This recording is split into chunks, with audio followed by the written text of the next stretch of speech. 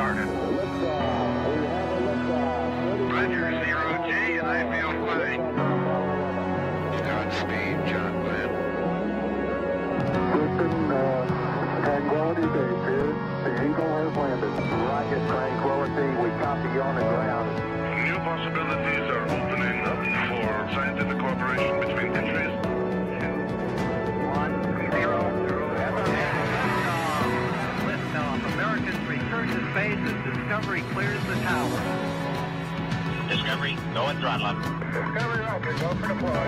Stay tuned and everybody in the shuttle program, the crew is go for launch.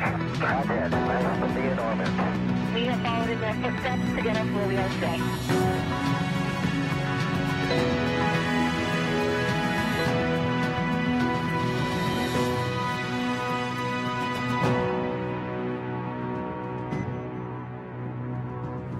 And you're looking live at the Crew Dragon spacecraft on top of a Falcon 9 rocket set to launch 4 astronauts to the International Space Station in a little less than 4 hours.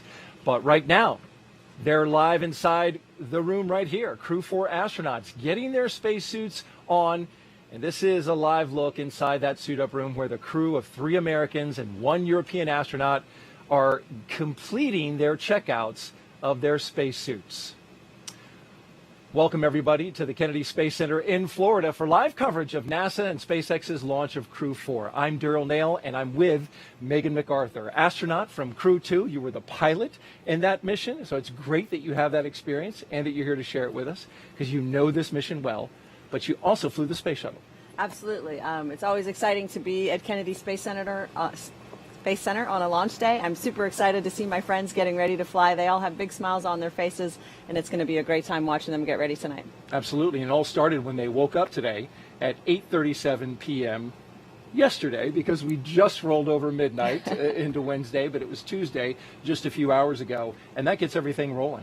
That's right. It's we think of the day as starting sort of at launch time, but in fact they've been up for many hours going through some weather briefings, some last-minute checks, and as we see them right now, going through the suit checkout before they take the next steps to head out toward the rocket. And we'll jump back into the room here in just a second to get more of your insight on that. We want to invite you at home who are participating. You can participate really by using the hashtag AskNASA. The advanced team is in the White Room, and we are on schedule. There you'll hear the operational audio. We'll have that playing in the background from time to time. We'll try to make sure our comments are down and low when they talk so you can hear that. But in addition to Megan's analysis, we also have teams around the country covering all the action, and there you see them now. We'll get updates from SpaceX headquarters in Hawthorne, California, as well as NASA's Mission Control Center in Houston, and of course, right here in Florida. And there's Dan and Jesse mugging for the camera. I appreciate that. And of course, the rocket is on the pad. We'll talk with Crew 3 astronaut Rajachari, who is in space right now, making preparations for Crew 4. Now let's go back out live. There is the rocket and the spacecraft, and this is the suit-up room, a historic room inside the Operations and Checkout Building, the Neil Armstrong Operations and Checkout Building at the Kennedy Space Center, where astronauts have been getting ready for launch, going all the way back to Apollo 7, and then in this building, back to Gemini 3. It's it's a great feeling when you walk into the room and you recognize the history that's taken place in that room. Visually, it does look different than when we use the room for shuttle. Not tremendously different because the purpose is still the same. You're still getting into your spacesuit, making sure everything fits where it's supposed to, making sure the suit has its pressure integrity checked, and that's what they're going through right now. So this is really kind of the beginning of that buildup of excitement that's going to continue for them throughout the night. Absolutely, and each one of the Crew 4 astronauts is in a seat that is molded exactly as it is in the spacecraft, right? That's right. So the cushioning that you see can be changed out based on the size of each individual astronaut, and the idea is that seat is going to cradle you through the various dynamic phases of flight. So you want it to fit you pretty well. And you can see the SpaceX suit techs there with them, monitoring both on laptops, but then also interacting with the astronauts. Can you believe it, Megan, that you were in that room? Just about 1 year ago. It's hard to believe. In some sense, it feels like it was yesterday, but in other ways, it feels like it was a lifetime ago. Yeah. But watching them go through this now definitely brings back all of those memories and those feelings from being in that room and having that excitement build. You can see the equipment against the wall, the gray colored equipment with the dials and the switches and knobs. That's original from the shuttle and Apollo era. They left it there as kind of an homage to the era of past spaceflight. I think that's right, and it really does, having been in there before, I'm definitely a person who appreciates history, and I think it's a nice, like you said, homage to the history of that room and the achievements that started, the day started in that room. So it's neat to still see that there. The SpaceX team, of course, runs a very efficient process. They've done this now several times, and they'll continue to improve their process and get better as they learn things from every mission. I was thinking this will be the 7th time that they've launched people on a Crew Dragon. And that may seem like a big number, but in a way, it's actually still quite a small number. So we do expect to continue to learn things every single time we do it. And we are on an increase of that pace, right? Absolutely. As it's really starting to pick up. Just got that commercial crew back, and the private crew that Axiom 1 just came down. Yep. So let's get to know Crew 4 just a little bit more. This is the 4th rotational crew to fly on a commercial spacecraft, and each astronaut brings a diverse set of experiences to today's flight. And that astronaut that you see right there sitting in the chair, let's start with him. That is Dr. Kjell Lindgren. He was born in Taipei, Taiwan, but spent most of his childhood overseas in England, which he very much appreciated. You'll hear more from him about that. He was an instructor and jump master with the U.S. Air Force Academy and also has a doctorate in medicine, and he served as a flight surgeon for NASA. After he was chosen as an astronaut, Lindgren flew on Soyuz and spent 141 days in space during Expedition 44 and 45. He has a wife and 3 children, and today, Megan, he is the commander of Crew Dragon. That's right. He is going to make an outstanding commander. He's a wonderful, talented person, obviously experienced at living and working in space, but also just a really good human. He's going to be looking out for his We're at crewmates. T-minus 3 hours, 45 minutes. The side hatch is now open, and we are on schedule. And they're very lucky to have him as their leader. Up next is fellow airman Bob Hines. There he is with his visor open, communicating with his suit tech. He was born in Fayetteville, North Carolina. He has a wife and 3 daughters. He has a Master of Science in Aerospace Engineering and served 21 years in the U.S. Air Force as a test pilot. He was also a fighter pilot. He flew the F-15E. He came to NASA as a research pilot, where he flew science missions in our WB-57. Today, he's going into space for the very first time as the pilot for NASA SpaceX's Crew 4. Megan, you were the pilot for Crew 2. It's a position you know well. That's right. It's an extremely important role, Daryl, as I'm sure you know. Of course, because you did it.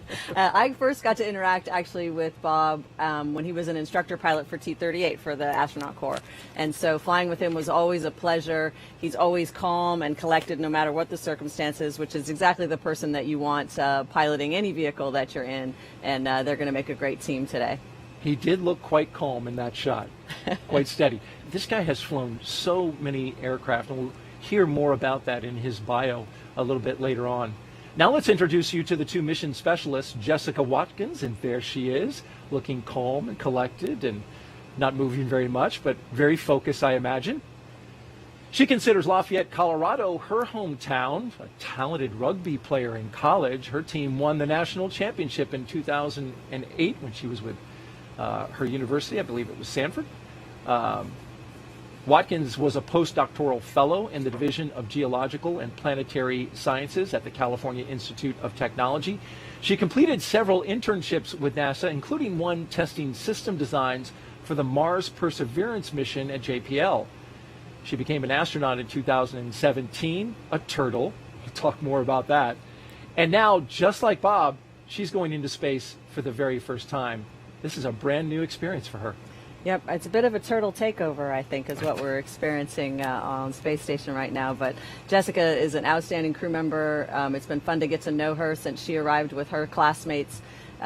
Just tremendous amount of knowledge that she brings. can be very focused and serious on the task at hand, but boy, when she smiles, it really lights up the room. I think this crew is going to have a lot of fun together. It sure does. And as she motions towards her suit, calling over the suit tech, what are you communicating with them about? So it depends a little bit. They're going to be asking you how things fit, how they feel, how you can hear, if you're having any problems with the communications system, as well as with the cooling system. So there's a variety of things that they could be checking at this point. The second mission specialist is Samantha Cristoforetti. She was born in Milan, Italy, but now lives in Cologne, Germany with her partner and 2 children. In 2006, she earned her fighter pilot wings and flew the AMX attack fighter at a base in Italy. In 2013, Cristoforetti launched into space aboard a Soyuz for a long-duration space flight to the International Space Station, so she has quite a bit of experience aboard station. Several years later, she was awarded the Knight Grand Cross of the Order of Merit from the President of Italy, and today she returns to space and the space station with Crew 4. Another very impressive resume, but also really just a great person to be around. So they're going to really work well together. They've gotten to spend several months together training and getting to know one another. And I think this mix of experience and skills is going to blend really well and make for a successful crew. We've got a couple astronauts standing up, and you can see they're still attached to a blue box that's sitting there right next to their seat. What is that, Megan, and what purpose does it serve? That blue box is providing cooling air for them as they're moving around. You can get quite warm in that suit, and so they're sort of preemptively making sure that the crew members are not going to get overheated during this wait time. And each of these 4 crew members will be part of Expedition 67 once they arrive at the International Space Station, getting some final fit checks there for Chell, as his suit tech is taking care of it, making sure there's, as you said, Megan, no hot spots. Want to be comfortable when you're getting ready to launch. So now let's check in with our team monitoring preparations for launch at SpaceX headquarters in Hawthorne, California. We're going to NASA's Dan Hewitt and SpaceX's Jesse Anderson. Take it away. Hey, thanks, Daryl, and hi, everybody. Good evening. I'm Dan Hewitt. Thrilled to be back here at Hawthorne for another crew launch. Yeah, and I'm Jesse Anderson, a production engineering manager here at SpaceX, and per usual, super excited about Crew 4 today. Welcome to Mission Control in Hawthorne. This is where the teams are staffed around the clock as we count down to liftoff. Now, on console or headset and Mission Control are 6 key positions. The mission director is in charge of the room and tasked with making real-time decisions to ensure mission success. The person that you'll hear talking to the astronauts is the crew operations and resources engineer, which you'll hear us refer to as the core throughout the broadcast. The additional positions are focused on vehicle systems, including avionics, navigation and control, software, propulsion, life support, and communication with ground support teams. And NASA has its own team members back in Mission Control Houston. We're going to check in there a little bit later, where they're preparing the space station for Crew Dragon's arrival. And we're going to meet several of those key players when we do check in. Now, today's ride to the space station will take about 22 hours, with Dragon flying autonomously the entire way. And just like autopilot on a commercial aircraft, the crew always has the ability to take manual control of the spacecraft if needed. Now, at T-minus 3 hours and 39 minutes until liftoff, let's go to Andy Tran for an update on the launch countdown. How's it going so far, Andy? Things are going good, Jesse. We are coming up on T-minus 3 hours and 30 minutes, and things are going well for launch. At T-minus 4 hours, there was a briefing by the SpaceX launch director, and good news, there's really nothing significant to report on the rocket. Everything is looking really good for tonight. Earlier in the night, the team began clearing the hazard area and buildings around Pad 39A, known as the Blast Danger Area, or BDA. The only people remaining on the pad are the ones needed for ingress of the astronauts, and crew arrival is expected to happen in about an hour. At the launch pad, Falcon 9 is powered on, and we're currently monitoring telemetry and pressurizing gas storage vessels. Engine and stage checkouts were also performed several hours ago. On top of Falcon 9, the Dragon spacecraft is ready for the crew. Functional checkouts were performed, and most recently, the Dragon propellant system was pressurized to final flight pressure about an hour ago. Currently, all spacecraft systems are a go. Launch range is also ready to support and working no issues at the time. The weather is cooperating as we continue to count down to liftoff. So again, everything is looking great for tonight's liftoff. With that, I'm going to send it back over to Daryl and Megan. All right, thank you very much, Andy. It's now T-minus 3 hours and 37 minutes and counting here at the Kennedy Space Center in Florida as we cruise around the desk here. The crew ate breakfast a little after 9 p.m. last night. Medical checks then followed, and then less than an hour ago, they got a weather briefing to make sure they were all good for launch. I heard from Rob Navius, PAO over at Johnson, that the launch corridor, the abort corridor, I should say, weather is good there, and that's a tough one to get because that's a large swath of area. Yes. Now, we're looking inside the room now at suit-up room at astronaut crew quarters, and you can see we're getting ready for a crew walkout. The techs are now finishing up each crew member. They're in their own custom spacesuit inside the historic astronaut crew quarters suit-up room. And in a few minutes, at T-minus 3 hours and 25 minutes, the crew will be making their way out of the famed suit-up room that we see here. They'll go down a hallway and into an elevator down to the first floor, and then outside to the families where they will be greeted by them and their loved ones and a small group of well-wishers. There'll be some media on hand as well before they head out to the pad. You see there in the upper left part of your camera there, a blue flight suit. That's Joe Acaba. He's the chief of the Vehicle Integration Test Office, and he's managing the crew schedules and all the crew quarter operations. He's the one keeping them on time in the room, right, Megan? That's right. There's a team of folks that are managing that schedule. He makes sure that the operations for the astronaut quarantine facility run smoothly, that everybody has everything they need, everything from the air conditioning to the food to, everything in between.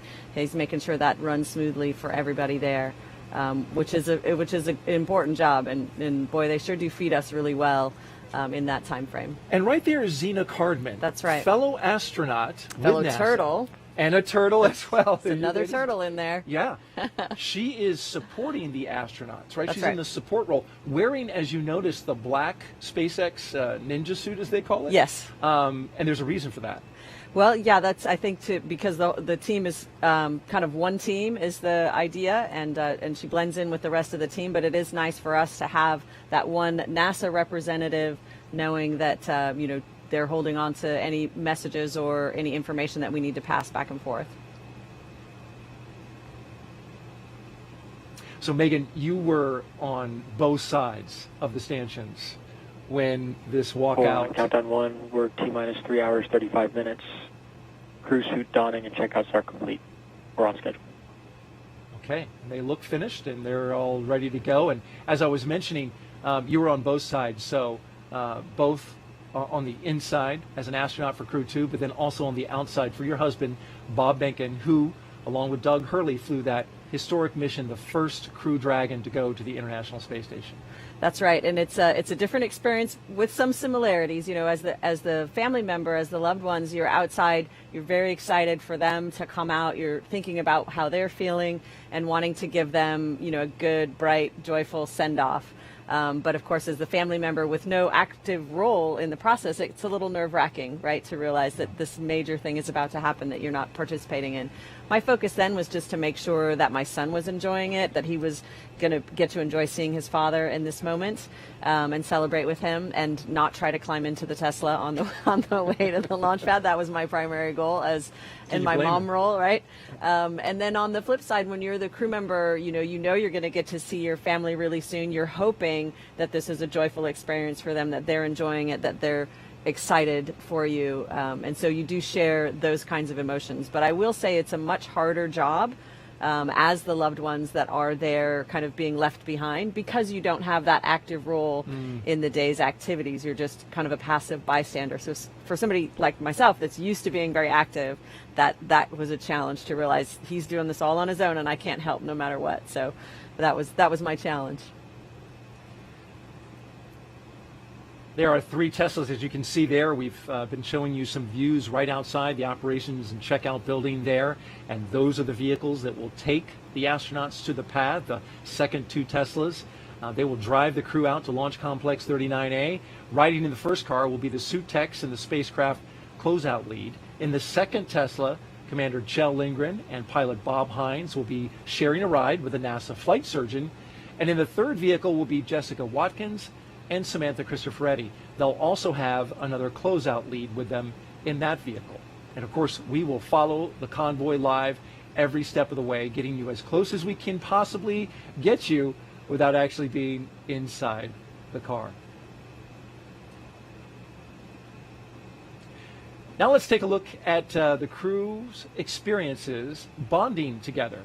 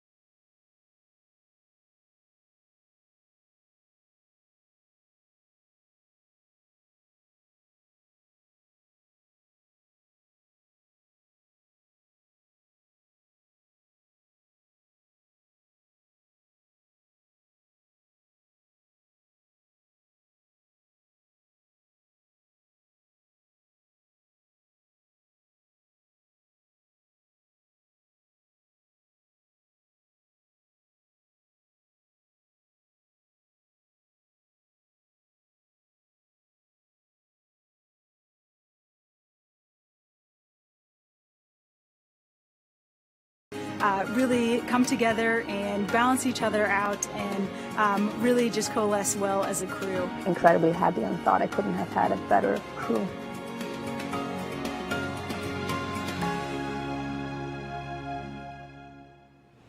Well, you love to hear how they bond, over the 2 years of training. I'm sure it was the same for your crew as well. It's the best part of the mission, really, is that How bonding. about that? Yeah. Well, this is the operations and checkout building high above from our helicopter here at Kennedy Space Center. And inside is some beautiful artwork. Megan, this is some artwork that came to us from around the world, part of the 2022 Children's International Artwork Contest winners, ages 4 through 6. And I love this. They've done such a great job putting these little paintings together. They were in categories, as you can see. Some were spacecraft, some were exploring the solar system. I love the one in the bottom left-hand corner. You see that, living and working in space? Yes. It's got a space station, and it's tethered to the Earth. Okay, yeah. They're living in their own world there. Maybe one day we can have plants and trees like that one. Thank you to all the children who participated in our art contest. It is up on the wall, and the astronauts of Crew 4 will be walking by, and they'll see that art as they walk right by.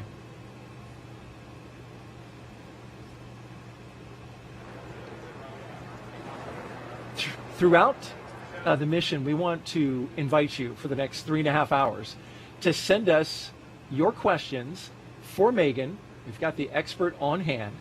All you have to do is use the hashtag AskNASA handle on Twitter. So tweet it at us, and we'll get some of those questions on the air and asked to her. We got a question right now, in fact. All right. From Go for Space Launch.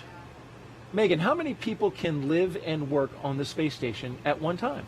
That's a great question. So when I arrived aboard the International Space Station, there was already Crew 1 was there, as well as a Soyuz crew. So in total, there were 11 of us on board the International Space Station at that time.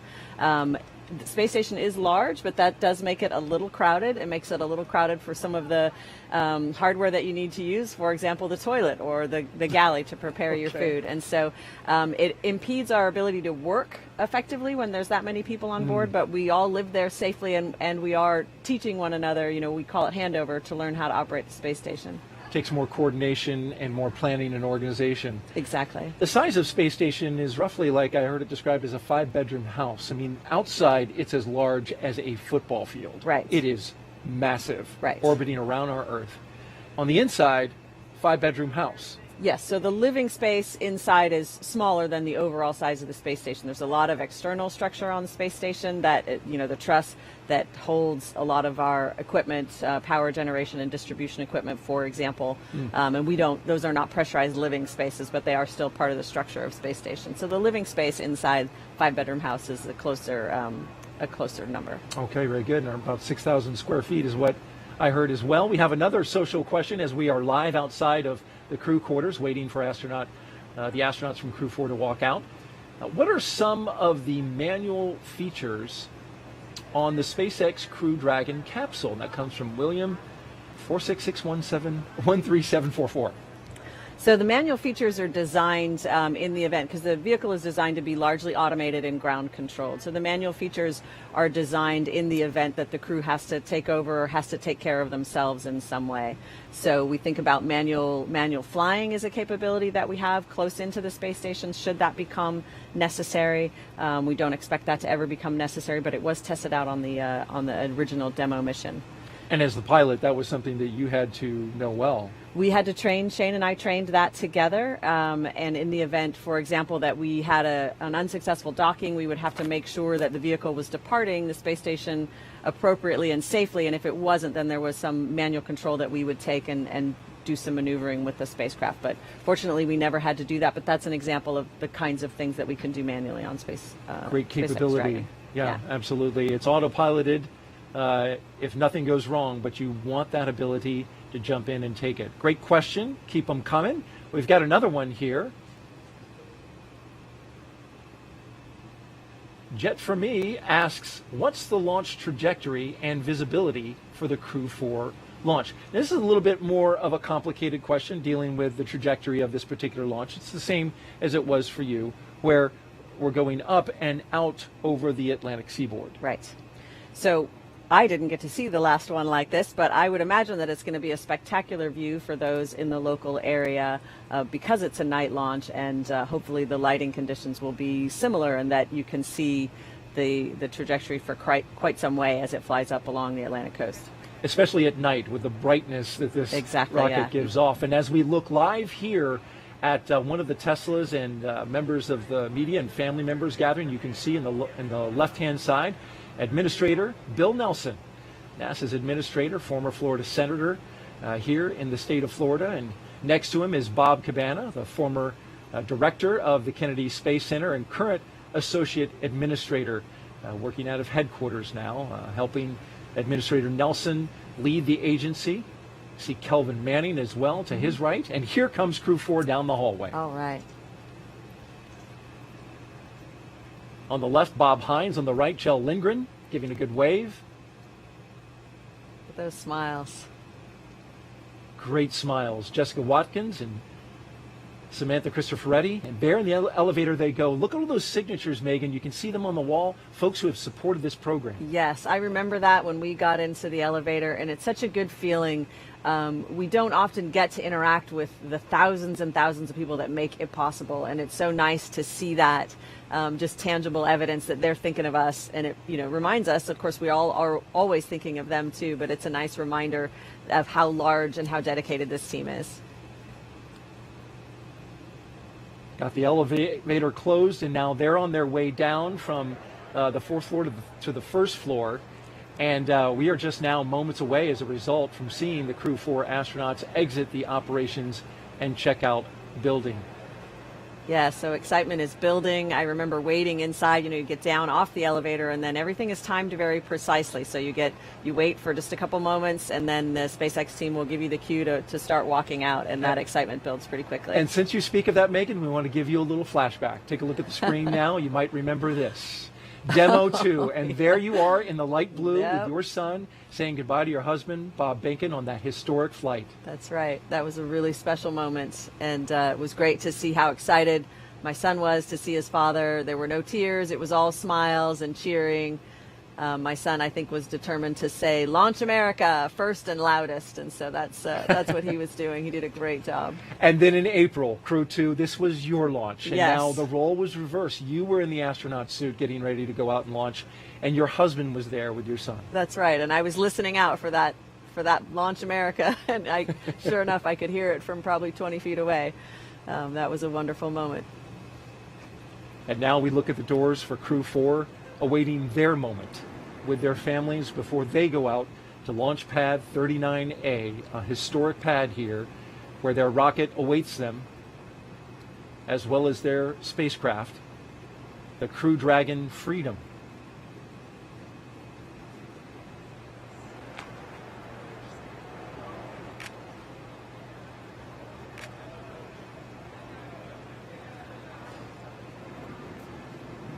Usually when the first SpaceX tech comes out, the astronauts are not far behind.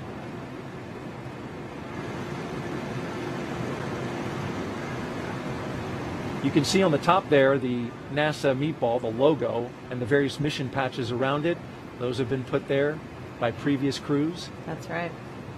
You can actually just barely see the meatball. It's almost completely covered with mission stickers, but that's an important part of the traditions as well.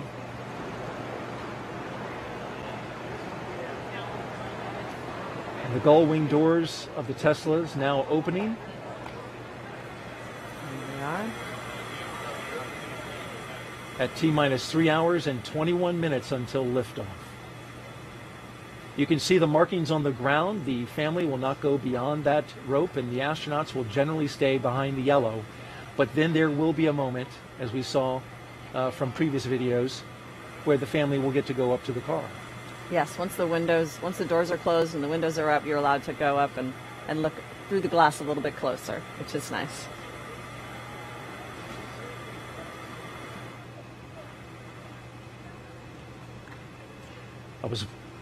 There they are. There they are. Countdown 1. The astronauts of Crew 4 getting ready to go to space, taking their first steps outside from left to right. Jessica Watkins, Bob Hines, Kjell Lindgren, and Samantha Cristoforetti. Oh, what do we got here? 1, 2, 3, 4! Nice.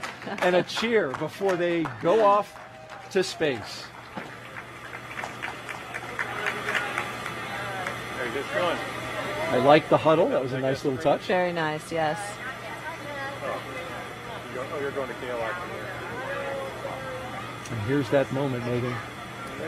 It's a wonderful moment, just seeing the smiles on the faces of your loved ones, knowing that they're there for you, that they're excited for you. It's really special.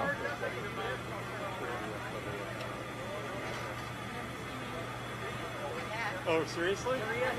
Wow.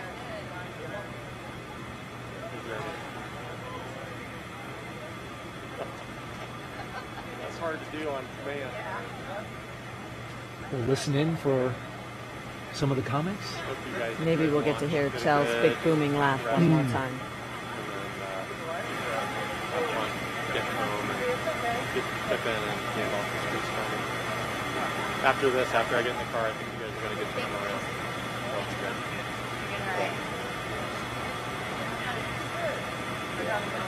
It's going to be good. You got Big smiles all the way around. Absolutely. I remember you smiling quite a bit as well, Megan. And then you told me there was a reason. Oh, were you watching that you wanted to send the message. Oh, absolutely, yes. So, again, you're not really sure how your family members will react, especially if you have young children. And so the main thing is to just show them that it's a joyful occasion. It's something to be excited and happy about. My hope was to, head off any tears that might be coming or, any upset feelings. But really, my son ended up just being a trooper. He was so happy. There was so much excitement around him that really helped buoy him up, I think, for both circumstances. And I was so grateful to see that. And didn't he break free and say like, "Hey, mommy, I love you"? That sounds right. I was worried he was going to actually come through the ropes, but he did not do that. I think for Bob's launch, there's an image of him like actually trying to get through the window before the vehicles drove away. But I managed to hold on to him. He was a little bit smaller then.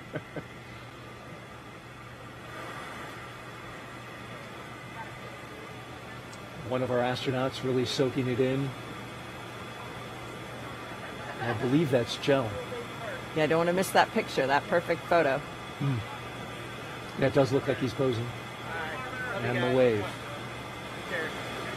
Oh, thank you guys. Great shot there from our helicopter above.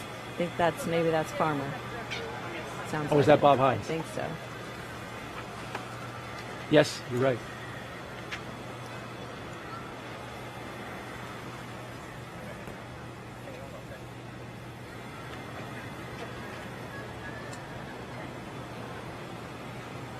That shot from above was actually from one of our photographers, not the helicopter. I want to correct that. That is our helicopter shot. Hey, Kat. Okay. Doors closing. Our helicopter will follow the entire way as the convoy pulls out. You can see the SWAT vehicle in the background, and now the families and loved ones come in. Yes, they get that up-close view one more time with their loved ones, and that's really special. Any last little messages you want to share privately, or just hands up against the glass? It's a special moment. And Megan, the plate for on every car of the Tesla is "Go for launch." As we can see, the custom plate. This has become a tradition. Yeah, I like to it. do on the ride out to the launch pad. It's a nice touch.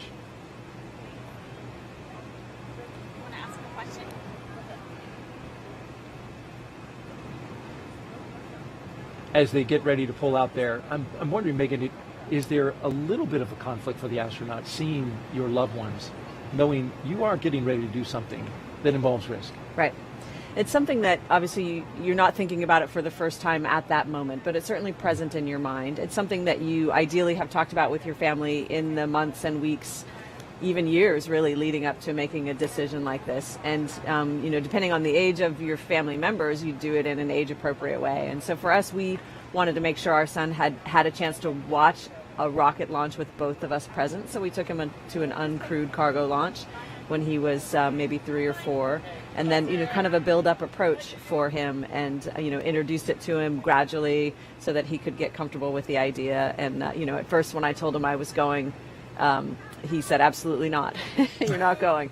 And then he said, "Okay, you can go, but 180 days is much too long." So it's not really a negotiation, but it's a sort of a gradual introduction of what it is. And then you try to share, obviously, why you believe it's important to do these things, even though they're risky, and that they benefit mankind, they benefit all of us. And there goes our convoy rolling out to the launch pad. The last 10 miles, a 20-minute drive. They won't see much in the dark, but this is the way to space. Yes.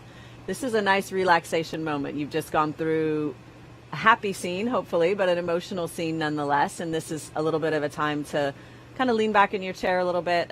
For me, it was blaring some favorite songs.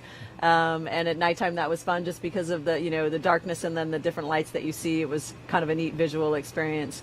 But it's just a time for a little bit of relaxation before the next phase of the journey.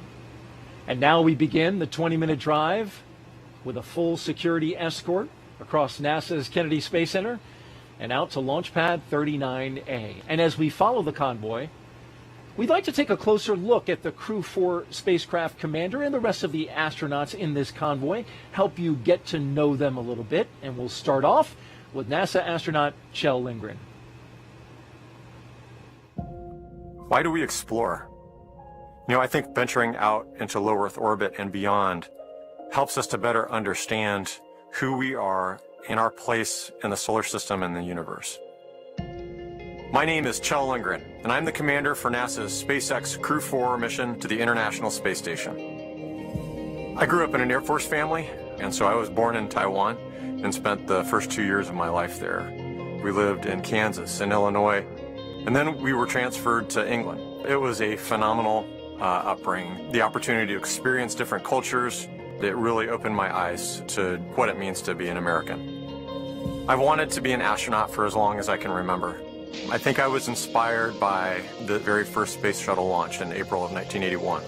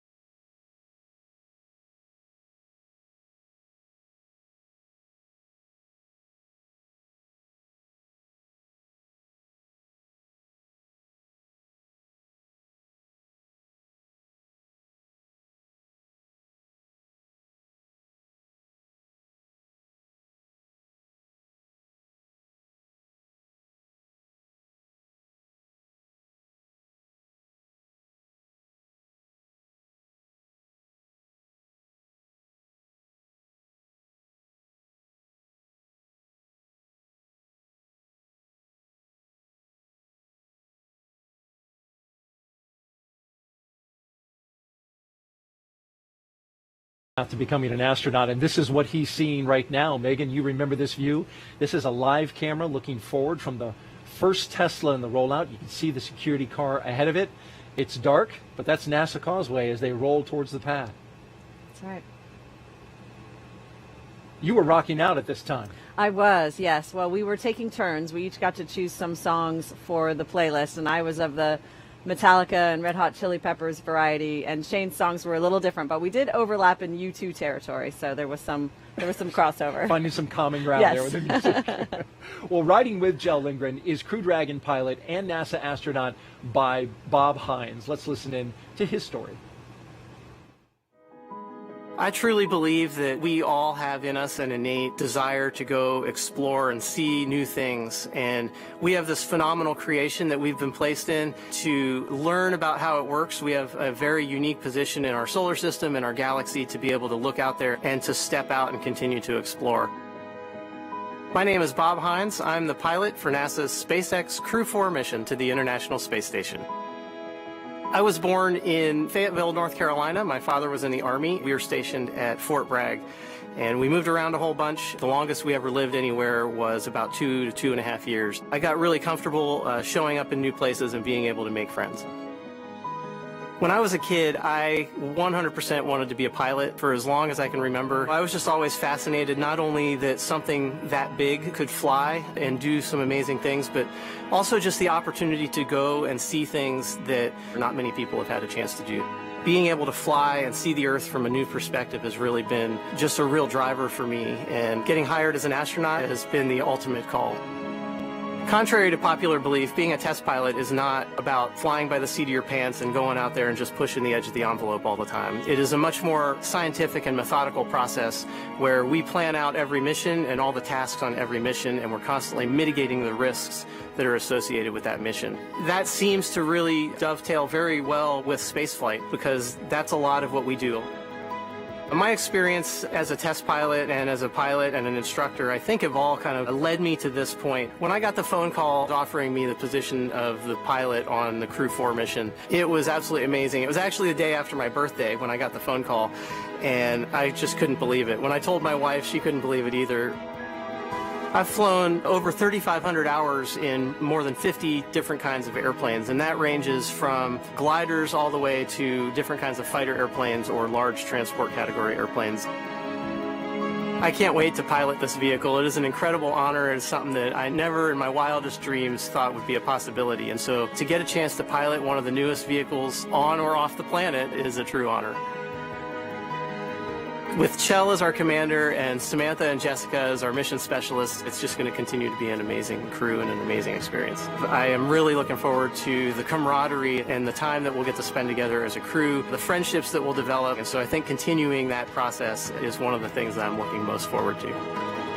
On launch day, I am 100% most looking forward to the kick in the pants when those rocket motors light and we are heading off the launch pad.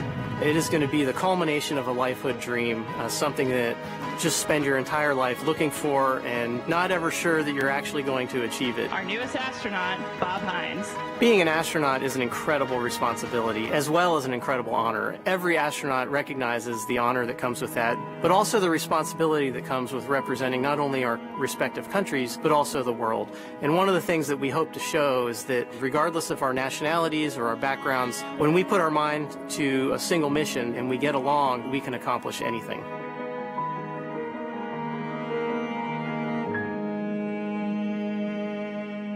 Turn that you see the convoy making right there is right in front of the historic Vehicle Assembly Building, where right now we've got a mega moon rocket inside the SLS and Orion spacecraft, and you'll see that there, the cars below, and here comes the VAB. They got to be thinking a little bit about that, don't you think, Megan? That you know, they're flying out of 39A, but one day there's going to be a big moon rocket going out of 39B, which is the other way.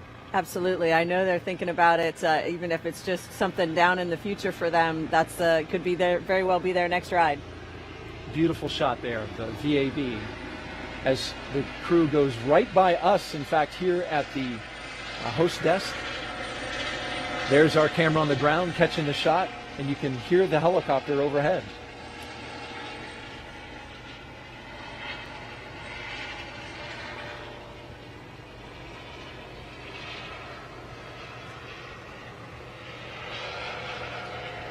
Now the crew convoy is approaching pad 39A, and that's an area known as the Blast Danger Area, or BDA. And before any pad technicians, engineers, or astronauts enter this area around the launch pad, the SpaceX and NASA teams, they conduct an internal go, no-go poll to make sure that that area is safe for them to enter, and there they go. So let's hear now from one of our mission specialists, Jessica Watkins. Exploring is about pushing the bounds of what we are capable of as humans.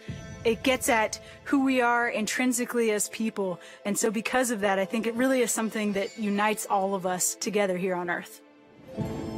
My name is Jessica Watkins, and I'm a mission specialist for NASA's SpaceX Crew 4 mission to the International Space Station. At a pretty early age, I got kind of set on the idea of becoming an astronaut. That was when I kind of first voiced the dream and interest in space and in being an astronaut in particular. My parents always stressed the importance of getting a good education and finding something that you're passionate about. And so finding geology, finding that love of mine, that passion, was really a turning point for me in my career. My graduate work focused mostly on the geology of Mars. It was part of my interest in wanting to pursue internships at NASA and gave me that exposure to those different possibilities of what careers are possible in this planetary geology field. Deciding to be an astronaut is kind of setting out a dream for yourself and then kind of stowing it in the back of your head, at least in my case. So the day that I received the phone call to invite me to come down to Johnson Space Center and become an astronaut just really was truly a dream come true. Ladies and gentlemen, the newest astronaut, Jessica Watkins. And I still am waiting for somebody to pinch me and wake me up. The opportunity to be the first black woman on an International Space Station long-duration crew is exciting. It certainly is important to me and impactful to me to be able to be a part of the legacy that so many before me have paved the way to enable me to be here now. As much as I can be a small part of that legacy, I'm honored to have the opportunity. Being selected to be a part of this Crew 4 mission is truly an honor. I am so excited about the opportunity to fly with Chell, Samantha, and Bob. All three of them are very different. They all bring different skill sets, different experiences. But I think all four of us together really just coalesce well as a crew. I think launch day is going to be the day that all this starts to really finally feel real. And so I just look forward to that moment of exhale and of excitement all at the same time.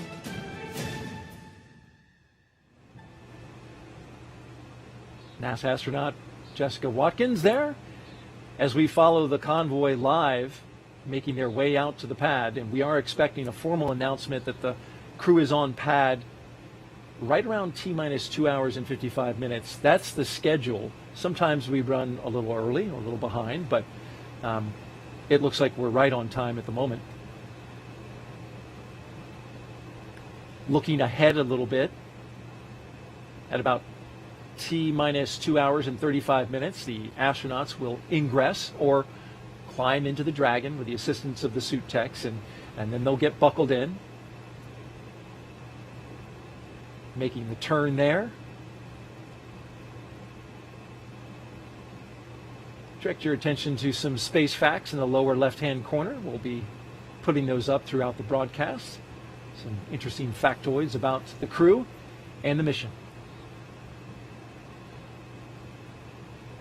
There they are going around SpaceX's horizontal integration facility, Megan. And at this point, when you're pulling up to the rocket, probably hard to see because it's so tall, but you know it's there, and you're inside the launch pad area. You really are, and I think actually Wadi expressed it really well in that it's an exhale and it's a building of excitement all at the same time, because you realized this is the day I've been working for. I've reached this point, and in a sense you relax because you got there, you exhale, but also, wow, this next thing that you're about to do is even more amazing and exciting. And so the excitement is building, and of course the focus and attention that they're going to bring to all of the tasks ahead of them, and they're realizing that moment is getting closer and closer as they approach the rocket. The inside shot driving right by the rocket that you saw there through the front windshield as they make their turn into the pad area, and a beautiful view from our helicopter orbiting the launch pad 39A. You see the three vehicles down there in the lower left-hand corner. They have arrived.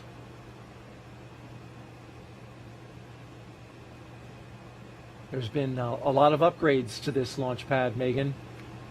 You flew it and flew out of there under both configurations, both as a space shuttle astronaut and as an astronaut on Crew Dragon. That's right, and we get an opportunity to tour the launch pad with a family member in the days leading up to the launch, which is really special. But other than that, we don't spend a whole lot of time on the launch pad, so getting to see it for us is always a very special thing as well. It does look very different now under the new owners, but you can still see the bones of it, of the historical structure that was there supporting all those shuttle launches. Speaking of bones, that metal, black metal to the left, we're panning around it, but that is the old rotating service structure that used to have that gigantic structure that would, contain the cargo bay of the space shuttle, so you could get in and out of it, service it. It would rotate out. Still part of it there on the pad. Countdown 1, we're at T-minus 2 hours, 59 minutes. Crew have arrived at the pad. We are on schedule. There's the announcement of the arrival, and Before the crew makes their way to the elevator at the ground level of pad 39A, let's get a look at mission specialist and ESA astronaut Samantha Cristoforetti. I got the call to become an astronaut one evening. I had this feeling that the whole universe just stopped, turned around and smiled at me. My name is Samantha Cristoforetti, and I'm a mission specialist on the NASA SpaceX Crew 4 mission to the International Space Station. I was born in Milan, in Italy, but I grew up in a tiny little village in the northeastern Alps, still in Italy. So a very rural place, small place. In the mountains, I grew up skiing and enjoying the outdoors. My parents owned a hotel, so that's what they did all their working life. We actually lived in the hotel. It was our home. I started dreaming about becoming an astronaut pretty early on.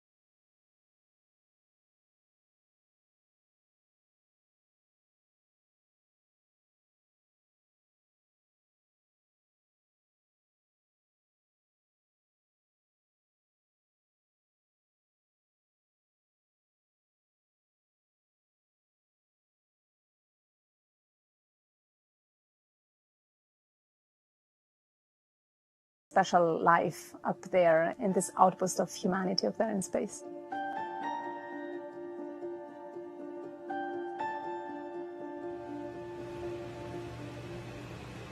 Samantha Cristoforetti, the third consecutive ESA astronaut to ride aboard the Crew Dragon.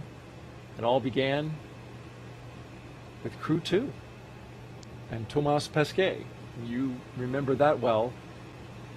There's a look at the launch pad, pad 39A. At the very top, Crew Dragon Freedom, a brand new spacecraft from SpaceX, riding on top of the Falcon 9 rocket below. This Falcon 9 rocket, Megan, interesting note. It is when it flies today, it'll be the fourth time that this booster has flown. So a reuse to the fourth time. That's a first time for a crewed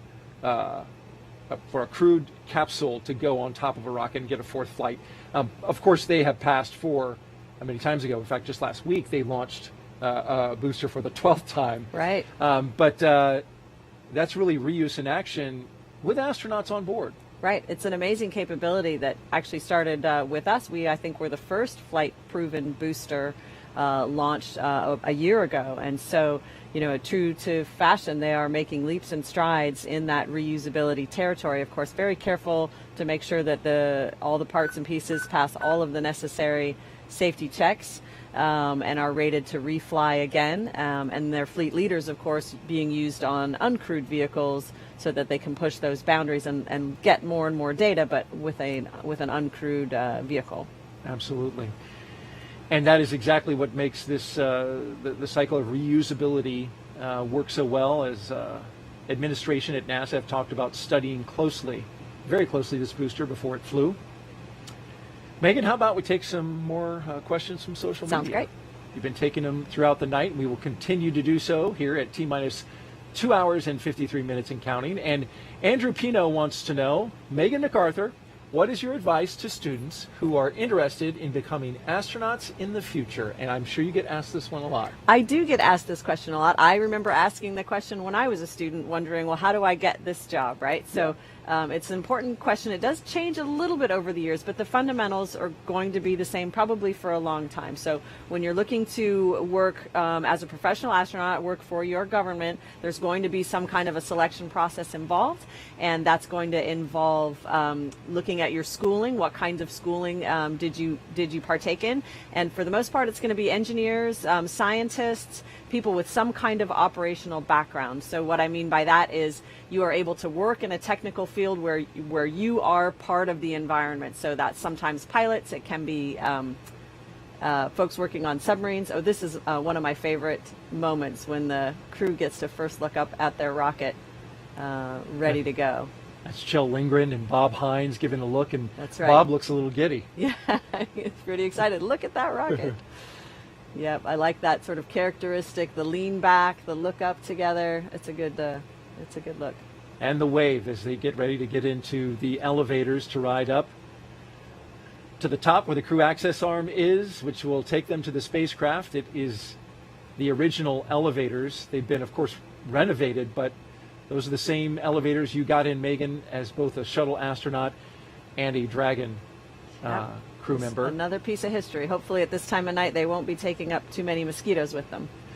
Want to let you finish your thought. That's right. Want to let you finish your thought about the training of getting ready to try and put yourself in a position to become an astronaut. Absolutely. So working in a technical field and really working with a team. Astronauts do not work as solo agents for the most part. It's really about your team skills, which can both be leadership skills and followership skills, and the ability to do both things. So my advice, wherever you're at in school, is seek out those team projects, whether they're part of your formal education or there's something that you want to do on the side that you and your friends develop together. Those team experiences where you're working together to build something and operate something are really valuable. Absolutely. Great advice. As we see the first two astronauts make their way up out of the elevators and towards the crew access arm. Some fist pumps with their crew. And then they'll make their way over to a telephone for a last call. Well, a last call before they leave Earth. That's right. Yeah. To their family members.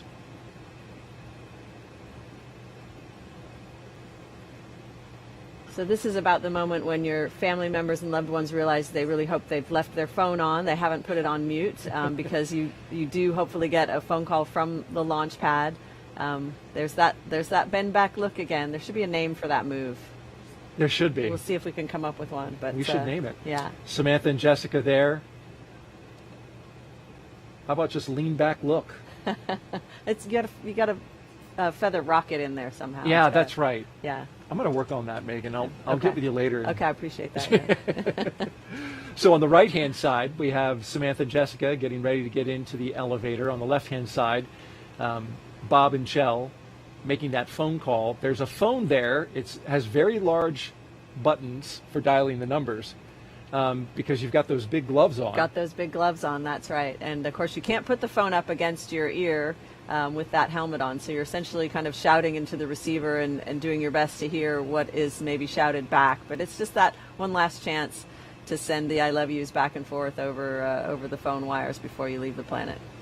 So do you have to memorize the numbers since it's Actually, typically there's someone there that dials for you. Oh, very good. Yeah, but That's you're helpful. right. Nowadays, you often don't memorize phone numbers, No. right? We all get them out of our mobile phones. That's so. right. They've thought of everything, though. Someone's got it written down. And we should expect nothing less. You can see the chevrons on the ground and the direction that they point. Those have a purpose as well. That's right. The chevrons are directing in the event of a contingency where there are people on the launch pad. The chevrons are one signal, a visual signal that's easy to see if there's darkness or smoke, to direct you away from the rocket and toward the baskets that you would ride in to get far away from the launch pad. And now our mission specialists have caught up.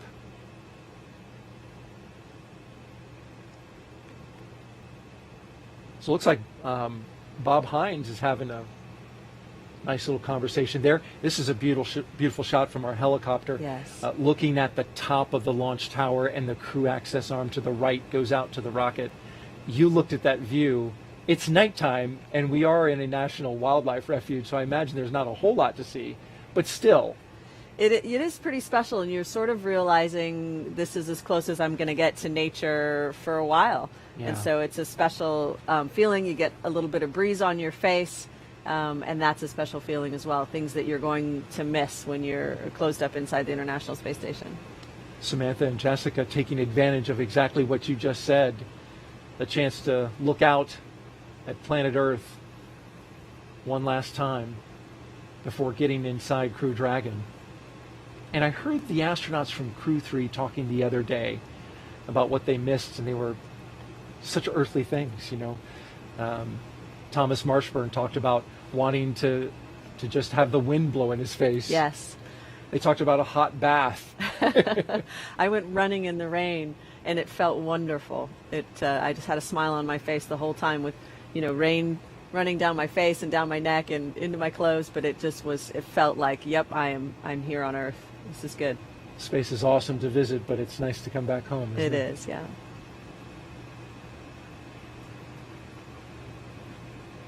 If you're just joining us, you are watching live coverage of NASA's SpaceX mission known as Crew 4. Good evening and welcome to the Kennedy Space Center in Florida. I'm Daryl Nail, along with a recent pilot aboard a SpaceX Crew Dragon, the voice of NASA astronaut Megan MacArthur. She is here and giving us great insight into the mission today. Thanks, Daryl. I just really enjoy watching them go through this and remembering what it was like for us, but as well knowing that they're going to have their own individual take on it, their individual experience, and just seeing already the camaraderie, the relationships between the crew members, and knowing that they're going to have such a fun and successful time up there. Walking down the crew access arm comes Bob Hines and Kjell Lindgren. We see them inside, and the shot to the left from the outside. Love that shot.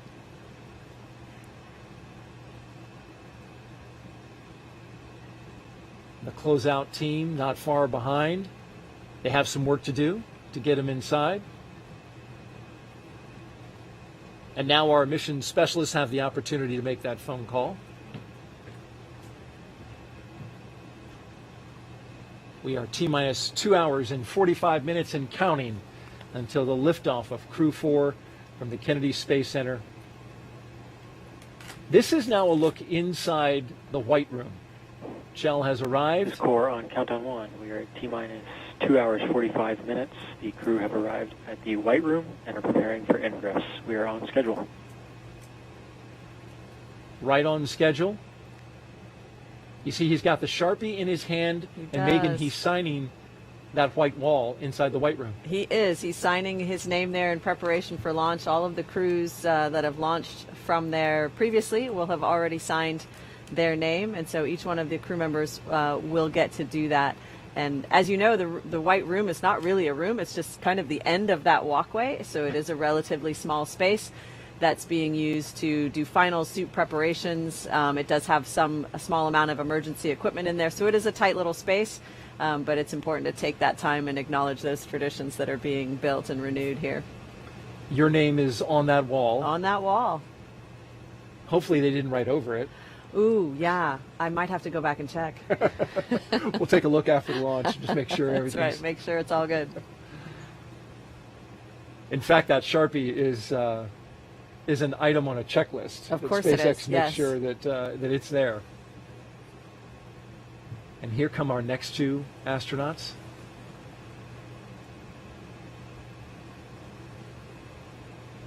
I'm finishing up one last phone call, it looks like, and then they'll probably walk together.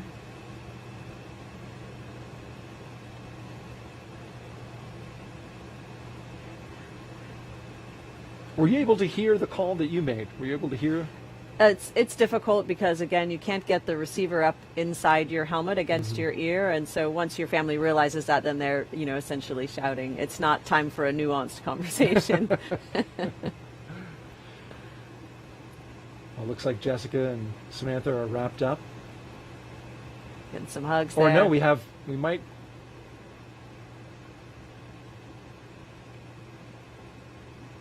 I'm kind of getting juked out here. No, there they go. And here come Jessica and Samantha. They'll Big walk down the smiles. crew access arm with broad smiles. Well, Samantha is saying something, not sure what she's saying, but she is smiling. I think they could about smile their way into space. Just on the energy alone. That's right.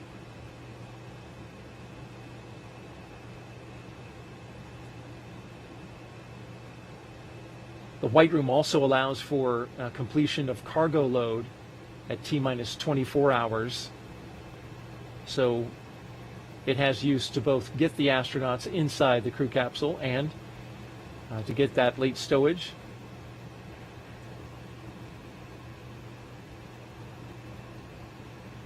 This is part of the countdown that we call ingress, a milestone that we have reached at inside the 2-hour and 42-minute mark. Simply means that the astronauts are getting inside Crew Dragon. The closeout team surrounds them and is preparing them to go inside. They have covers on their boots that make sure everything is kept clean upon entering the capsule. Samantha flashing us the Crew 4.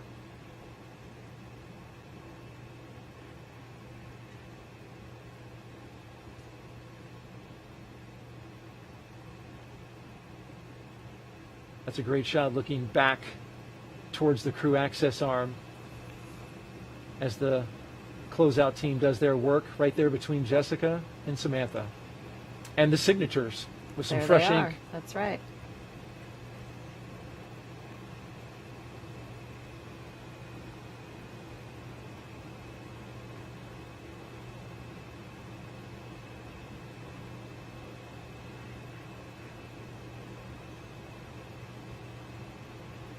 Those helmets are 3D printed and customized. All right, let's check back in with our team at SpaceX headquarters in Hawthorne, California. Send it over to Jesse and Dan. Thanks, Daryl. It's really exciting to see the crew starting to ingress the Dragon vehicle and get ready for their journey to the International Space Station. Just a quick clarification, their journey will be about 16 hours long once they lift off this morning.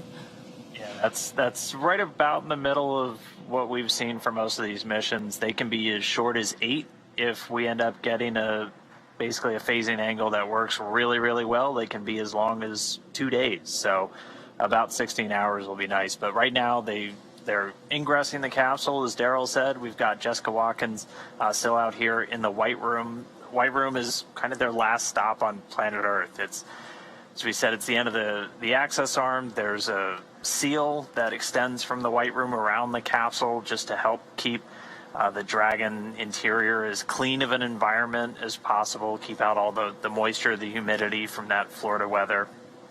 And so each of the crew members, they're doing the signing They're also getting what's known as a FOD check, a foreign object debris check, just making sure that they're not bringing any dust, debris, particles, things like that in that could interfere with the umbilicals or any of the different systems, because anything that goes in that capsule is going to space for the next 6 months. Yeah, really exciting to see Jessica Watkins and Samantha Cristoforetti signing their names. And they do have this in the procedure to have the Sharpie ready for them so that they can do this signing before they ingress the Dragon vehicle. Looks like now they both have signed their signatures, and next steps is to start ingressing the Dragon capsule. Yep, we've got Chell and Bob in already, and when we get a look in through the hatch, the seats are numbered 1 through 4, so when you're looking in from the hatch, it goes from right to left. So that seat all the way on the right will be seat 1, and that's where Samantha Cristoforetti is bound. Just to the left of that is seat number 2. That's the commander's seat, and Chell Lindgren already seated there. Next to that, the pilot's seat, seat number 3, where Bob Hines is going to be riding uphill, and then Jessica Watkins will be in seat 4 all the way on the left. And these seats have a connection point to the suits. They've got an umbilical, basically a hose almost, that plugs into the leg of the suits, and that provides a couple of really critical functions for the suit. It gives them a hardline connection to communications through the Dragon spacecraft. It also provides the capability to flow just conditioned cabin air to help them stay cool. Performing a similar function to that blue box we saw them carrying earlier. But then one of the really critical ones that all of the different umbilical points can provide is pressurized nitrox, and that's to, if these suits need to be pressurized for any reason, we can flow that in. If they're in a depressurized cabin, if there's issue with the atmosphere or anything like that, that suit can provide a pressurized, safe environment for the crew members. You can see on your right-hand screen that all 4 of the crew members are now sitting in their seats. You can see the suit techs there helping them get strapped in or harnessed into each of their seats, and their umbilicals attached to their suits. And every part of this process is very precise. You did see as the crew ingress through the hatchway, the suit techs even put their hand over their helmet. That's a part of the procedure, again, to make sure that they don't damage anything as they enter the vehicle. Same with as they're putting together their harnessing. Again, every step of this process is very precise, and we might be able to see it in a minute here, but they do have some tablets and some pads with them where the crew can follow along with every procedure, every step of the way. And we were just looking at Chell Lindgren. He's seen this entire process from up close before.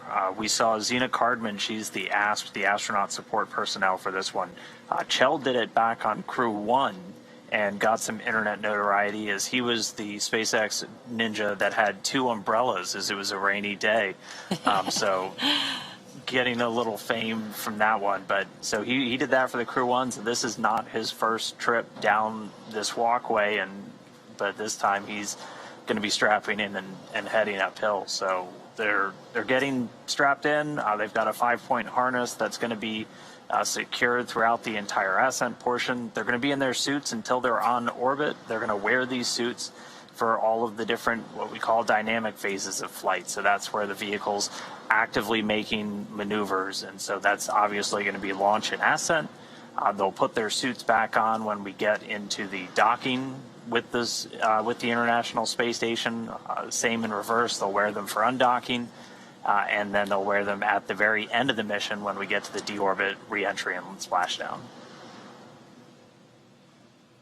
Yeah, once the suit techs finish getting the crew all settled in, they will do some comm checks, then rotate their seats into launch position. Right now the seats are rotated down so that they are much more accessible, but once they rotate upwards, they'll be able to access those display panels that you can kind of see right above the pilot and commander seat there. And these Dragon seats are actually custom made for each crew member.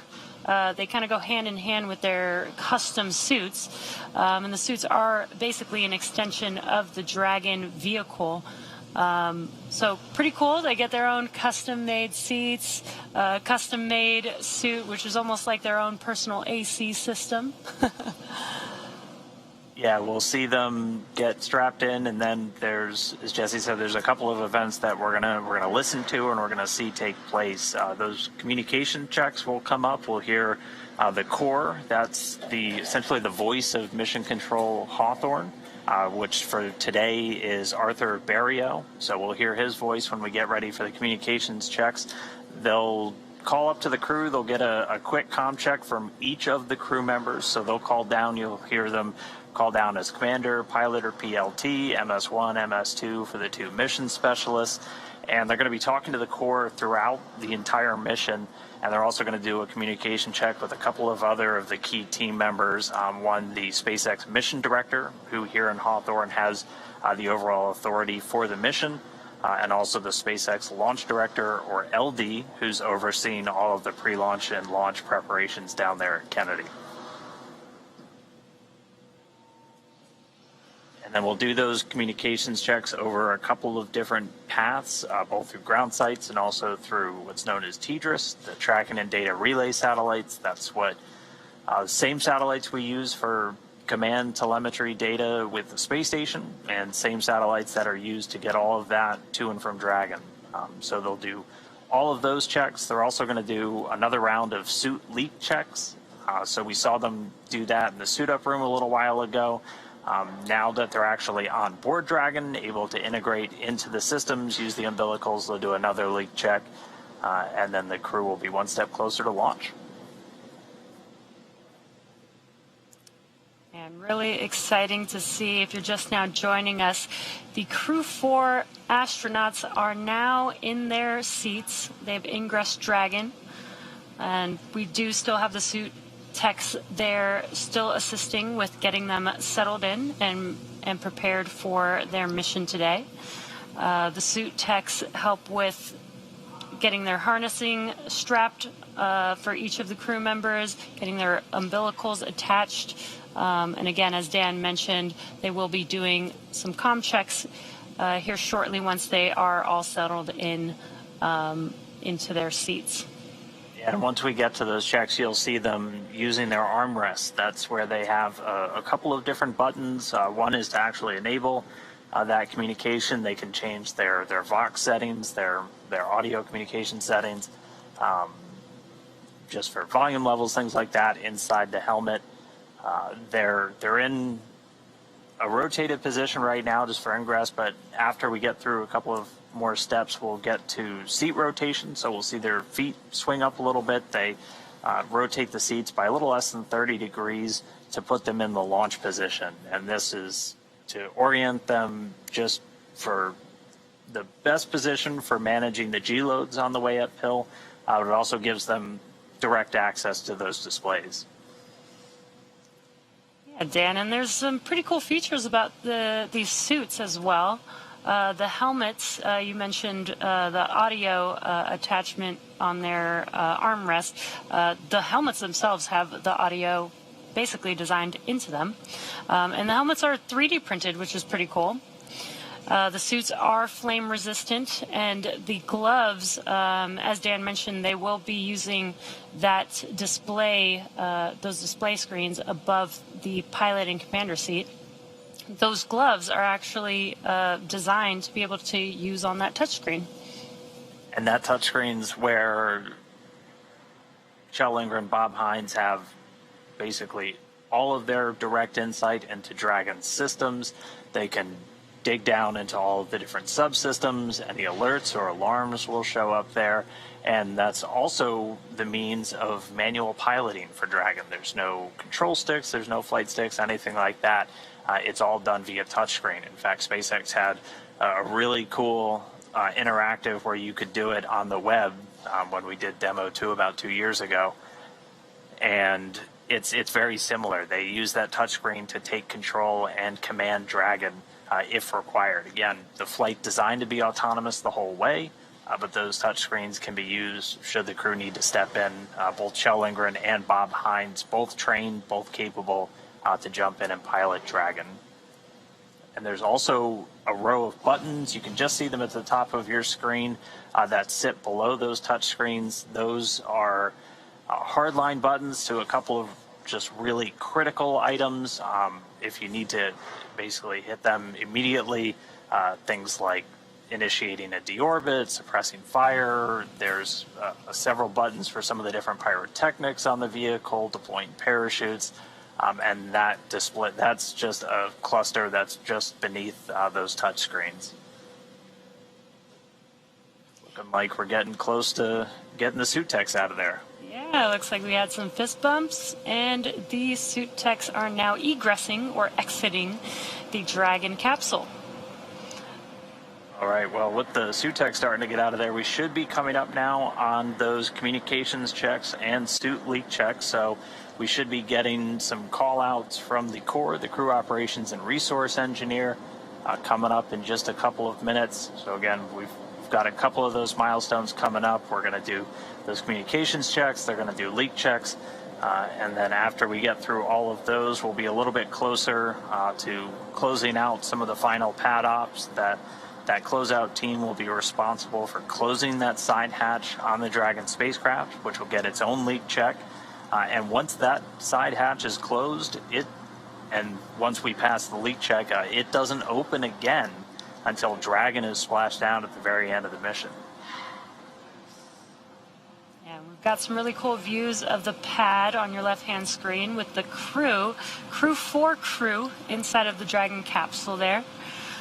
So far, we've had a pretty on-time schedule today. The crew, we did watch live as the crew they were all in the suit-up room doing their suit leak checks. We followed them as they got into their Teslas and rode to the launch pad as they climbed the fixed service structure. And now the crew is all settled into their seats. The suit techs are out of the Dragon vehicle. And now are prepping for the next steps, as Dan mentioned, getting ready for the hatch closure, as well as the comms checks that we should hear coming up. SpaceX, Freedom, we are ready for comm checks.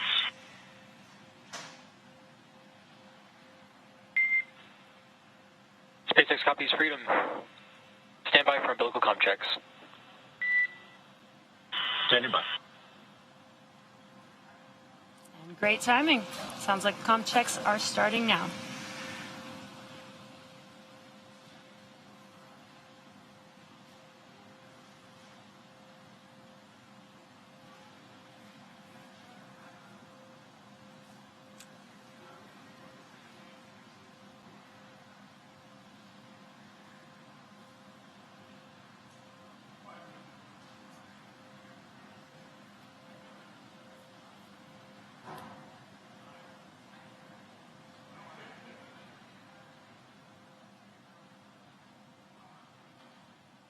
We're just standing by for those communications checks to pick up. That's the core, the crew operations and resource engineer, Arthur Barrio.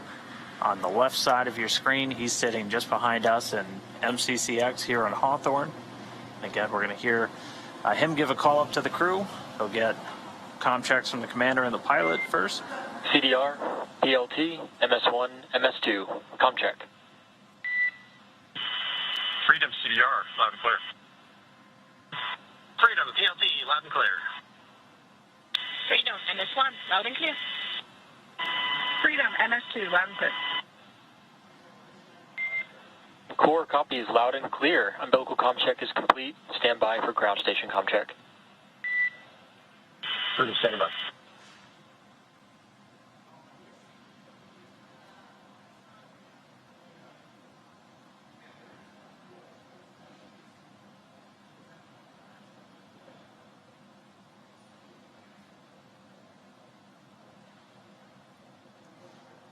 So we're through the first, the umbilical check. Now they're going to check through ground stations. SpaceX operates a suite of ground stations across the planet to get data, telemetry, and voice to and from Dragon is an additional path and along with the primary one, those teasers tracking and data relay satellites. Freedom, SpaceX, com check. SpaceX, Freedom has you loud and clear. Core, loud and clear. Ground station com check is complete. Stand by for TDRS com check. Freedom, standing by.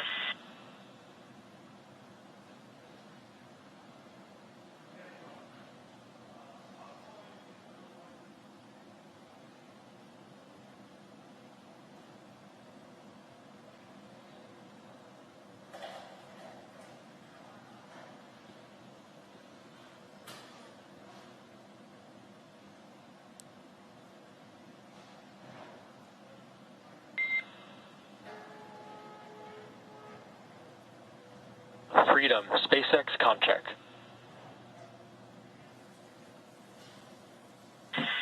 SpaceX, Freedom has you loud and clear.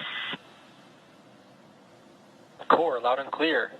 TDRS com check is complete. Stand by for com checks with MD and LD in the launch configuration.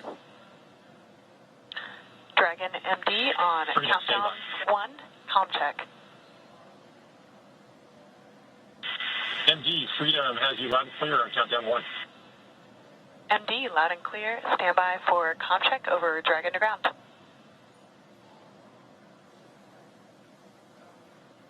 Freedom MD on Dragon to ground, com check. MD, Freedom has you loud and clear over Dragon to ground. Good to hear your voice this morning, Anna. Good to hear yours as well. MD, loud and clear. Stand by for com checks with LD. Freedom, LD on countdown 1, com check. LD, Freedom has you loud and clear on countdown 1. Good morning, sir. Orange Shell, LD, loud and clear. Stand by for com check over Dragon to ground. Freedom, LD on Dragon to ground, com check.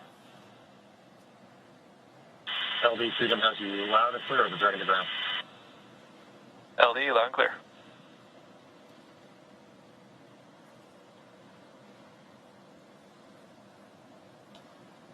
Freedom, SpaceX. With that, shell launch configuration com checks are now complete. Please report when ready for seat rotation per section 2 of 4.100. Freedom copies. Woke up.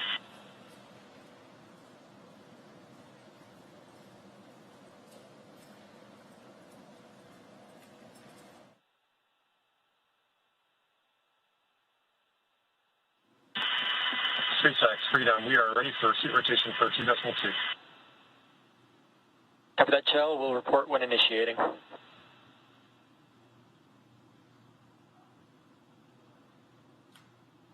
So we're just hearing that the comms checks have been completed successfully, and we're about to get into seat rotation here in a couple of minutes.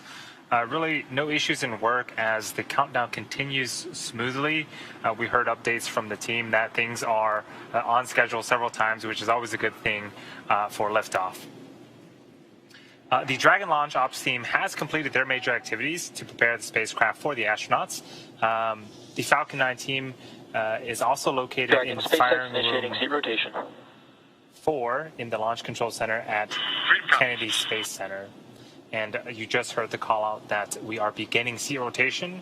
And if we get this, if we keep this camera view, you should see the astronauts start to tilt back and be in their launch configuration. And there it goes. Some waves to the suit technicians as they continue to rotate up. Now this does a couple of things. This gets them first and foremost ready for when we do ignite the Merlin engines on the first stage for ascent, but it also gives the pilot and the commander access and better visibility to the LCD screens that you see in front of them.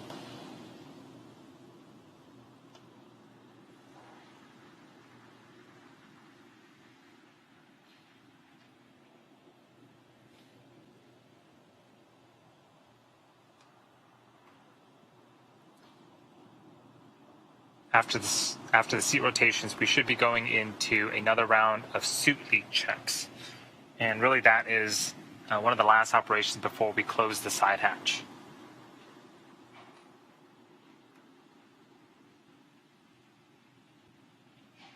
Freedom, SpaceX, seats are in the launch position. Freedom copies, concurs. So there was a confirmation that we did successfully rotate the seats. Just a quick update on range and weather. Both are really looking good. We look at weather not only at the launch site, but around the world. We need to make sure conditions are acceptable if Dragon has to splash down in the Atlantic in case of an escape.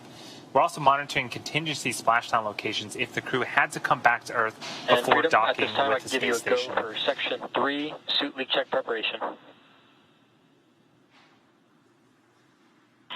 Okay, we copy. We are go and 4.103.1 for suit leak preparation.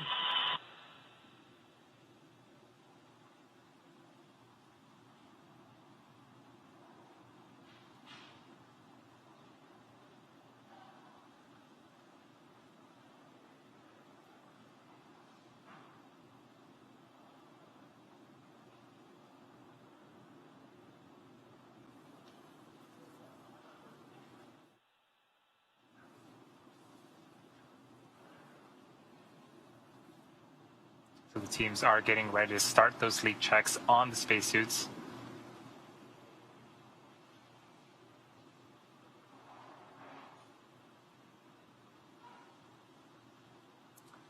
So the clock continues to count down. We are at T-minus 2 hours and 18 minutes until liftoff. But as this continues to count down, we're going to check in with Chelsea at Johnson Space Center in Houston, Texas.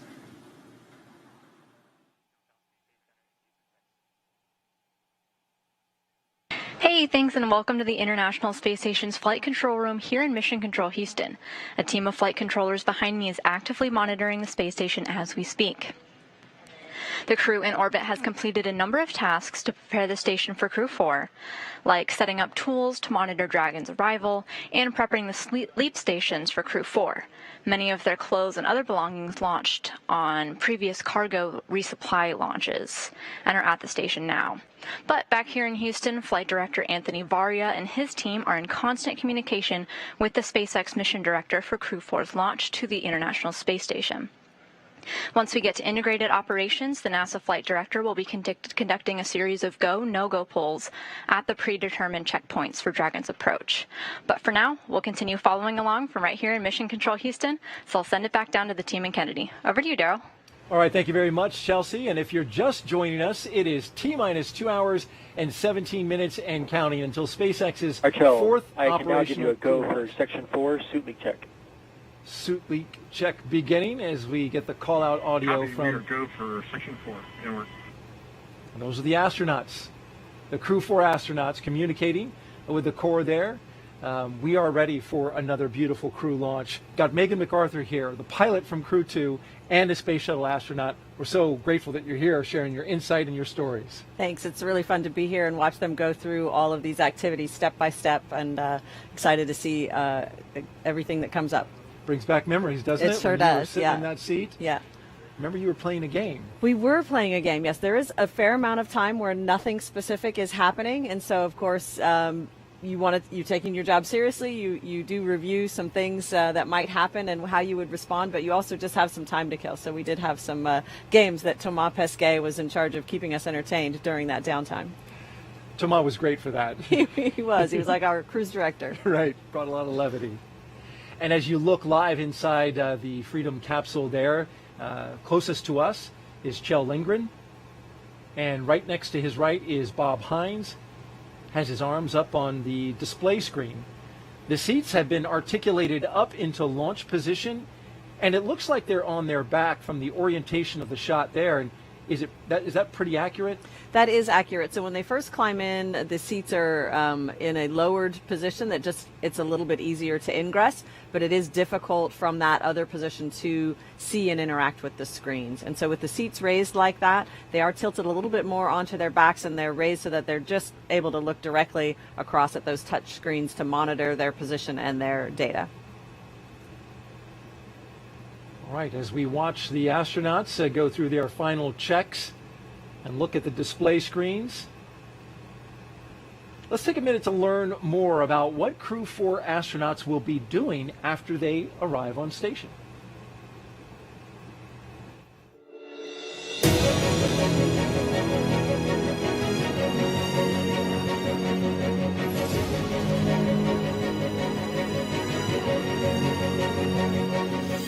4 is the 4th crew rotation flight for the SpaceX Dragon vehicle. Crew 4's goals are to safely and successfully get to the International Space Station, and then to spend the allotted time living and working in space, meeting all of the planned research and science and maintenance goals of the space station program. We are all super excited about the opportunity to fly on a Crew Dragon spacecraft. That vehicle is a super complex, modern vehicle that enables us to get to space efficiently and safely. My role as pilot on the Dragon vehicle is primarily to monitor and maintain the systems of the vehicle itself. To get a chance to pilot one of the newest vehicles on or off the planet is a true honor. Yeah, getting selected for Crew 4 was amazing because it's an opportunity to go back to the International Space Station and experience again that transformation from being an earthbound creature to being this space-living creature. When you get to space station, the first thing that really strikes you is this feeling of weightlessness. I'm so excited to revisit the space station. It was home for 5 months back in 2015. You know, we arrived on orbit, and really within a couple of days, my brain adjusted to the idea of floating. Not that I was good at it, but the novelty of it. I think that the fact that our brains can adapt to something that is so novel, so different, something that we're completely unaccustomed to for all of our lives, and that it can just adapt like that is absolutely amazing. The International Space Station is a national laboratory built to do science. The connecting element between all the experiments that we do up there is the space environment, and specifically weightlessness, microgravity, as the scientists like to say. When you're dealing with complex systems, one way to learn how they work is to start removing variables. We're able to do a lot of that down here on Earth, but one of the things that we have a challenge doing and we can't do is remove the effects of gravity. And so by taking things to the International Space Station, we can remove that and we can see how these complex systems work, how things grow, how they develop. We do so much research up there that not only helps technologies and development down here on Earth, but it is also aiding NASA's pivot back into deep space exploration. The work that we do every day helps us to better understand how the human body changes in weightlessness, and to understand how to do the operations like spacewalks and robotic arm activities that are necessary for us to be successful in lunar orbit, on the lunar surface, and on our way to Mars. We get this awesome opportunity to be representatives of humanity, of all of you, and we don't take that lightly. We're super honored to have that responsibility and are excited about sharing the journey with all of you.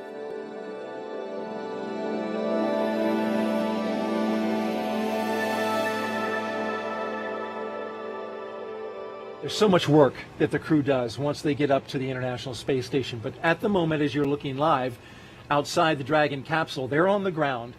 How long, Megan, does it take for the astronauts once you get there? They got to launch, they got to fly, they got to rendezvous and get into the space station. Are you ready to go, or does it take some time before you can start doing all that important research?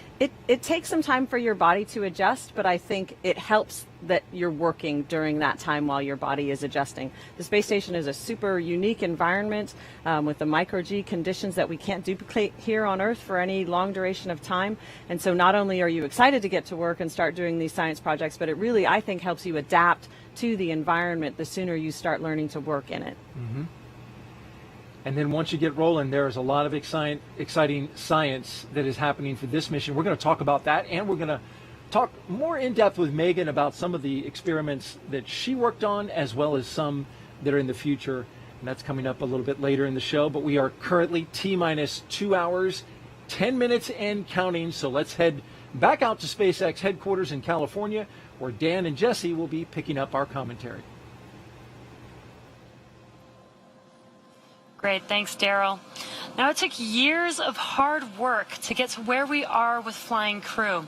The development of Crew Dragon really started with Cargo Dragon, and Dragon was designed from the beginning for flying humans to space. Even the first Cargo Dragon had a window despite not having humans on board. Before we could fly humans, our teams implemented a number of design upgrades to make sure that both Dragon and Falcon 9 were suitable for flying people. We then put both vehicles through thousands of tests to prove their safety. Now, since Demo 2 in May of 2020, SpaceX has been regularly flying crewed missions for NASA at the cadence of about one flight every 6 months. Crew 4 will be SpaceX's 5th crewed space flight for NASA, following the crewed test flight Demo 2 and 3 previous operational crewed missions to the space station. Now, it will also be SpaceX's 7th crewed space flight overall, including Inspiration 4, the first all-civilian mission to space. Now, Inspiration 4 was really a historic first, and what's really exciting is it certainly will not be the last of its kind. Now, in fact, Jared Isaacman, commander of the Inspiration 4 mission, will return to orbit with SpaceX under the Polaris program, which is a series of missions to advance deep space exploration while raising global awareness for St. Jude Children's Research Hospital. Polaris will consist of up to 3 human spaceflight missions that will culminate in the first flight of SpaceX's Starship with humans on board. Now, the first mission, Polaris Dawn, is targeted for no earlier than the 4th quarter of this year, and in addition to Mission Commander Jared Isaacman, will include pilot Scott Kidd Poteet, who served as the mission director of Inspiration 4, mission specialist Sarah Gillis, and mission specialist medical officer Anna Menon. During the Polaris Dawn mission, Jared will perform the first ever commercial spacewalk. The mission is also flying higher than any Dragon mission to date and endeavoring to reach the highest Earth orbit ever flown. And NASA's efforts, particularly with the commercial crew program and the certification of SpaceX's Dragon, are building a foundation for a robust U.S.-led commercial economy in low Earth orbit. Commercial transportation, it's a big one. That transportation to space, but that's just one element of our larger plan for commercialization. We're enabling the development of commercial space stations, private astronaut missions, and then demand for in-space manufacturing and more. We just wrapped up the mission with Axiom Space. That was a big part of this effort, and that was the first all-private astronaut mission to the International Space Station. They lifted off back on April 9th on a SpaceX Falcon 9 rocket and spent almost 2 weeks. Ended up just some bad weather prevented them from coming home. But in that Dragon endeavor for the AX-1 mission, there was the commander and the former NASA astronaut Michael Lopez Alegria, pilot Larry Connor, and then mission specialists Etan Stibbe and Mark Pathy. And again, they spent more than 10 days in orbit, including an extended stay on board the International Space Station. They just returned just this week.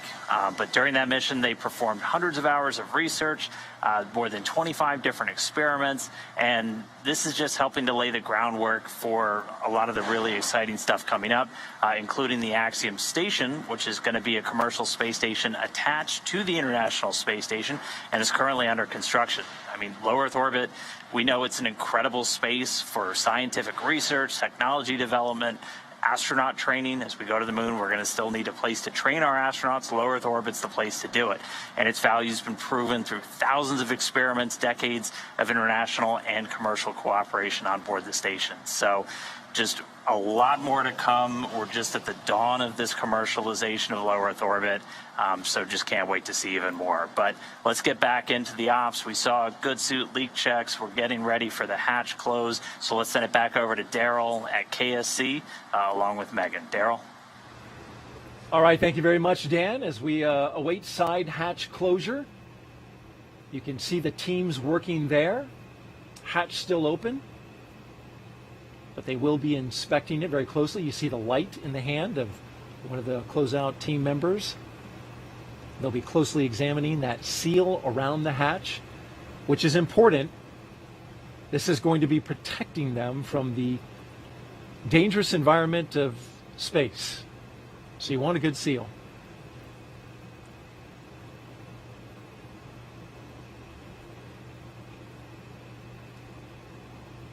And as we await for them to continue their work, let's reintroduce you now to the Crew Dragon commander. His name is Kjell Lindgren. Here he is. My name is Kjell Lindgren, and I'm the commander for NASA's SpaceX Crew 4 mission to the International Space Station. I've wanted to be an astronaut for as long as I can remember. I think I was inspired by the very first space shuttle launch in April of 1981. And that, I think, is really when this dream was just burned into my consciousness. It was an absolute honor to get selected for the Crew 4 mission. And on top of that, to have the opportunity to command.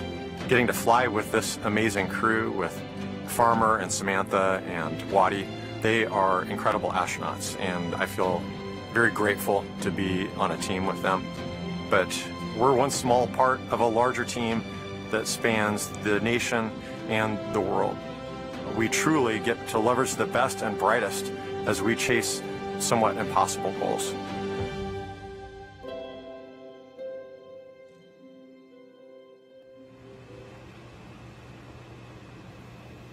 There you see the closeout team going through their last procedures there to shut the side hatch. Seated next to Kjell Lindgren is Crew Dragon pilot and NASA astronaut Bob Hines. I truly believe that we all have in us an innate desire to go explore and see new things. We have a very unique position in our solar system, in our galaxy, to be able to look out there and to step out and continue to explore. My name is Bob Hines. I'm the pilot for NASA's SpaceX Crew 4 mission to the International Space Station. When I was a kid, I 100% wanted to be a pilot. Being able to fly and see the Earth from a new perspective has really been just a real driver for me, and getting hired as an astronaut has been the ultimate call. When I got the phone call offering me the position of the pilot on the Crew 4 mission, I just couldn't believe it. I can't wait to pilot this vehicle. It is an incredible honor. It is something that I never in my wildest dreams thought would be a possibility. On launch day, I am 100% most looking forward to the kick in the pants when those rocket motors light and we are heading off the launch pad.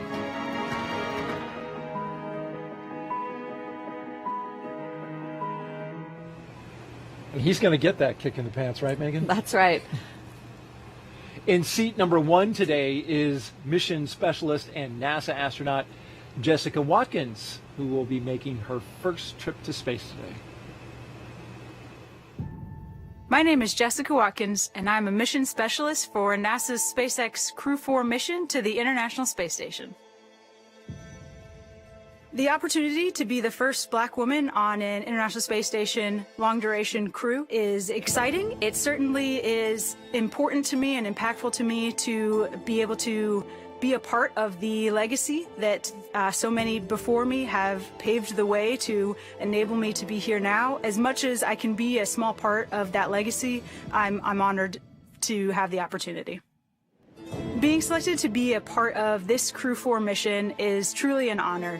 We get this awesome opportunity to be representatives of humanity, and we don't take that lightly. We're super honored to have that responsibility and are excited about sharing the journey with all of you.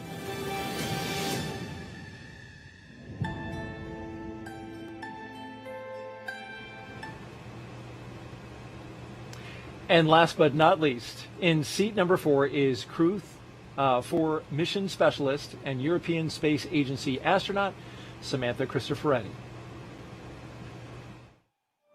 I got the call to become an astronaut one evening. I had this feeling that the whole universe just stopped, turned around and smiled at me. My name is Samantha Cristoforetti, and I'm a mission specialist on the NASA SpaceX Crew 4 mission to the International Space Station.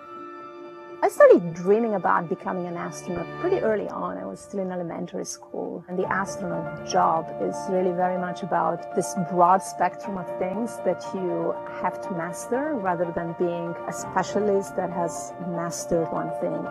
In 2014, I had the opportunity of flying to space for the first time, and I spent 200 days on the International Space Station. Getting selected for Crew 4 was amazing because it's an opportunity to experience again being part of that very, very special life up there in this outpost of humanity in space.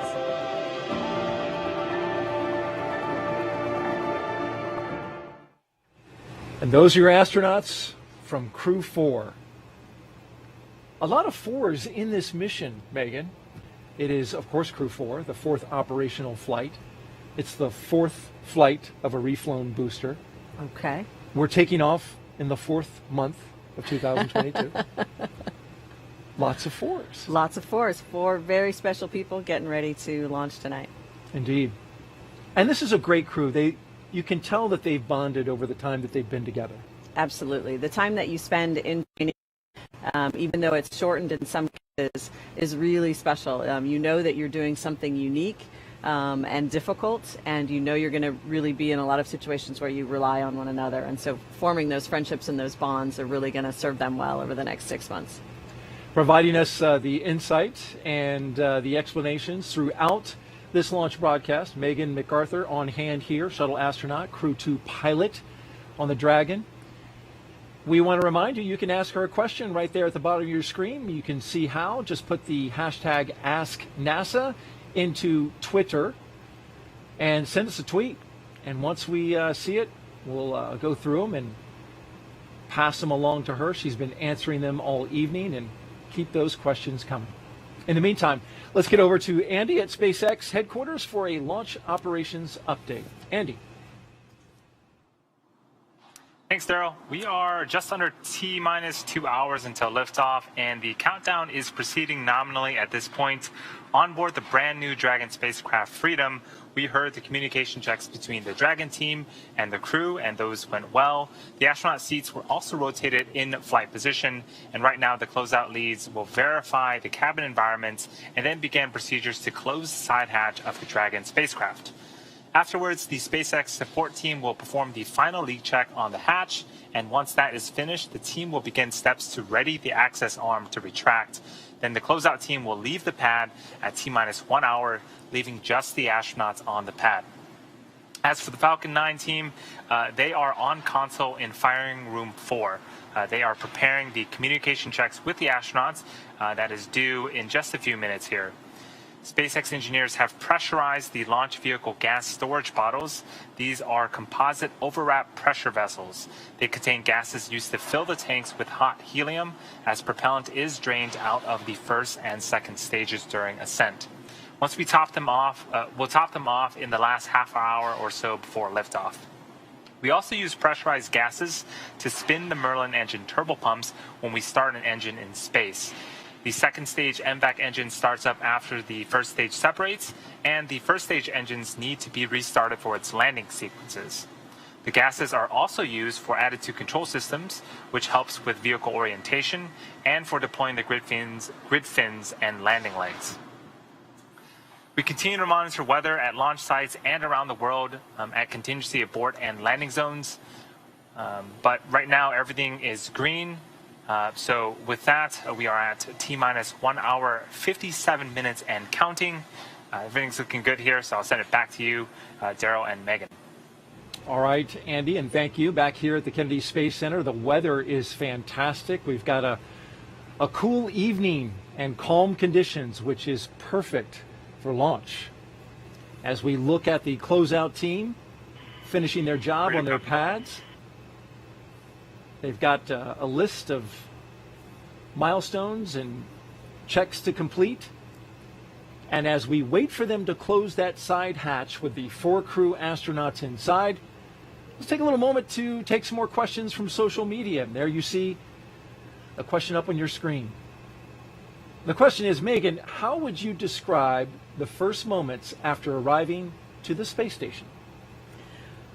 Well, it's such a magical moment, in fact, once the hatches are opened and you finally get to come through. For me, having worked, around the space station program for so many years, but never actually seen it, it was really, really special to come through and finally see the environment. Plus, you have all of these smiling faces, people that are excited to see you, the folks that are going to be coming home. It's really pretty overwhelming. Lots of hugs, lots of smiles. And it just, you know that you finally reached this goal that you've worked so hard to attain. And you're seeing astronauts that you used to train with, that you know well. It's like coming over to their house. Absolutely. Yeah, it's space. kind of like your long lost friends. I think I teared up a little bit when I saw my friend Shannon, big hug, and you kind of get, you pass around, everybody hugs everybody, and you're still learning to move in that environment too. So you notice the people who have just arrived because they go to hug and then their whole body, sort of swings by the person that's more stable and stationary. So it's a pretty fun rodeo to watch those first few moments. Slinging people around on the International Space Station. That's right. There's a lot of joy. That's great. Great question. Thank you very much for that one. And Go for Space Launch asks, how long will the Crew 4 and Crew 3 astronauts be on the space station together?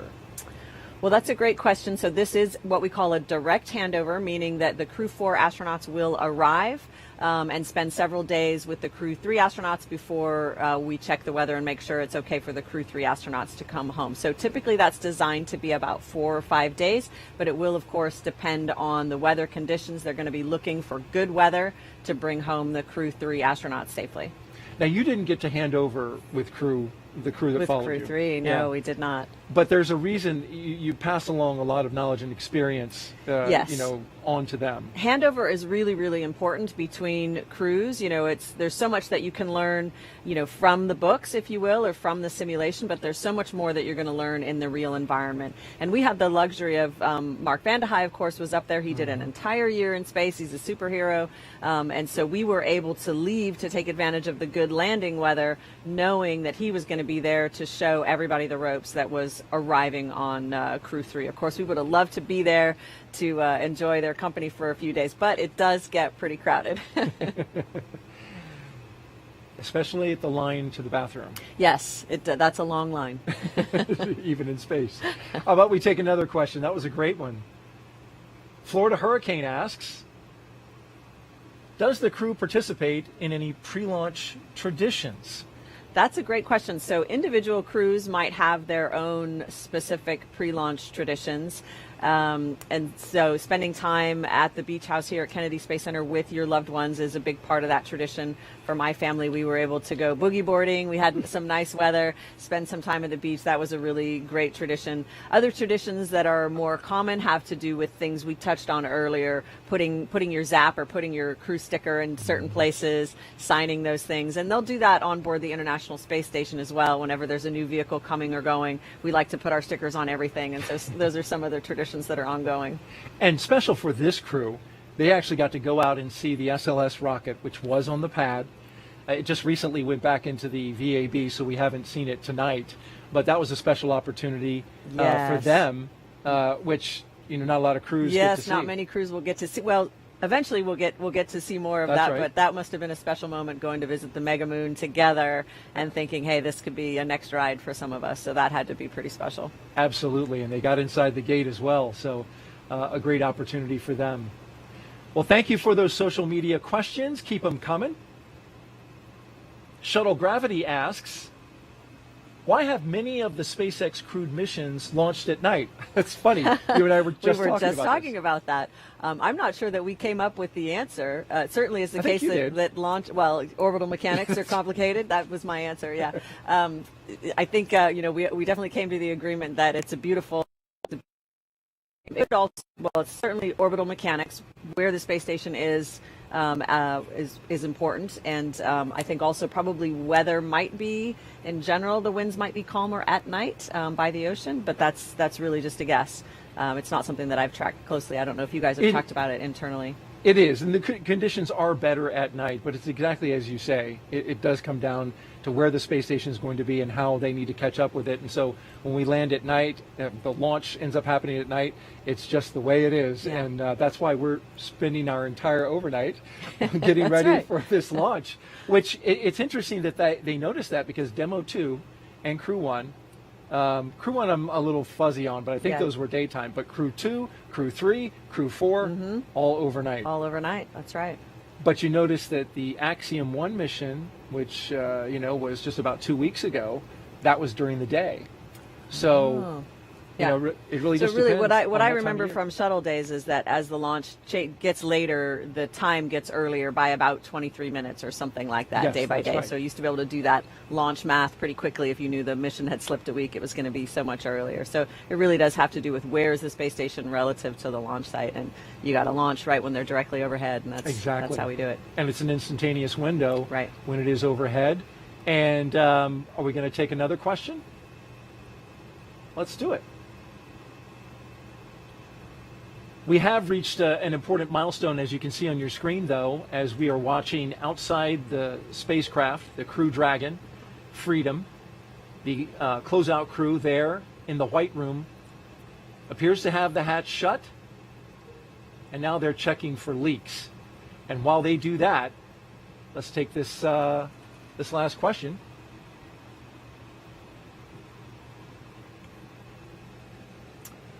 What kind of food will the astronauts have on the International Space Station?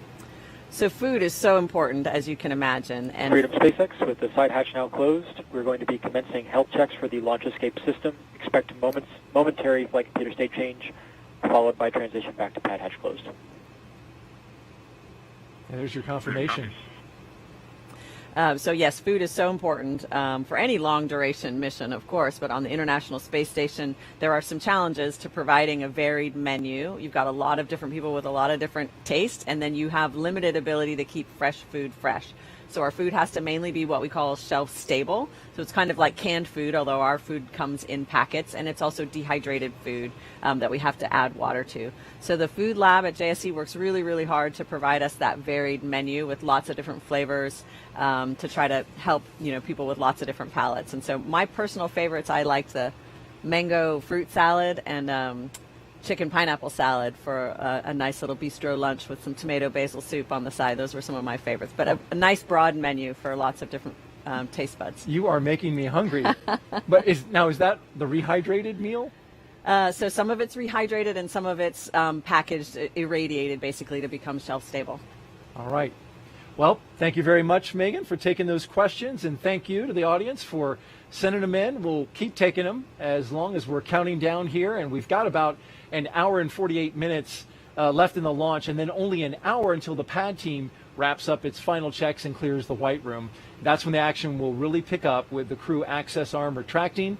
Then we'll have the arming of the launch escape system, and then, of course, propellant loading. So we'll keep you live into the action, as you can see on the screen there, with the crew as they're sitting tight for the next hour or so.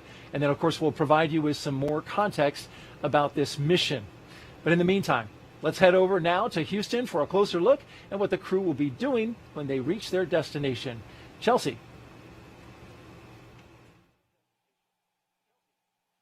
Hey, thanks, Daryl. When Crew 4 arrives at the space station tonight, they'll officially become Expedition 67 flight engineers.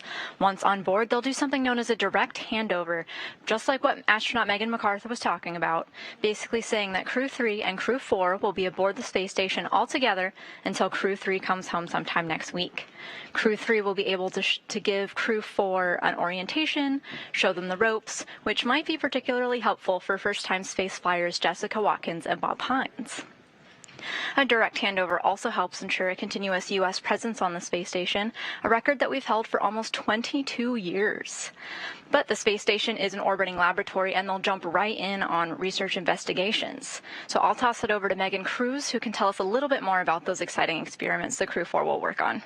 Chelsea, thank you so much. Yeah, I want to introduce everyone to David Parker here. He's the European Space Agency's Director of Exploration. How are you? I'm great. Good morning to you. You are very excited. Well, I do know why you're excited. This is your first launch from here at Kennedy. It is. It's incredible. I've been working in the industry for 30 years, and here I am, the first launch at Kennedy. That's so exciting. And you're going to watch Samantha Cristoforetti's second trip to the International Space Station once she launches from here. When she gets there, she'll be working on a lot of science experiments, right? Yeah, that's true. She'll be working in our European lab aboard the space station. That's called Columbus. Mm-hmm. And she'll be continuing many experiments that have been started, but some really interesting ones for her mission. For example, she's working on DNA research and related to aging. And that's related to one of our own interests, which is osteoporosis, the effects of aging back here on Earth. So it's linking what we're doing aboard the space station to the research that's really relevant to us back here on Earth. Yeah, and that's important because we do know that there is bone loss that happens while we have astronauts in space. Now, you know, something that's really interesting is that NASA and ESA aren't just partners when it comes to our commercial crew program. You guys are playing a critical role in our return to the moon, NASA's Artemis program. Yeah, that's super exciting to us. I had the lovely opportunity yesterday to go into the VAB behind us here and see the SLS rocket. We're super excited to be part of the Artemis program, because right at the top of the rocket is our first of our European service modules, the power and propulsion for the astronauts to take them back to the moon. And so the first one obviously was on top of that rocket. The second one is already delivered to the States, and we're building more, maybe up to number 7, 8, and 9. And of course, the question is where the astronauts going to fly to. Well, the first place will be the Lunar Gateway, our permanent outpost around the moon, 1,000 times further out in deep space than the space station. And so ESA is building 2 out of the 3 habitation modules. And what's really cool is one of them will have the windows that will allow the astronauts to look down onto the moon exactly the way the astronauts on the space station look down from the cupola. Yeah, that's why international partnerships are so important. So we're so grateful to have you as part of that Artemis program. And then I wanted to know, what does ESA hope to accomplish by returning to the moon? Well, there's a lot to do. I always say that the moon is the 8th continent of planet Earth, and it's undiscovered country, really. In the days of Apollo, which I'm so old I remember, I say the moon is a museum of 4 billion years of solar system history, and we just kind of went to the museum gift shop, grabbed the souvenirs and came home again. Now we're going to go there, really explore it, do the job properly this time, and unravel its secrets, what it can tell us about the whole history of our solar system. And with so much that we have ahead of us, you guys are really focused on STEM as much as we are here in the U.S. Oh, absolutely. And Samantha will do a lot of outreach projects and education projects. For example, there's some really cool examples. We have a couple of tiny computers aboard our Columbus laboratory, and school students will be challenged to produce software that they can upload, so they're doing their own software and research in orbit. I really can't get over the fact that this is your first launch from here at Kennedy. I need to be right next to you when you watch this launch, because I think you're going to go nuts. As much as an English person ever goes nuts, yes. Well, perfect, David. Thank you so much for being here. And yes, I do hope you enjoyed today's launch. Thank you so much. Guys, back to you. All right. Thank you, Megan, and looking forward to his reaction. He's going to stay composed, so he says. That's what he says. So we just heard about the science from the European perspective, and now here's a closer look at some of the life-changing science that astronauts are performing aboard the International Space Station right now.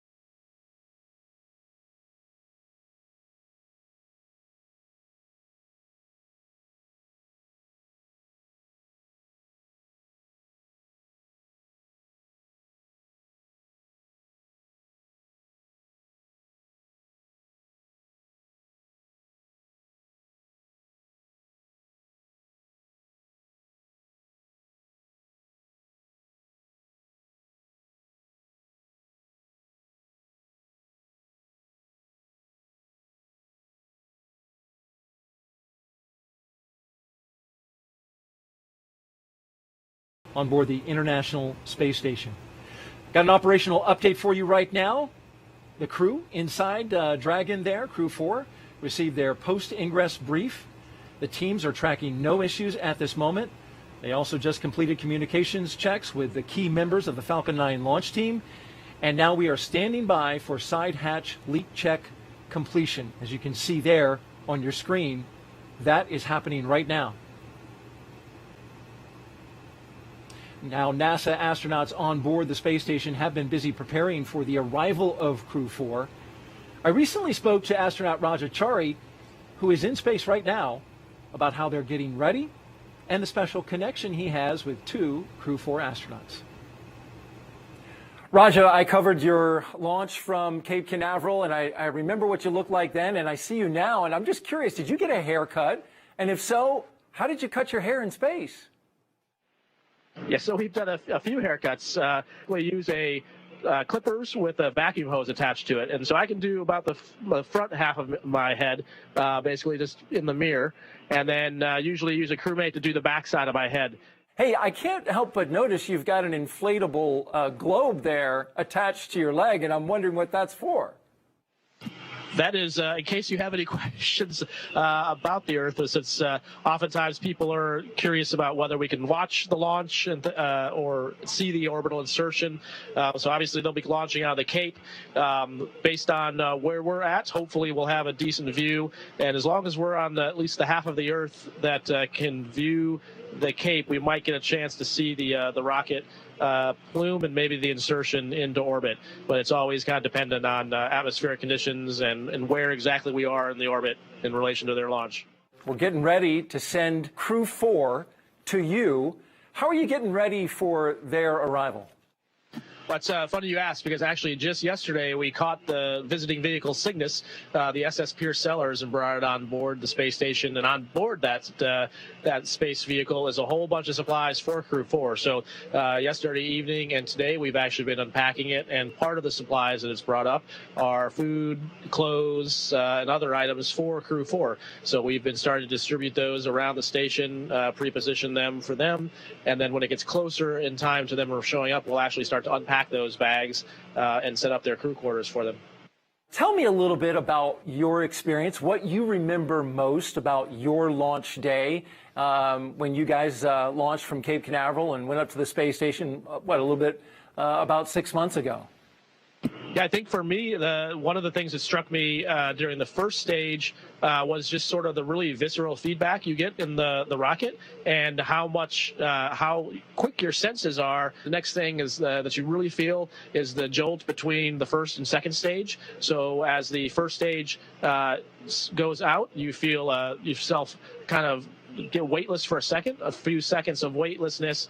And then when the second stage lights, you get thrown backwards in your seat again, and then you feel that acceleration. And then the first spot of the space station, we happened to see it as the sun was rising about 40 kilometers away, and the way the sun was hitting it made it look like it was made out of gold. It was pretty cool. And so we just sat there mesmerized in the window watching our new home get closer to us. Wow, that sounds incredible, and just a beautiful sight to behold it must have been. Thanks for sharing that with us. So, what experiments that you've been working on for the past few months have really stood out and you've enjoyed working on? I'd say one of the ones I personally enjoy working on is some of the combustion experiments. And I think because just the idea of fire in space are generally things you don't want to mix. And so you have to spend a lot of time and energy when you design these experiments to contain the combustion, because you don't want, obviously, that to get out into the atmosphere here. But the rewards of that research have led to things discovering cool flames and some potential to have much lower carbon emission processes on the ground for combustion, whether it's for cars or factories. And so the promise of it is pretty amazing.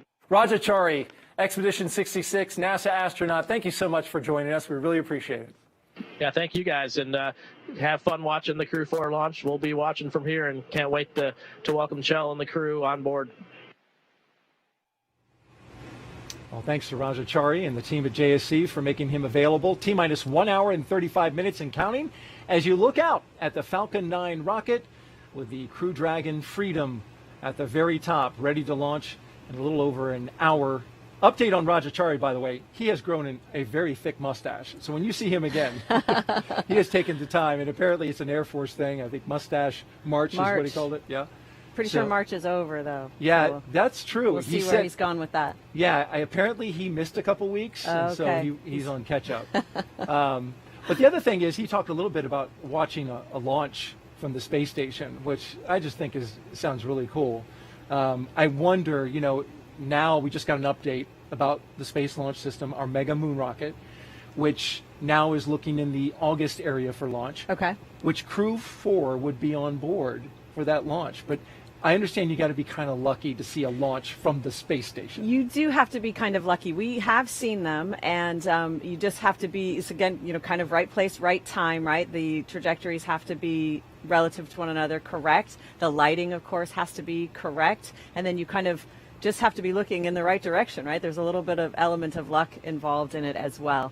And then also you can see some deorbit burns of vehicles going home again. And my crewmate, Thomas Pesquet, did capture Crew 1's deorbit burn really beautifully well in some photographs in one of the very first nights that we were up there. So kudos to him, because I had not figured out how to even find a camera, much less take night photography of a moving object. But so you do have some unique viewing opportunities. They don't always work out, but the team on the ground will usually tell us what they think those will be.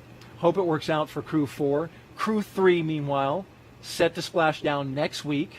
Megan, it seems like yesterday that you and your fellow Crew 2 astronauts splashed down, and I want to take a look back and take you back down memory lane. Oh, yes. Remember that? Yes. You were the first astronaut out yes. of the SpaceX Dragon after splashdown, and there was your look. It was a good moment. It's a little bit painful getting out. You actually have this wonderful team who kind of just reaches in and hauls you out. There's some straps connected to your suit that they reach in and grab and haul you out, and they immediately, put you on a stretcher so they don't want you standing up or trying to walk around. Everything kind of hurts at that point. Your back hurts and everything else. I was really grateful that I felt well. I did not feel any motion sickness or anything like that. I was just really happy to see. I think I'm seeing Shannon Walker down the end of the hall there, so I'm getting a big smile from my friend. Shannon Walker, one of our guest hosts for the previous launch, Crew 3.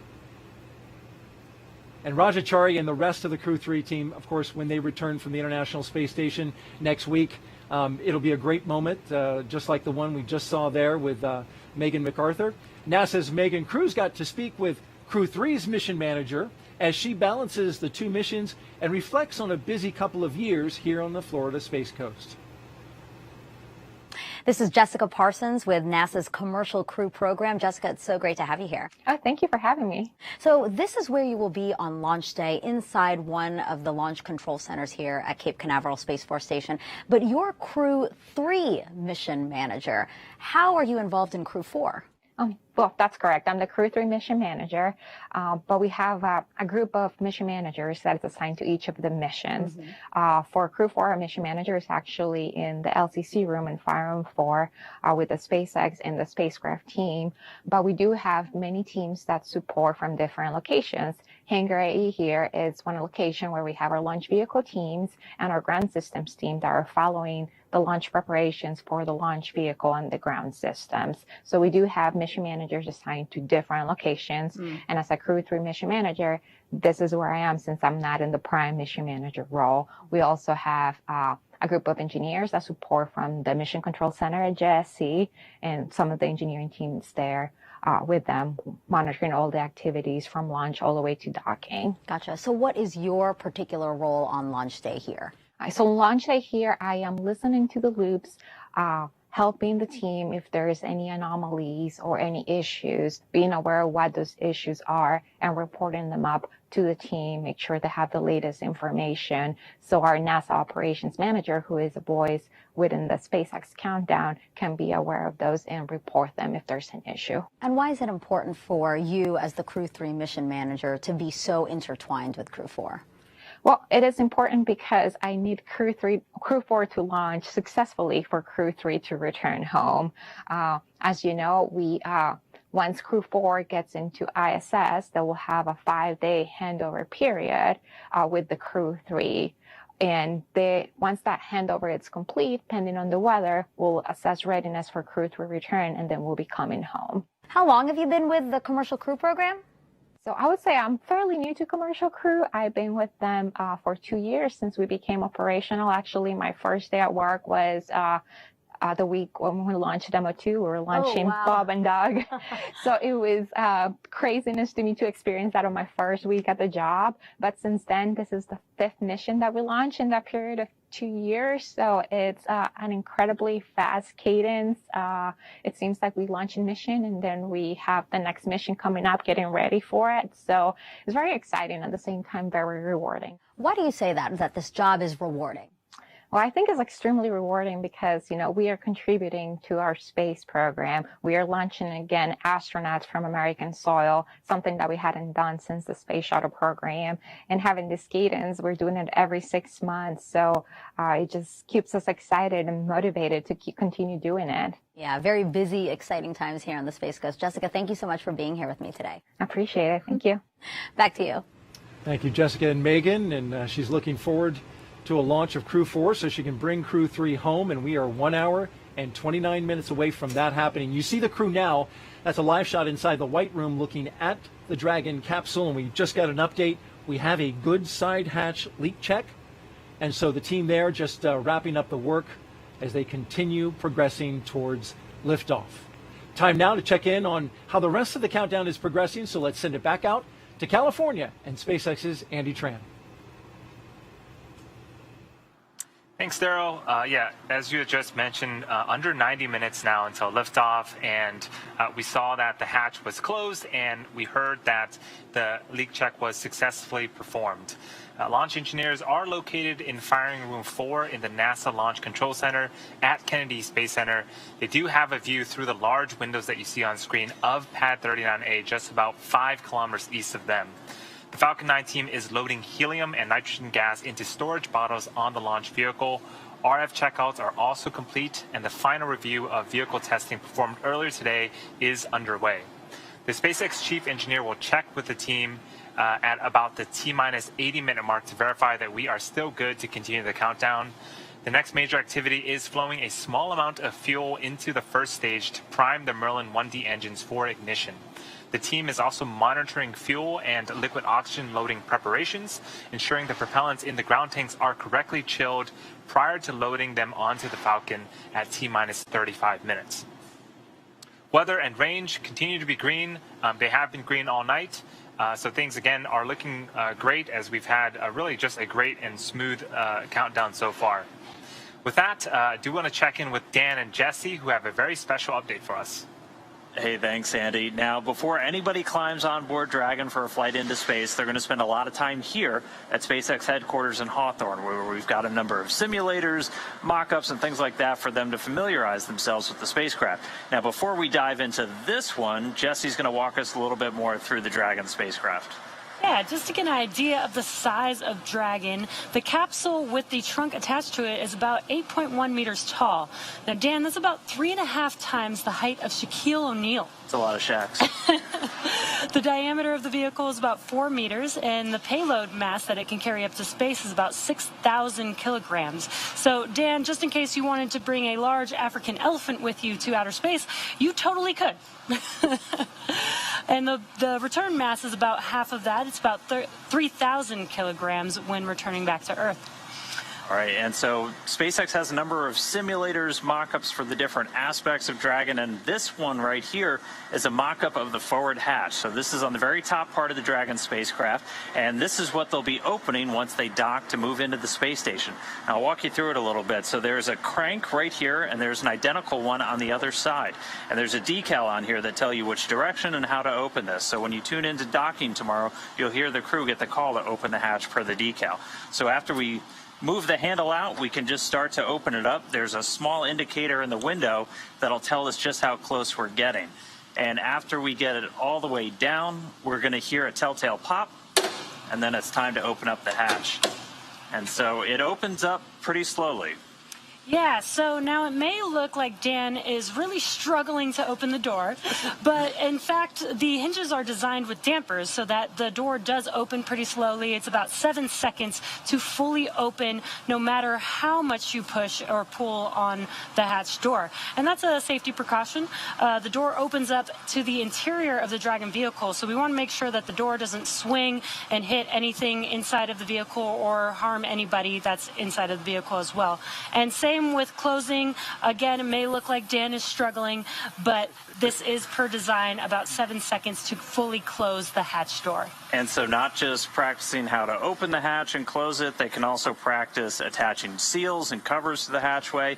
There's also a window here that you can look through to the forward part of Dragon, and there's a pressure equalization valve that can be used to manually equalize pressure between Dragon and the space station. Yeah, and this is just one of the many components that our teams here get to do and be able to train the crew on. So if you're interested in any of the work here at SpaceX, please take a look at spacex.com/jobs and check it out.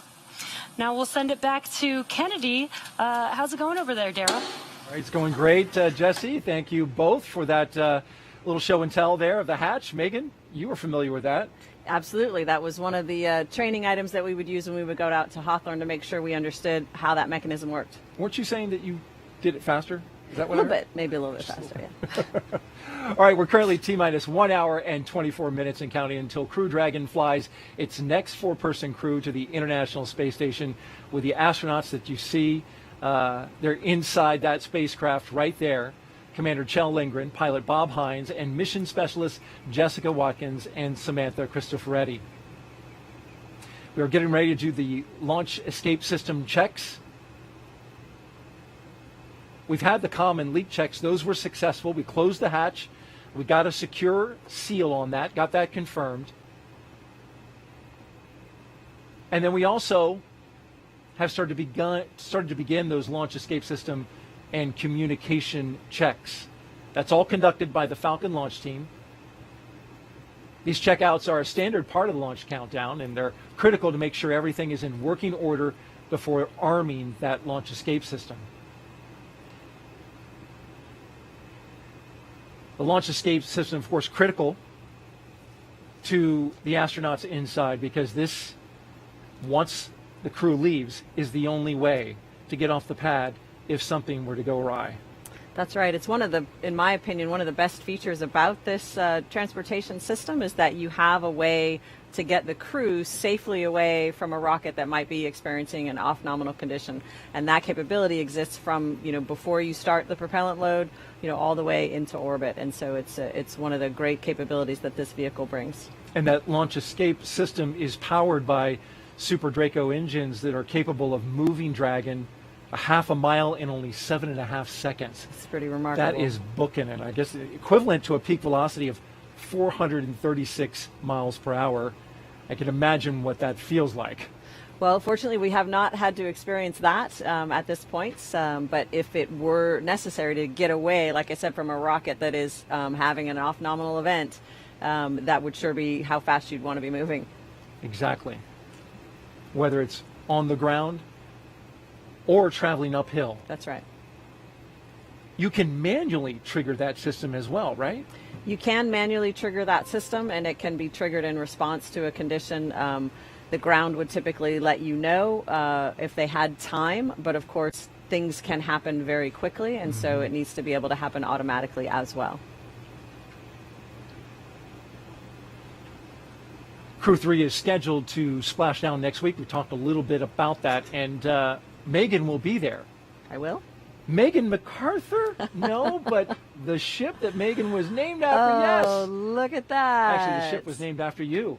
The SpaceX's seafaring vessel that will be used to recover Crew 3 and the Dragon capsule was renamed after our own Megan MacArthur, who flew aboard Dragon, of course, on Crew 2, and this is the ship, beautiful inside.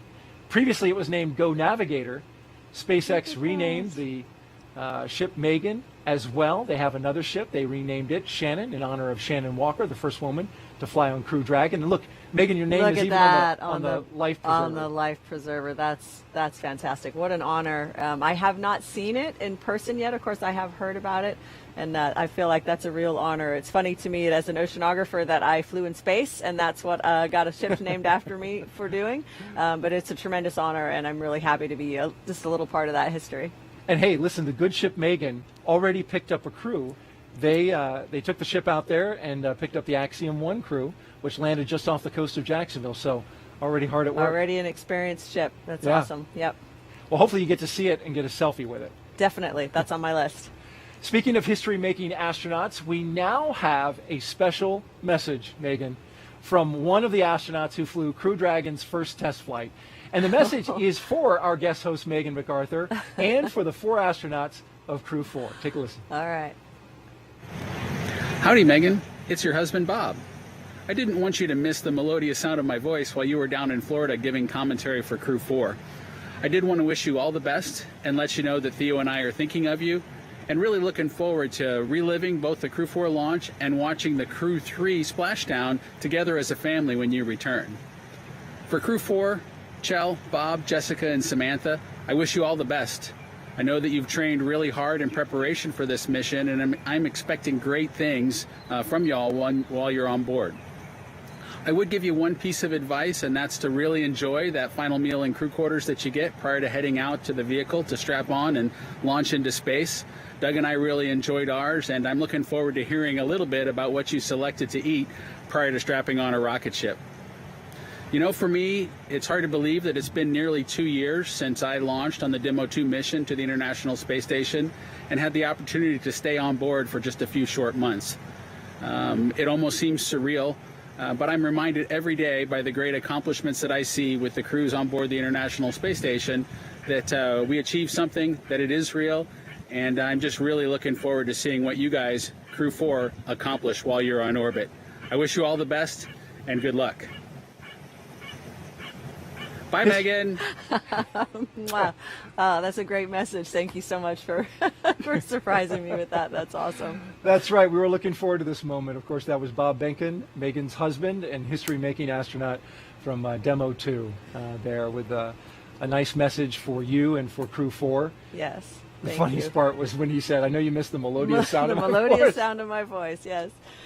People often ask me, you know, since I flew on the same vehicle in the same seat after Bob in that Crew Dragon Endeavor, you know, did he leave something for you on the spaceship? Did he leave something for you on the space station? And what I like to tell people is he left me a fully functioning, safe spacecraft to get me to space and home again. And there's really no finer gift than that when you're in the spaceflight business. I would greatly agree with that.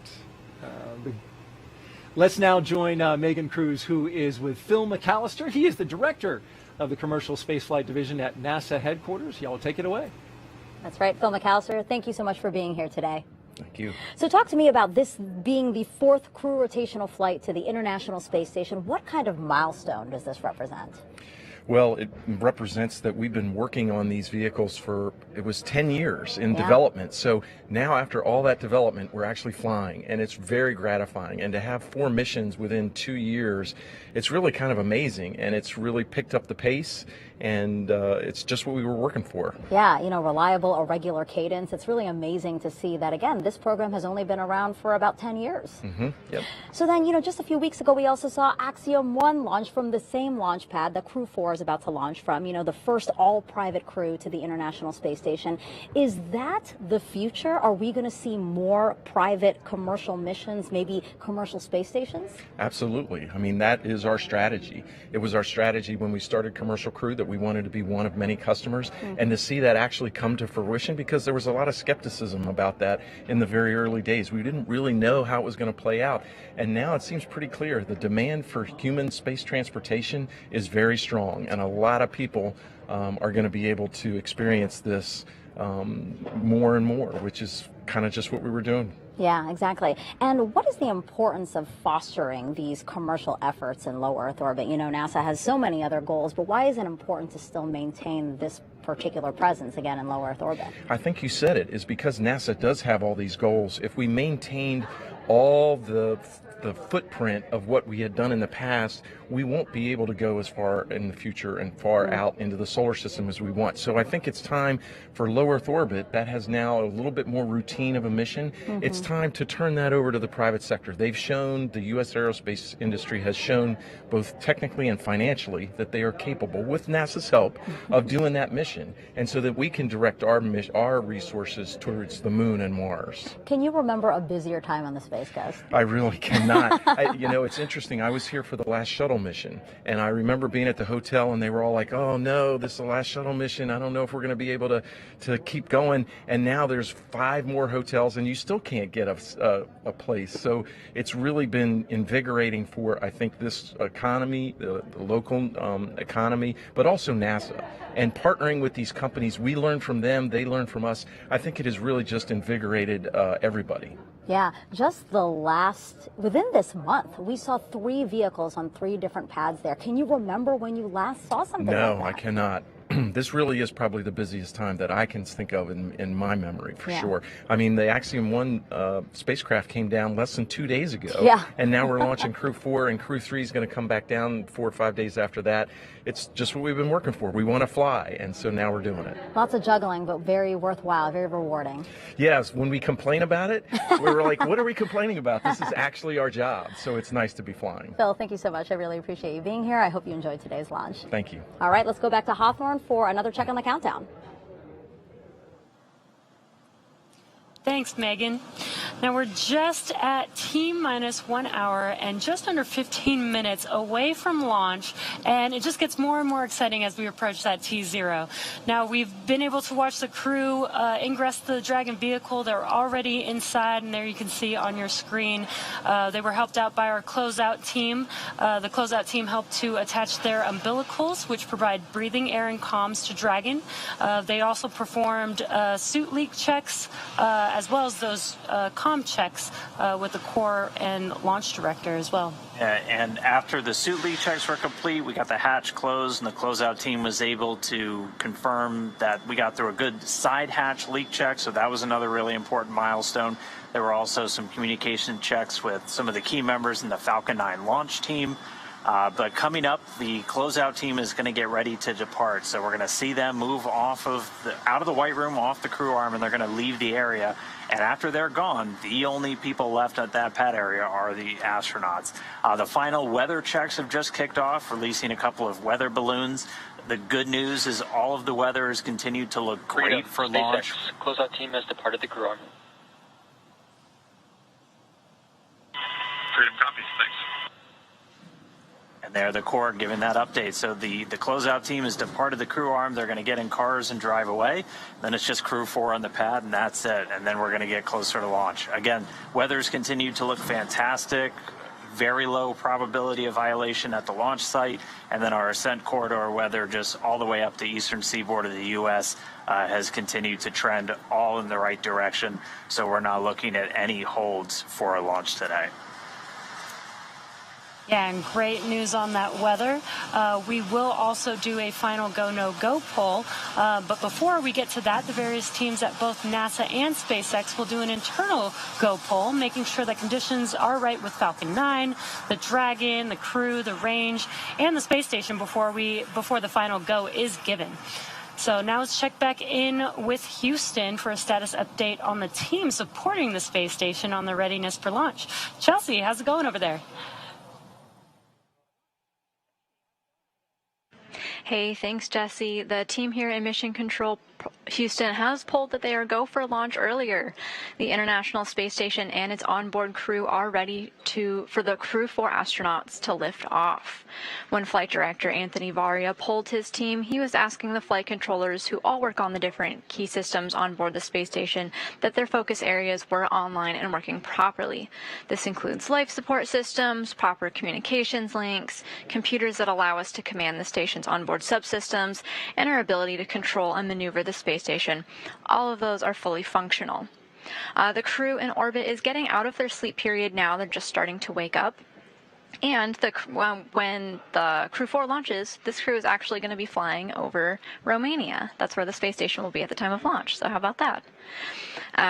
But as they're getting into their morning routine now, at the time of launch, they're going to make sure that they're refreshed and ready to receive the crew. But here in Mission Control Houston, we'll continue monitoring the mission as we check off milestones for today's flight. In the meantime, I'll send it back to Hawthorne. The International Space Station is ready for launch. Dan? Hey, thanks, Chelsea. So the Crew 3 astronauts are currently on board the space station. They've spent nearly 6 months conducting scientific research in a myriad of areas like material science, developing new health technologies, working on plant science, growing some pretty exciting plants on board the space station in microgravity, just a lot of different science as we prepare for human exploration beyond low Earth orbit and also to deliver benefits to us back here on Earth. And all of that research just lays the groundwork for that future exploration that we're aiming towards to the Moon and Mars, starting with the agency's Artemis missions. Yeah, Chari is the commander of the Crew 3 Crew Dragon spacecraft and the Crew 3 mission. He is responsible for all phases of flight from launch to re-entry.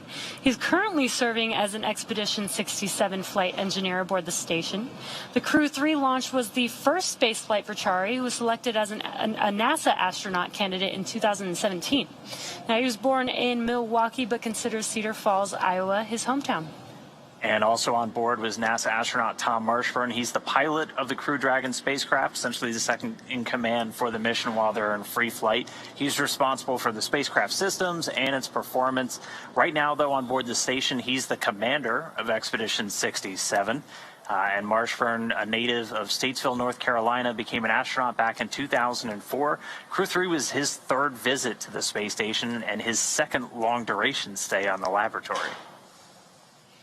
Barron was selected as an astronaut candidate in 2017 and is a mission specialist for Crew 3.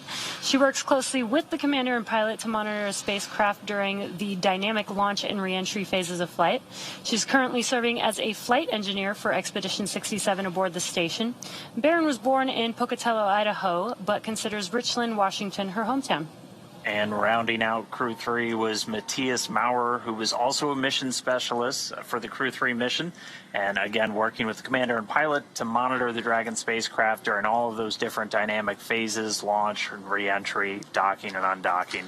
He's also a flight engineer on Expedition 67. And like Raja Chari and Caleb Barron, this was his first trip to space. And he was from St. Wendel in the German state of Saarland. So that 4-person crew is currently on board. They're preparing for Crew 4's arrival, but their return back to Earth is just days away, assuming we get an on-time launch today. So looking forward to seeing all of them on board the space station together. Let's get back to the countdown now. We'll head over to Daryl at the Kennedy Space Center. Daryl? All right, thank you very much, Dan and Jesse. And if you're just now joining us, welcome to coverage for the mission known as Crew 4, NASA and SpaceX's 4th flight of astronauts to the International Space Station. We are currently at T-minus 1 hour and 8 minutes until liftoff. Liftoff time still holding, Megan, for 3:52 Eastern time, 3:52 and 55 seconds. That's where the 5's come from. And we're tracking no issues with Falcon 9 or Dragon. The range is green, weather is cooperating, and over the last 3 hours, our crew of Jell Lindgren, Bob Hines, Jessica Watkins, and Samantha Cristoforetti have donned their SpaceX space suits in the historic crew quarters suit-up room. Then they walked out of their crew quarters building, as every NASA astronaut has done since Apollo 7. Then they were transported to the pad, where they climbed inside the SpaceX Crew Dragon Freedom, and now we are seeing them live on that rocket that you see on your screen right there, awaiting liftoff. And so, Megan, as they wait for this, what is the crew doing in these moments? Right, the closeout crew is leaving, and so it's just the astronauts inside the spacecraft. Yes, you certainly realize as that hatch closes and you get the call that everyone's left the pad, that you're getting very, very close to launch. Throughout the time, and it is a significant amount of time that they're in there and waiting. In the beginning, you first arrive, you want to make sure that if you had to do an emergency egress, you know what all of the functions are that you need to do, what are all of the equipment is, and so you take some time to be serious about thinking through all of that. And as we go further and we approach the propellant loading, they're going to again be very much focused focused on the tasks at hand. But in between, there's quite a lot of downtime, and so they'll be entertaining each other, telling stories. Maybe they'll be playing some games. The few glimpses that we've had of them, I've seen some smiles on faces, so I think they're in there having fun, getting ready. Plenty of smiles from Crew 4, indeed. We've seen that, and it's been good to see. Over the next hour, we will conduct a series of polls to get ready for launch. The crew will also arm the launch escape system, and the fueling of the Falcon 9 will begin, and that's a big moment. Let's talk about today's flight. Launch, of course, is set for 3:52 and 55 seconds a.m. Eastern Daylight Time. This will include a 12-minute flight to orbit and then a roughly 16-hour flight to dock with the International Space Station at 8:15 p.m. tonight, Eastern Daylight Time, all in one day.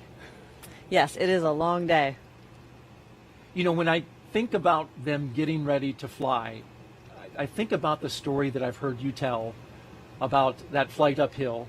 You'd gotten, past the tough part, right? You've lifted off, Crew 2 is in space, and you felt like everything was okay. And then there was this sudden alarm. Yes. Can you recount that story? Sure. Well, actually, it was kind of, again, a very long day. You're exhausted for a lot of reasons, and it was at that time our bedtime. And so we'd been given the go to dress into our pajamas, pull out our sleeping bags, and basically hunker down and try to get as much sleep as you can before the rendezvous begins the next day. And we got the call from Sarah, our core, to say, hey, we're tracking an object that's potentially going to get too close to you. We need you immediately back in your suits and put everything away. You have, I think it was 15 or 20 minutes. And so that was an immediate scramble to do exactly what she had said. There was no time to really think about it. We had to just go right into the drill of practicing those motions that we had done, of course, at home. And our awesome mission specialists, Aki and Tama, got Shane and I into our suits and strapped into our seats, and then got themselves suited, and then had to put absolutely everything away. Every t-shirt, every sleeping bag, every sock, everything. And that was a tremendous amount of work under time pressure. And just as they got the last, zipper zipped and buckled, we got the call that said it was a false alarm, and there was not actually an object out there on a trajectory with us. So it did feel a lot like the simulator that the SimSoup had just maybe seen, that we were done with the task and was ready to move on to the next thing. Wow. But it was a good practice. It got our hearts racing. What an experience, thinking you might hit something in space, but actually it was a false alarm. It was something that was improperly entered into the system. There was nothing there. That's right. But you trained for that, right? And you were ready for it. We were. Thank you for sharing for that. Sure.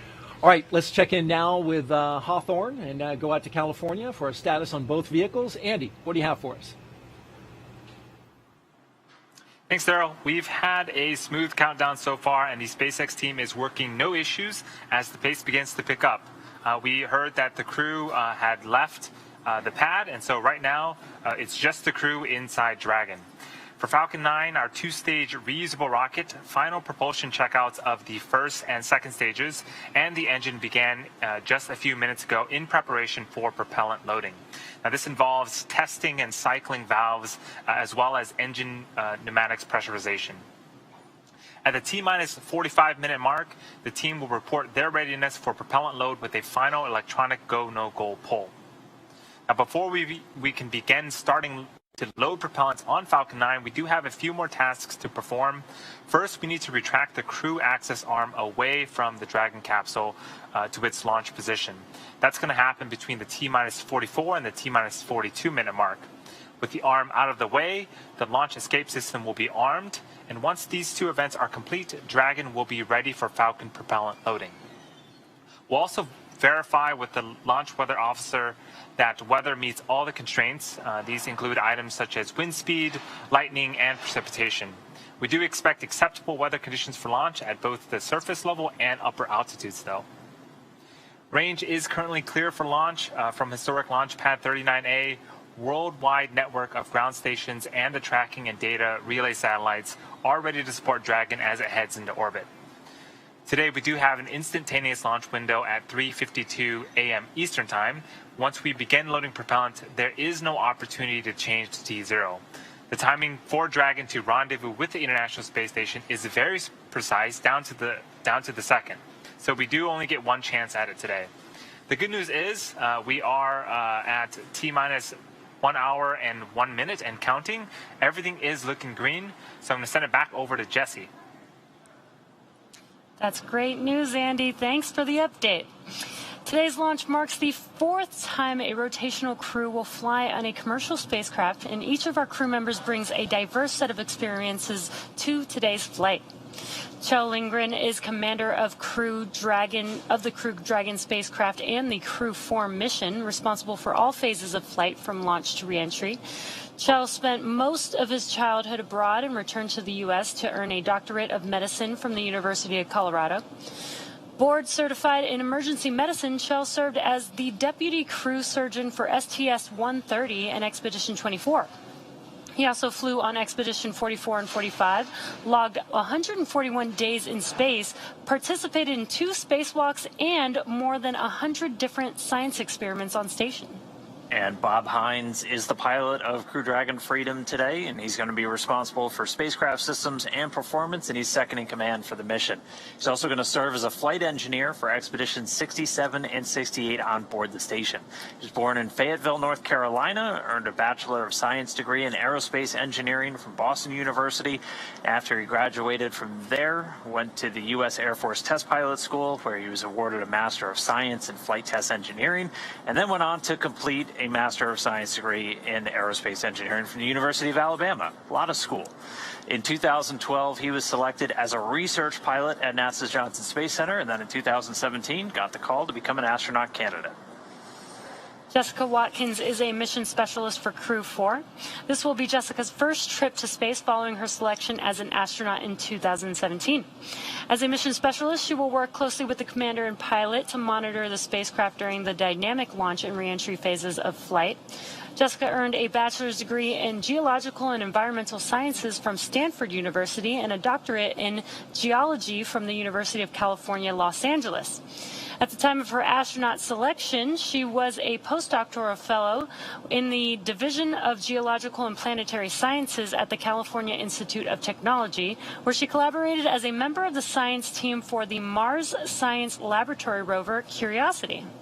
And our 4th crew member, Samantha Cristoforetti, also a mission specialist for Crew 4 from the European Space Agency. In 2001, she graduated from the Technical University of Munich, Germany, with a master's degree in mechanical engineering with specializations in aerospace propulsion and lightweight structures. And she also attended the Euro-NATO Joint Jet Pilot Training Program at Shepherd Air Force Base in the U.S., where she earned her fighter pilot wings in 2006.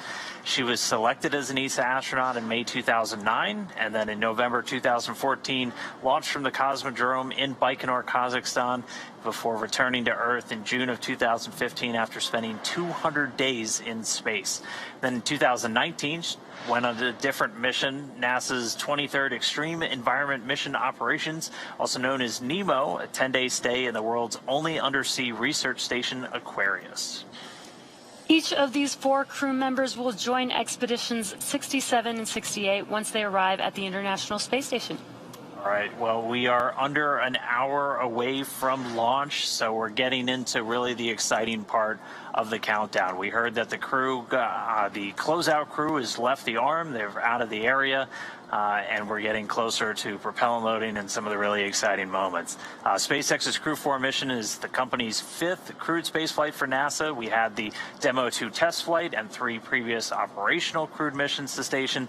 This is also SpaceX's 7th crewed spaceflight overall, including the Inspiration 4 mission as well as the AX-1 mission, which just recently came home. Today, our crew is flying the newest Dragon in our fleet, and we'll be taking a ride on board the Falcon 9 that supported the CRS-22 mission in June of last year. Now, it's been a great countdown so far. As Andy has been saying, weather has been looking really good for T0, and again, the excitement just continues to pick up as we get closer to the T0 mark. Yeah, it's gone really smoothly so far today. If you joined us at the very beginning, we started with suit up just over 3 hours ago. where the SpaceX team helped the crew put on their suits that they're going to wear for all of the launch operations and did the initial checkouts, suit leak checks before they got to the crew walkout. And that's where Chell, Bob, Jessica, and Samantha gave some final goodbyes and some waves to folks gathered outside the operations and checkout building before they climbed into the Teslas and began that roughly 20-minute ride out to pad 39A. And we did watch as the crew boarded their Teslas and headed down the NASA Causeway, headed towards the launch pad. Once they arrived at the pad, the crew took a moment to enjoy the view of the vehicle they will be taking flight on this morning, and then headed up the fixed service structure. SpaceX, we are cycling orbit tank isolation valves to equalize low flow pressure.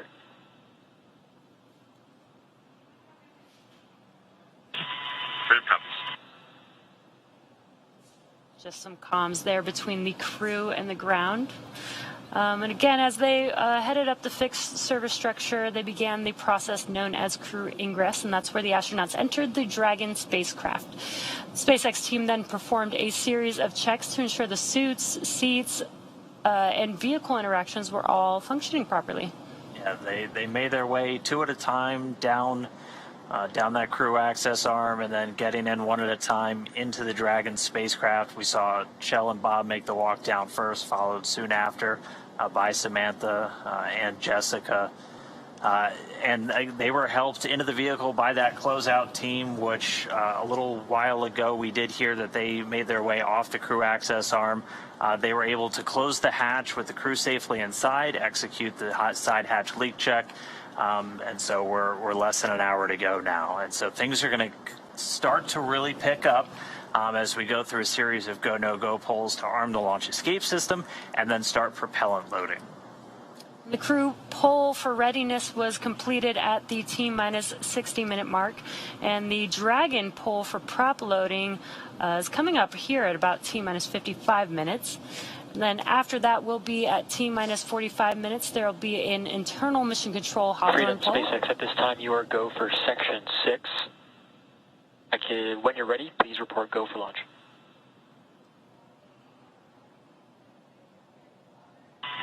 Copy. Freedom is go for Section 6 and put that to work. Again, just pausing for those comms between the core and the crew 4 astronauts.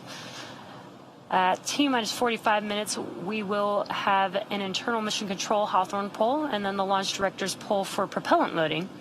Now, when we get to about the T-minus 40-minute mark, the crew access arm will retract and the crew will get the call to close their visors and to arm the launch escape system. Now, that's the automated safety system in place that can fire the 8 Super Draco thrusters on Dragon to quickly separate the crew from the rocket, either on the pad or during the flight on the ride uphill. And then once we reach 35 minutes before liftoff, propellant loading for Falcon 9 will begin, loading fuel and oxidizer on both the first and second stages on Falcon 9. So we'll continue to get views of the crew. They're going to get ready to report their readiness for launch. They're in their suits throughout this entire phase. But for right now, we are just standing by for these final polls, and then we'll get into propellant loading. So with things starting to pick up, let's send it back now to the teams in Florida. Over to you, Daryl. All right, thank you, Dan. And since we last saw you, our team has grown. Check this out. So Megan MacArthur and I want to welcome a group of NASA social participants onto our launch broadcast. They are standing behind us and all around us. Guys, welcome.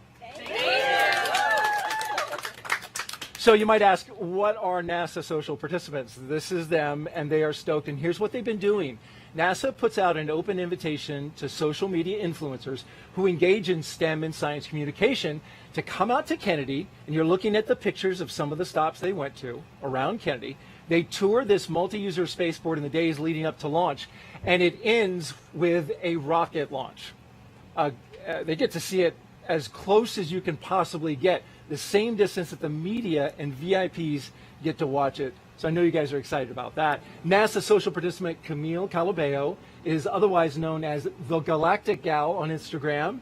And so you're here with all of your NASA participants, and I want to ask, first of all, how's it going so far? It has been absolutely amazing. So this is actually my first NASA social. I started my platform during COVID, so you know we haven't had NASA socials since then.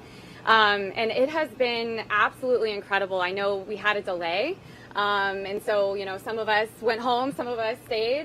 We got to come back. We got to see so many things, and I have gotten to meet so many wonderful people from all different walks of life. And you know, some of them are artists, some of them are foodies, some of them are space influencers. And so it's just been really phenomenal to be here and get to experience this with everyone. Absolutely. And each one of you represent a substantial audience that you're communicating with and sharing the science, which we appreciate so much. So we're so glad that you're here to do that. What's been the favorite part that you've done so far?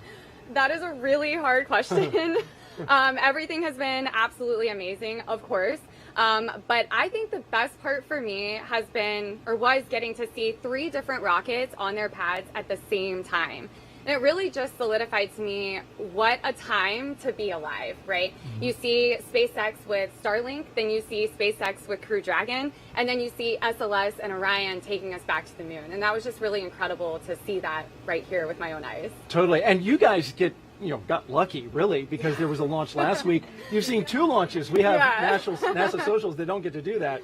So good on you for seeing that. What is one of the more challenging aspects, would you say, to communicating science in this day and age? Yeah, I think communicating science on social media is challenging for a couple different reasons. But I think one of them is that people just don't have long attention spans anymore, right?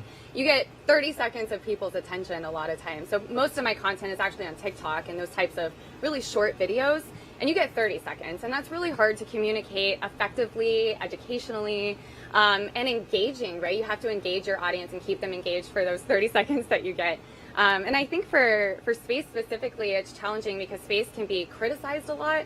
Especially from the general public that might not be otherwise connected to space. And so I think just really communicating why are we doing this and why it's really important to humanity and life on Earth. All right, well, the Galactic Gal, I want to give you an opportunity to ask a question of a NASA astronaut, Megan McArthur. Put me on the spot. Oh, you put me on the spot. What one question would you ask an astronaut? Okay, so this might be cliche, but I'm sure we have a lot of young people watching, and I would really love to hear from your perspective as a female astronaut. What is something that you would recommend to somebody, say, 5 years old? Well, I think what I recommend to kids of any age and any gender is to figure out what it is that you love to do. Be curious and try new things, right? Don't decide just one thing. At 5 years old, I'm going to do this one thing, right? Because there's so many other amazing experiences to have. So be curious, ask lots of questions, find that thing that you love to do, and then pursue it and get really good at it. I love that. Thank you.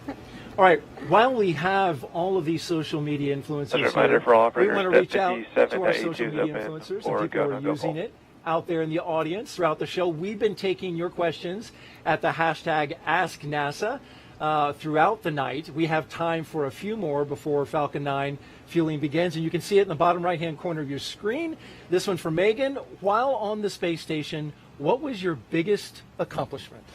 That's a tough one. I think for me, meeting the challenge of every single day, meeting the schedule every day and whatever that brought was really the challenge, because every single day was different. Some days were easier than others. Some days were really hard. Some days you really had to lean on your crewmates. Some days you really were helping out your crewmates. So it was that maintaining that even keel for the entire 200 days. And I'm calling it 200 days. I think was the biggest challenge. Yeah. Well, that's great. And so to imagine for me, like, what was the most funnest thing about space? Floating around? Oh, gosh. I mean, this woman was floating around in space. You know, it's the camaraderie, right? It's the silly times that you have with your crewmates, the ideas that you come up with. One day, Aki and I took our zero-G indicator, which was a baby penguin, and I taped it to a balloon that I had blown up and then released. And so then the balloon, of course, was slingshotting all over the inside of the U.S. lab with this tiny penguin, you know, with his flippers up and he's zooming around. So stuff like that when you have some downtime, you know, it's a little bit science experiment. It's a lot fun, and it's really great team building. So it's all of those things at once. And it's a lot of hard work as well, because the astronauts very are doing a tremendous amount of research there. We're going to talk more about that a little bit later in the show, dive into the ISS stuff that's going on right now and in the future. But for the moment, we want to thank our entire NASA social team for Crew 4 being here. Y'all are fantastic. Very good. Let's now check back in with Andy at SpaceX in California. Thanks, Daryl. It is T-minus 47 minutes and counting. The SpaceX launch teams are finishing final review of data from checkouts of Falcon 9 over the last hour. The launch director is about to poll the team for readiness, both to load propellant and to launch. And the exciting thing is this is the last poll before we lift off. The 7 SpaceX engineers indicate they are go by electronically voting on the online countdown procedure. The launch director also checks in with Dragon mission director and NASA launch manager to make sure that they are also ready. Earlier you saw the vehicle assembly building called the VAB.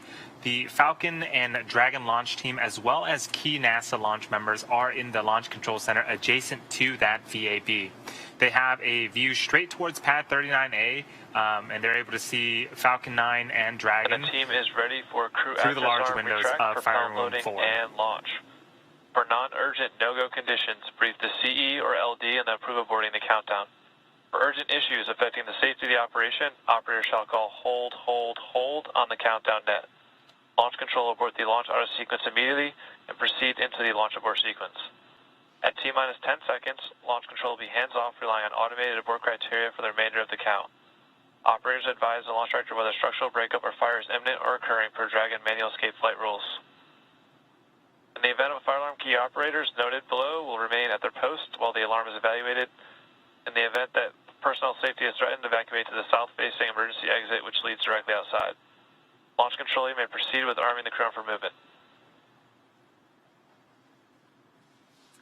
Awesome. So we heard at the very end of that we are proceeding with the crew arm movement. So that access arm that is adjacent to the vehicle, that's going to start to move to its launch position. Operators in Firing 4 and MCCX, the control will be in a lockdown state until launch escape system is disarmed.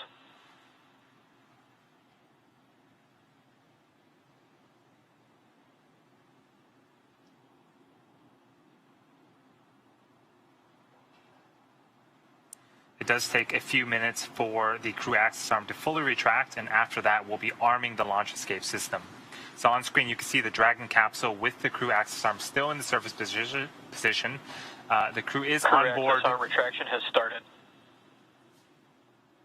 So great, we got an amazing shot of the crew access arm retracting away from the Dragon capsule.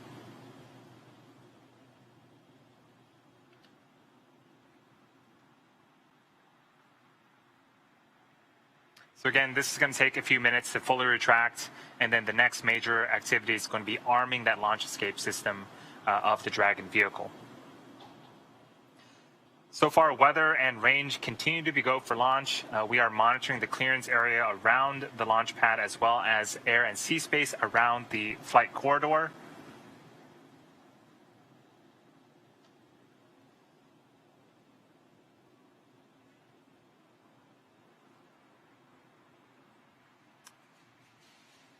Here at Kennedy Space Center, the conditions are predicted to be acceptable for liftoff just about 43 minutes from now. So with that, again, everything is going smoothly on today's countdown. So I'm going to send it back over to you, Daryl. How are things going? All right, thank you very much, Andy. And the countdown clock continuing at T-minus 43 minutes and counting. Want to recap a few things here for you. The closeout team. They have left the White Room and exited the blast danger area. They are no longer in the picture there that you see. Also, SpaceX teams have pulled go for the LES arm and prop load. That's the launch escape system. And SpaceX Dragon Freedom reports go for launch. And so here we are at T-minus 42 minutes and counting. We're standing by for the next major milestone. We saw the crew access arm retract, and that's one of the last major visual milestones that we'll see in preparation for liftoff. And then shortly thereafter, we'll hear crew access arm retraction is complete. And there is the call out that the crew access arm retraction is complete. And so now we're looking towards propellant load.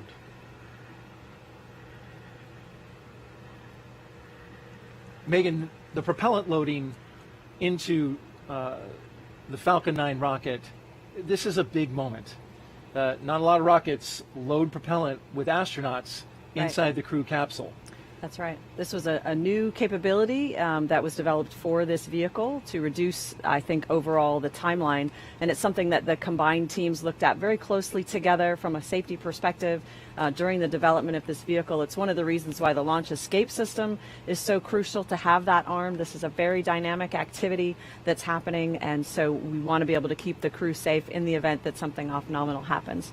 So that's that launch escape system being armed is coming up, and that's definitely something that I remember the Demo 2 crew telling us to expect, a loud noise associated with that pressurization of those lines. And so that is something that we were ready for and expected. How about that? You could hear the pressurizing of those Draco engines? Yeah, it was not quite instantaneous, but a short duration, very loud sound is what I recall of pressurizing of those Freedom lines. SpaceX for launch escape.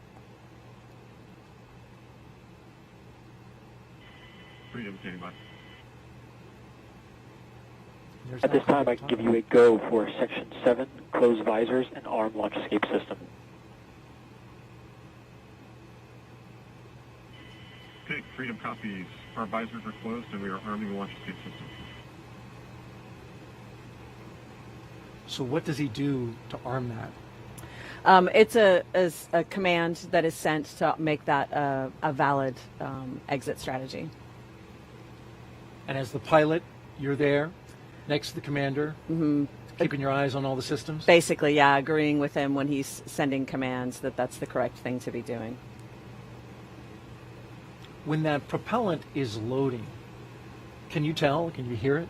So I thought a lot about that and kind of polled my crewmates and other people I know that have flown. Bob says that he recalls a gurgling sound. What I recall is more of like a whirring and clicking of the valves moving. So I think everybody's recollection is slightly different. And I had a similar experience on my shuttle flight. Dragon, SpaceX launch escape system is verified armed. All right.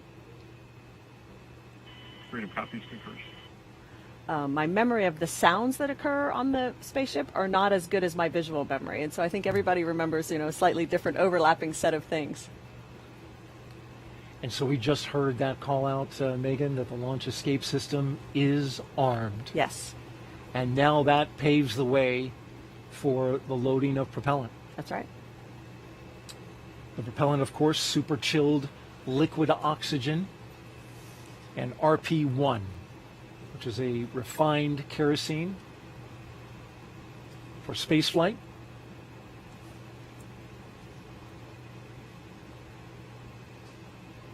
A look from high above, from the launch tower down onto the Crew Dragon spacecraft and rocket below. That booster getting ready to fly for the 4th time.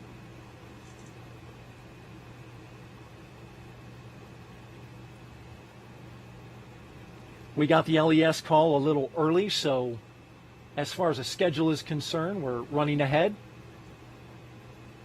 But we're in a good place because propellant load starts at T-minus 35 minutes.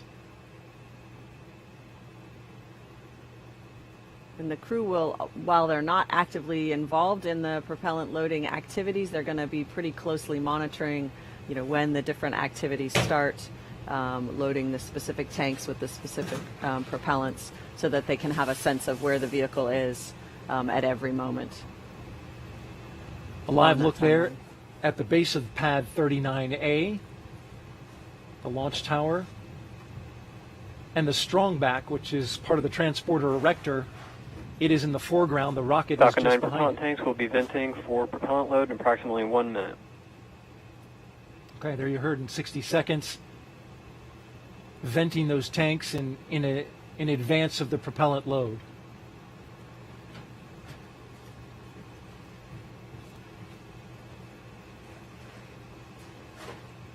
It's 3:15 a.m. Eastern Daylight Time here on the Florida Space Coast.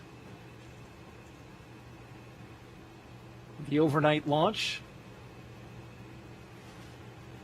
will light up the night sky here in Florida. The spacecraft at the very top, it's a new one. Crew Dragon Freedom, named by the crew. Although parts of it are being reused. The heat shield, the material from the heat shield, it's the first time they've used the composite heat shield structure, reused it on a Dragon, which is just another advancement in SpaceX's reuse capability. They're able to put flight loads on it to test it and qualify it. NASA has approved it, and it's ready to go, which is interesting because it's seen the saltwater environment, right? Right. But they found a way to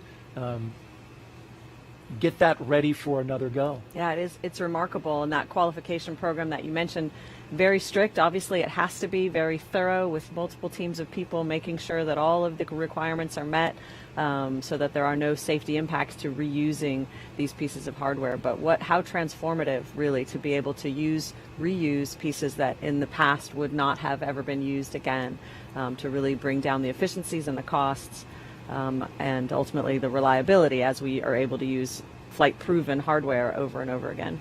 Absolutely. And now here we are just a few seconds away from propellant load.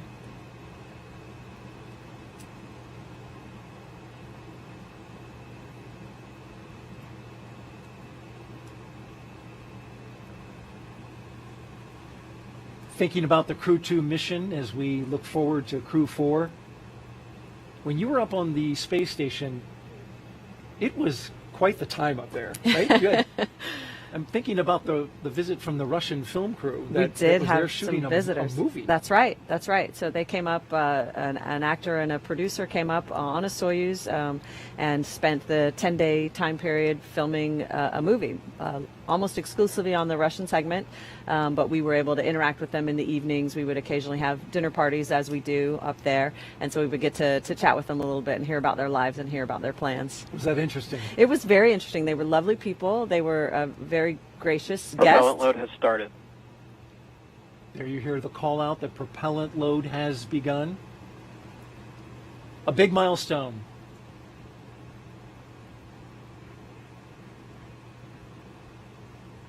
As we are sitting at T-minus 34 minutes and counting, but you were saying, Megan.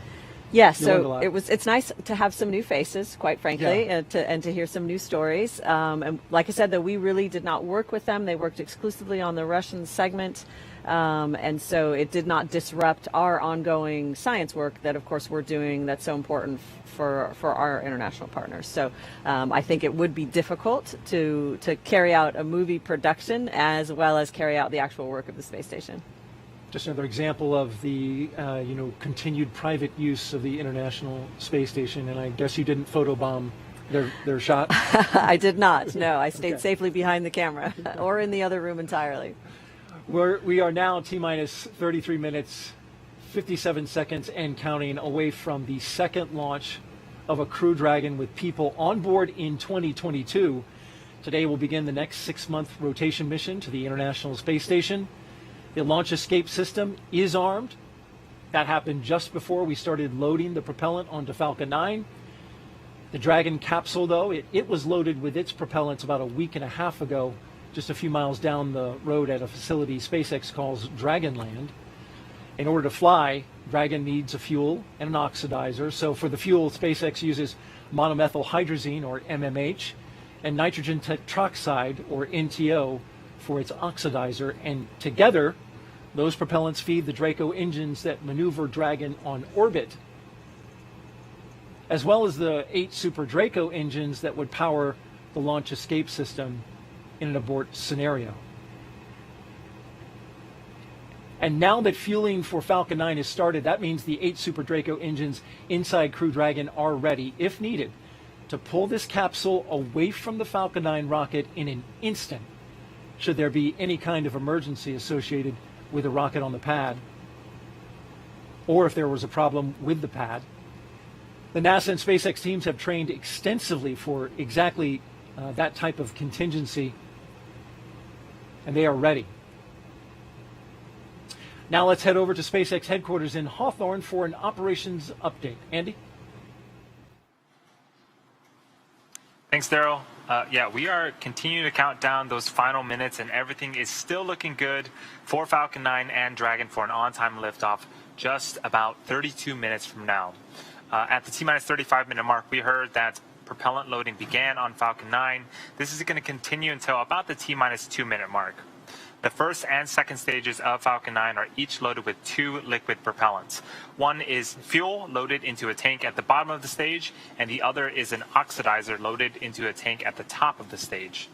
The fuel we use to power the Merlin engines is a refined kerosene referred to as RP1. The oxidizer loaded on each stage is a densified liquid oxygen. We also refer to that as LOX.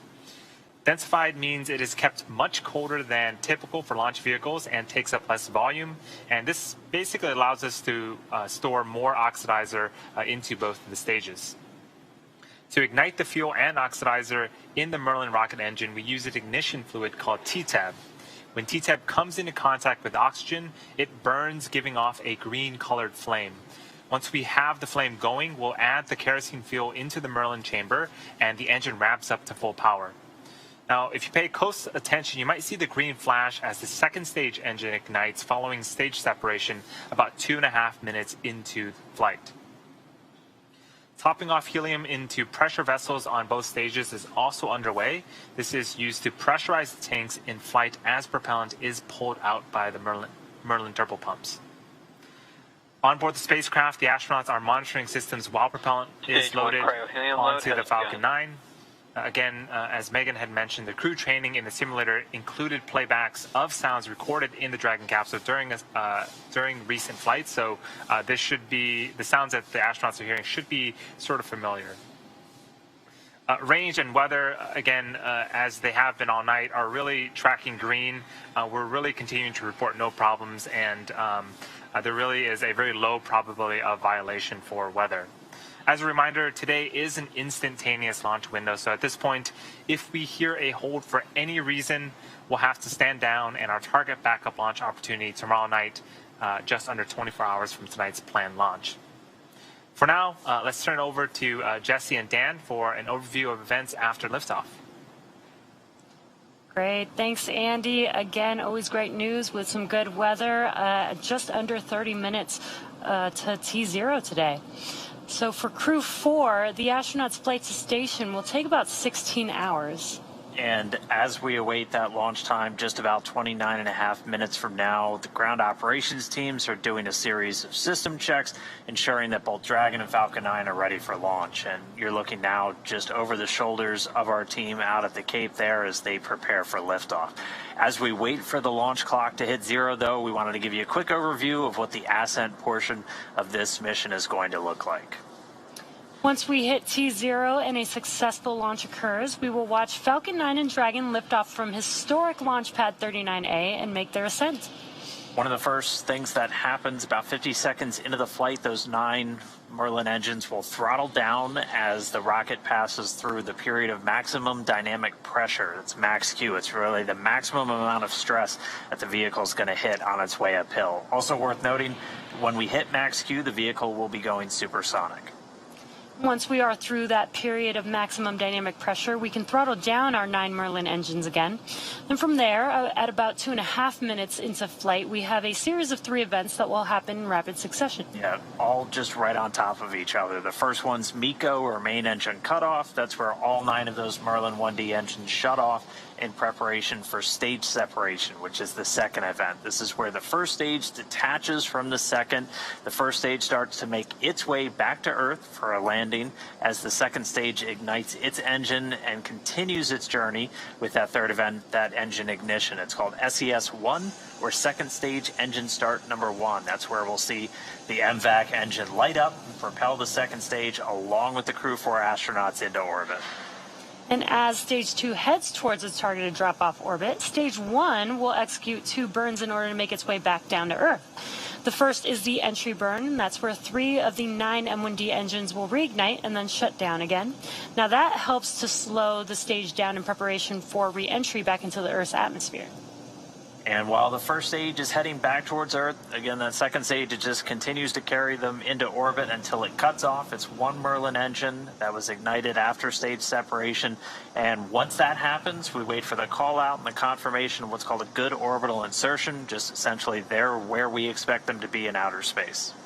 About 90 seconds after Dragon gets into orbit, Falcon 9 will land back on Earth. Now, the landing burn is just a single engine burn, and that's powerful enough to bring the vehicle speed down rapidly in order to touch down and land on our drone ship about 9.5 minutes into the mission. And while Falcon 9's first stage is landing, Dragon is just getting ready to separate from the second stage of the Falcon 9 rocket. It takes about 3 minutes after we get on orbit, and we just wait for the vehicle to cancel out any rates, essentially make sure everything's nice and stable before the two spacecraft separate. We should get a great view from the second stage of Dragon's trunk as it flies free.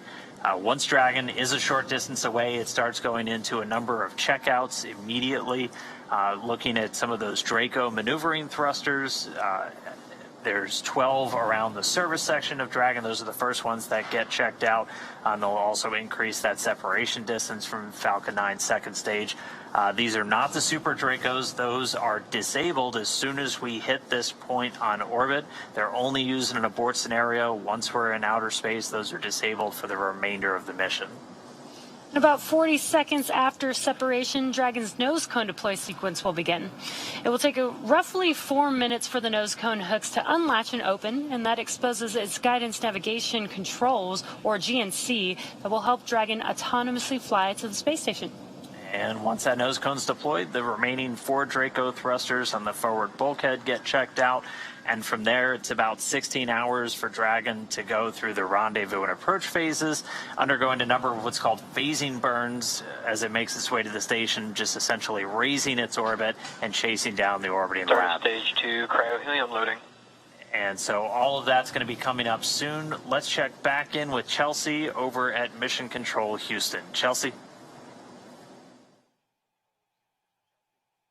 Hey, thanks, Dan. Flight controllers here in Mission Control are laser focused on the onboard systems of the space station, making sure it's ready to receive the Dragon vehicle later tonight. They'll also be making sure that all communication links between the station, Dragon, and the ground are working properly. The consensus is that everything is proceeding nominally. Teams here in Mission Control Houston, the team in Hawthorne, and the astronauts aboard the space station will monitor the autonomous docking of the Dragon spacecraft tonight. They'll perform a series of leak checks, then work to open the hatches both on the Dragon side and inside the station's pressurized mating adapter. We expect hatch opening to take place about an hour and a half after docking. Once on board, the astronauts will be greeted by Space Station Commander Tom Marshburn, and the whole space station crew will join in for welcoming remarks to the new crew members. From there on out, they will no longer be referred to as Crew 4, as we're calling them today, but rather flight engineers of the International Space Station. Here in Mission Control, Flight Director Anthony Varia is on console overseeing the team for launch, and Adi Boulos will be on console for docking.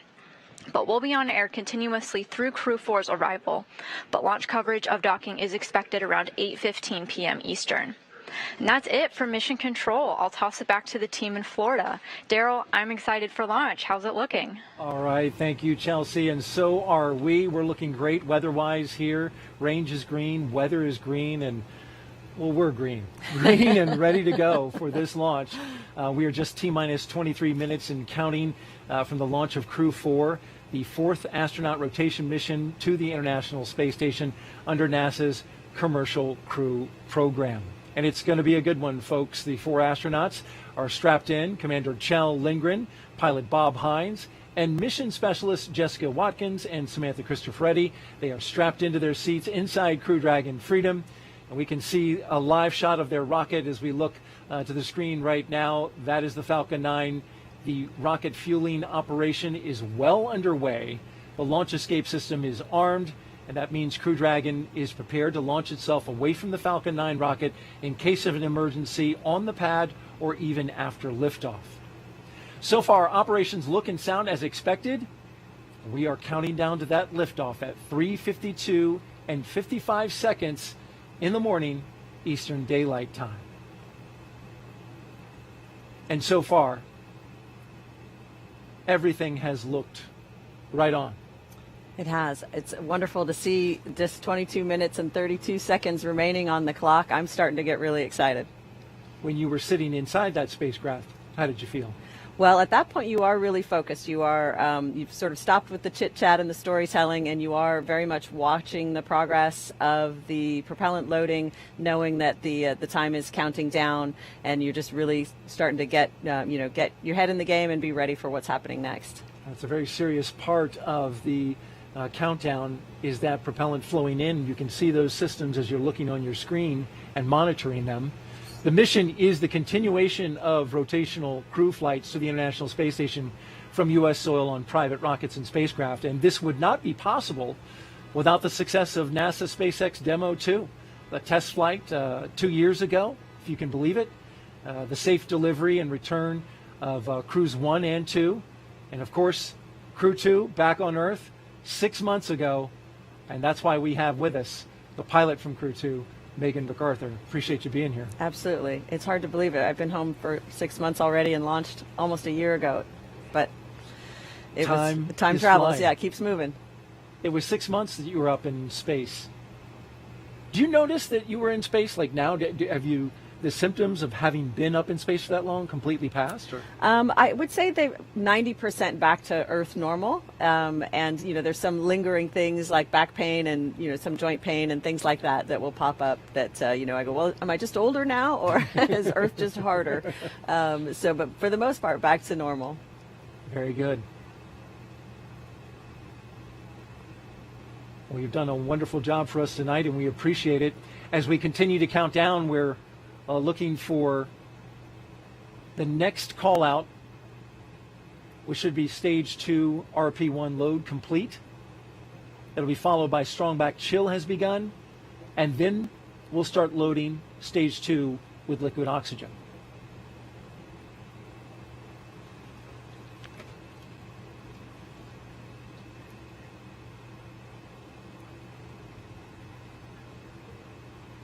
Stage 2 RP1 load is complete.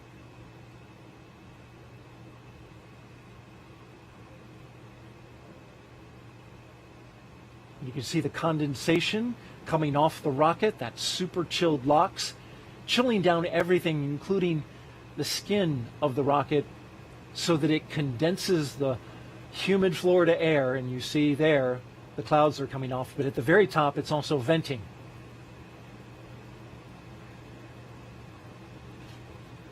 T-minus 19 minutes, 40 seconds and counting.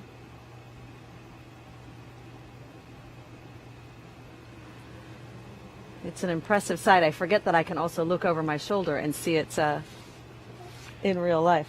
In fact, you just did that. We can't see you on camera, but Megan turned and wanted to see that it was the same thing she's looking at on screen, and indeed it is. We are bringing you live pictures of the launch of Crew 4 from the Kennedy Space Center in Florida.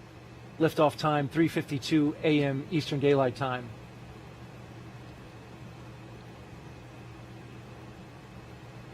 If you're just joining us, we want to tell you a little bit about the crew on board. Dr. Kjell Lindgren is the commander. He was born in Taipei, Taiwan, but spent most of his childhood overseas in England. He is married with 3 children. He was an instructor and jump master with the U.S. Air Force Academy, and he also has a doctorate in medicine. He served as a NASA flight surgeon and then as an astronaut aboard Soyuz, where he spent 141 days in space during Expedition 44 and 45. And as I mentioned, today he is the commander of Crew Dragon. Sitting next to him is his pilot, Bob Hines, who was born in Fayetteville, North Carolina. There he is. He's married with 3 daughters. He has a Master of Science degree in aerospace engineering and served 21 years in the U.S. Air Force as a test pilot and as a fighter pilot in the F-15E. He came to NASA as a research pilot, but today he's the Crew 4 pilot for Crew Dragon Freedom. A fine commander and pilot. You understand the role of pilot very well. You served it in Crew 2. That's right. The pilot's role is largely to help the commander keep track of what's going on with the systems, any off-nominal conditions, while the pilot is monitoring where the vehicle is and where it's going. So you work very closely together.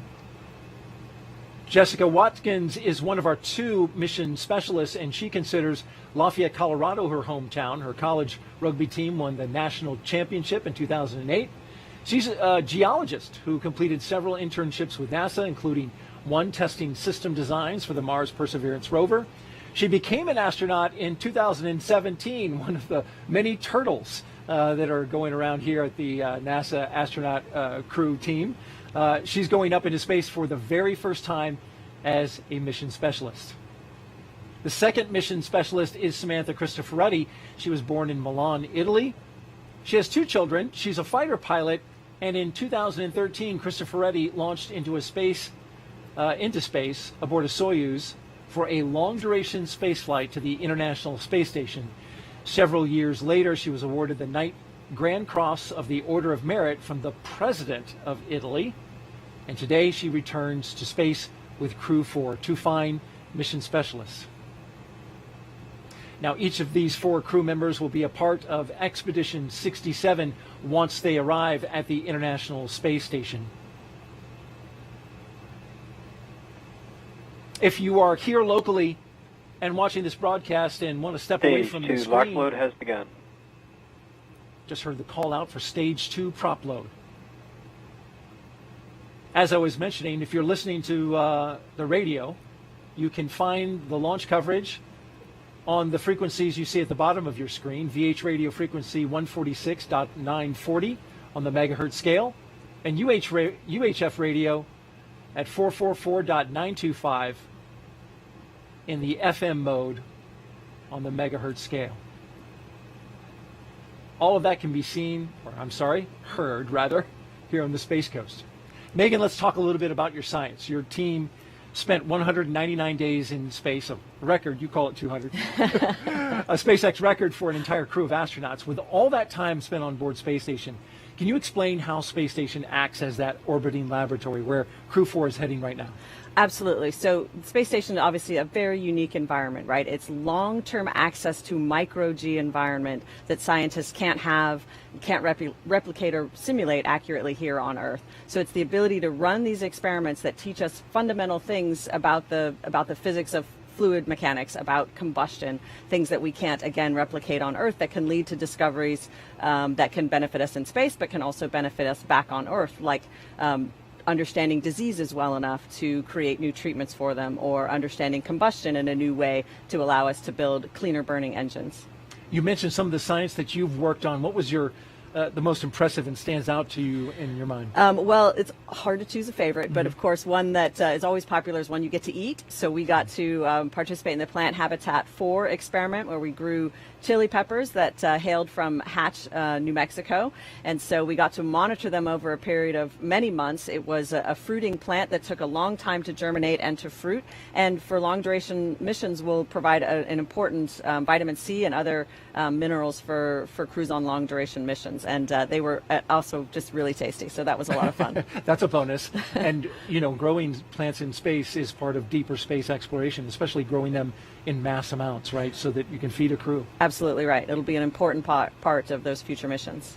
Crew 4 will fly aboard a brand new Dragon capsule, by the way, that the astronauts named Freedom. But the booster has flown 3 previous times, and there you can see it there with the sooty-covered NASA meatball right above them. That's Crew 4 below, standing next to their booster. This flight will be the 4th for that booster, which is a first for NASA and ESA astronauts.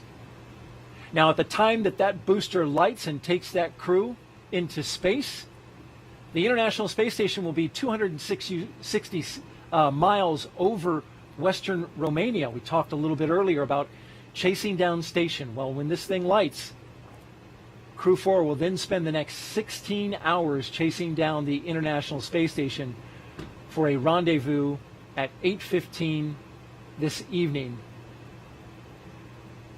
And there's a special guest there. That is an Apollo astronaut, Harrison Schmitt. He is a moonwalker, you may recall.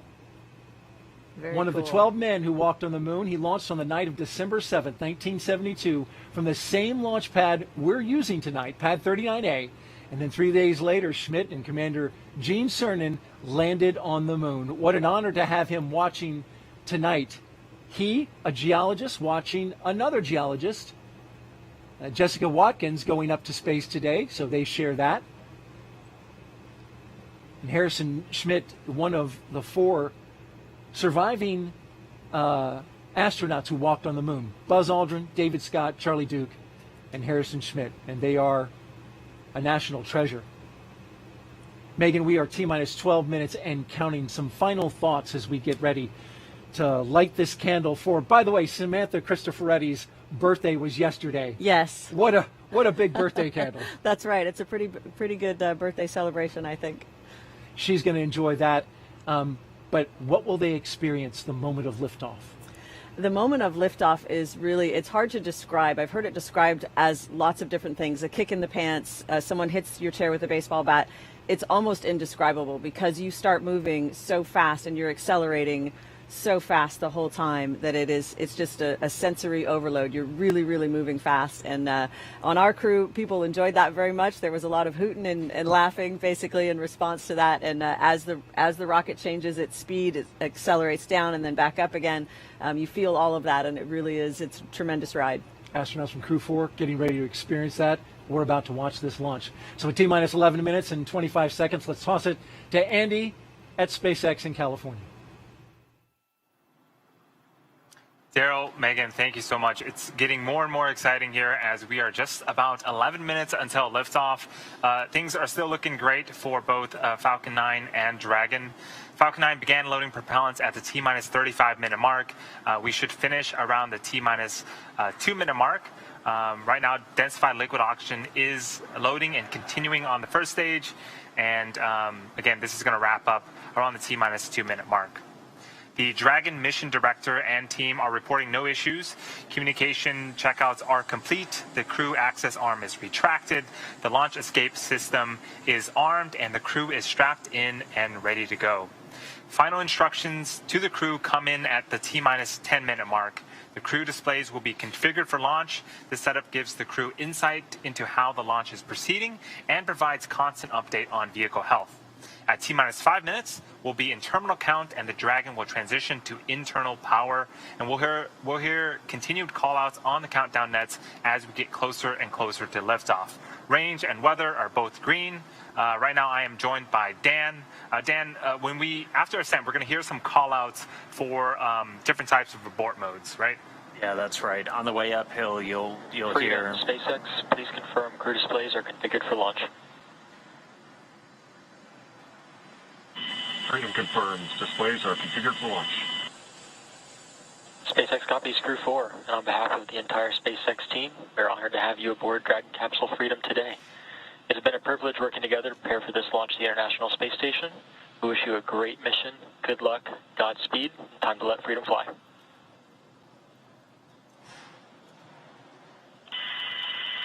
Copy, SpaceX. We'd like to take this opportunity to extend our thanks to our NASA, SpaceX, international partner teams, and most of all our families for getting us to the threshold of this amazing opportunity to launch to the International Space Station with Kennedy Space Center. A heartfelt thank you to every one of you that made this possible. Now let's let Falcon roar and freedom ring. Okay, so crew displays are configured. The crew just reported they're good to go. They're ready to launch. Saw a couple of fist bumps there. But yeah, as you mentioned, we'll hear a couple of different call-outs on the way uphill, a combination letter and a number. You'll hear 1A right at liftoff, and these just correspond to the different abort modes. There's 2 for the first stage, and then A through E for the second stage. And these are telling the crew essentially which direction Dragon's going to be pointing when it performs a burn of those Super Draco engines. Also gives you an idea of where they're likely to come down if we have an abort on the way uphill. But you'll hear those throughout the flight uphill. You'll also hear a number of call-outs from some of the key positions on the Falcon 9 team, the guidance, navigation, and control officer, and also the prop lead. And we're going to be looking to hear trajectory nominal, propulsion nominal, just as we make that flight uphill. It's going to be about a 9-minute trip from ground to orbit. And right now we're just 8 minutes away. And we've got a couple more events coming up starting at right around 7 minutes. Right, Andy?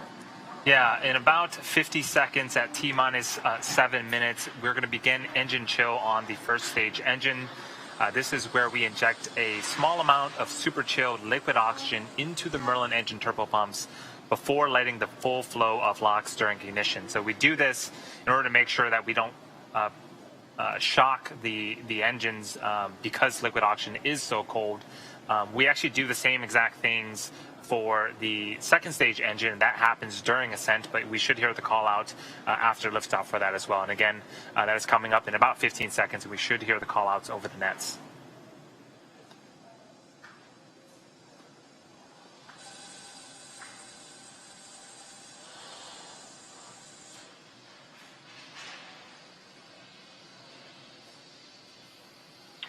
Stage 1 engine chill has started. And that was the call out. So again, a small amount of super chilled liquid oxygen being flowed into the Merlin engine turbopumps. There was 9 Merlin engines on the bottom of the first stage. All right, now we've got a couple more events coming up. Right at about T-minus 6 minutes, so in 40 seconds from now, our next prop load milestone will be complete. We'll have all of the RP1, the fuel for stage 1, fully on board. It's at about 99% right now, so we should hear that any moment. After that, we'll hear a number of call-outs related to the Dragon flight computer. They'll get ready to configure for terminal count and then move on to internal power. RP1 load is complete. And then we hear the RP1 load is complete, so we got that a little early. So all of the RP1, the refined kerosene, is on board the Falcon 9, both the first stage just completing. We already heard that the second stage completed a short time ago. Coming up, we're going to hear the call out for Dragon to transition to configure for terminal count and then transition over to internal power. And then we'll hear the propellant tanks on Falcon 9 getting ready to pressurize, adding some additional rigidity and structural support as we get ready for the strong back to retract. It'll move just a couple of degrees at first, and then we'll see it swing open completely at the moment of liftoff. And that strong back providing access to Falcon 9. It's also providing all of the fueling lines and umbilicals for both prop load and all of the different gases being loaded on board the vehicle. So those are coming up. We're going to continue to check through a couple more fueling milestones as well. The final one we're going to hear is at just 2 minutes before flight when we get the liquid oxygen finished on board that second stage. Dragon is in configure for terminal count. Falcon 9 tanks are pressurizing for strong back retract. So that call out that we just heard, Falcon 9 is beginning to pressurize for the strong back retract. So if you look closely on the left-hand side of your screen, or excuse me, the left-hand side of the vehicle, there is a large truss structure. That is the strong back. We have some clamp arms just at the bottom of Dragon. In about... Retract sequence has started. Stand by for alarm. Well, right now, those clamp arms are beginning to open up. You can see them right behind all of the white clouds around the vehicle. Once that is fully open, then the strong back structure will retract away to its pre-launch position about 2 degrees away from the vehicle. And as we get closer to D0, it will continue to recline back to make room for Falcon 9 and Dragon to lift off and clear the launch pad. And so here's a great shot of those clamp arms at the bottom of the screen, opening wide open. And we should see that structure to the right of Falcon 9 and Dragon begin to recline away from the vehicles.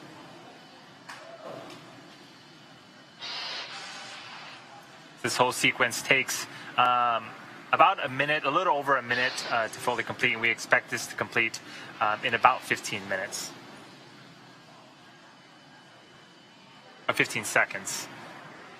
So you can see on screen that strong back is beginning to recline away from Dragon and Falcon 9.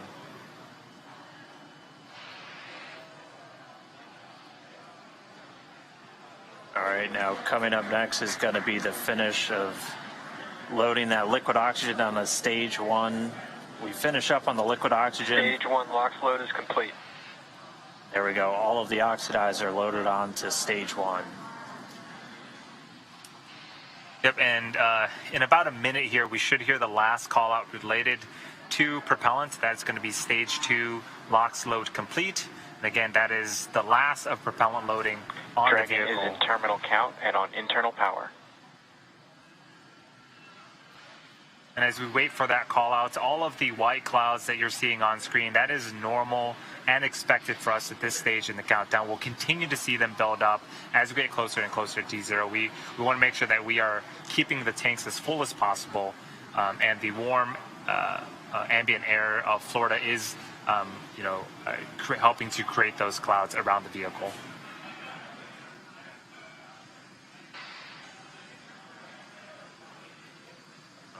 Coming up on 2 minutes until liftoff, standing by for stage 2 LOX load being completed.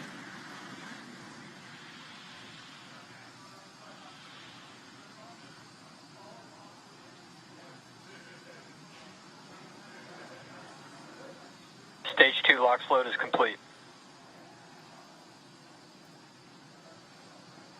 Dragon is in auto idle. All right, Dragon's flight computer and auto idle. Next, it'll flip over to countdown. Expect loud venting. Gas closeout has started, so we're now isolating all of the feed lines for the different gas systems from the Falcon 9 rocket. They're going to then get vented. You can hear that venting start. They're going to get vented overboard through umbilicals and through the strong vac itself. Coming up at T-minus 1 minute, we're going to hear Dragon is in countdown. Its flight computer will switch to countdown mode. We'll also hear that the flight termination system on Falcon 9 is armed. Falcon 9 will move into startup and take over control. FTS is armed. Falcon 9 is in startup and is now controlling. Dragon is in countdown. Dragon's flight computer in countdown. The FTS, that flight termination system on. Freedom, SpaceX, go for Crew 4 launch. Freedom is go for launch. SpaceX reports go. Crew reports T-minus go. 30 seconds. You heard it there. 30 seconds away from liftoff. T-minus 20. T-minus 15 seconds.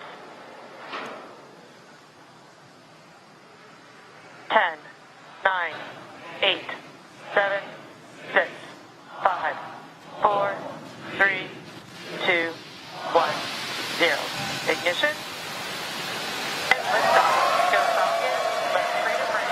Godspeed, Crew 4.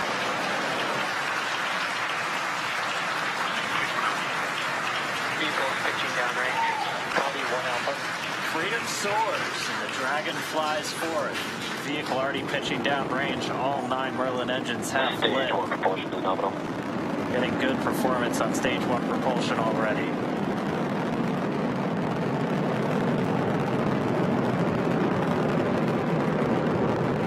We are T plus 35 seconds into the 4th rotational crew mission on board Dragon and the Falcon 9. The 9 Merlin 1D engines on the first stage are beginning to throttle down. Throttle down. In preparation for max Q. This is where the vehicle will experience the highest amount of aerodynamic pressures, so we'll throttle down the engines in preparation for that event. Vehicle is supersonic.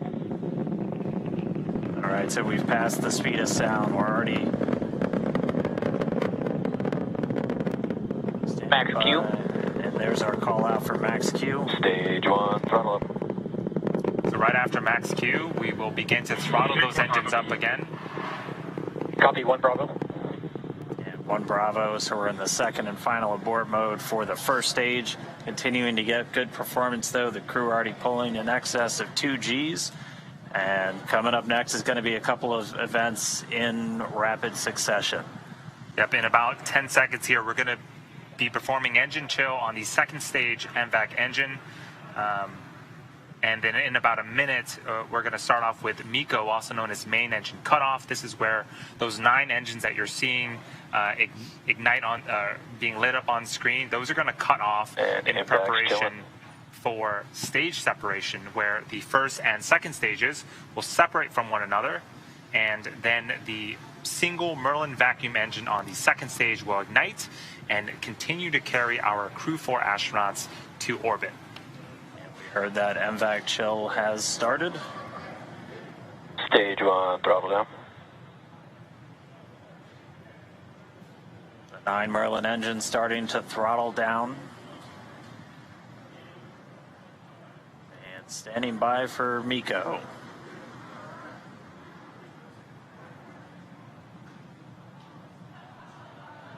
And MECO. Stage separation confirmed.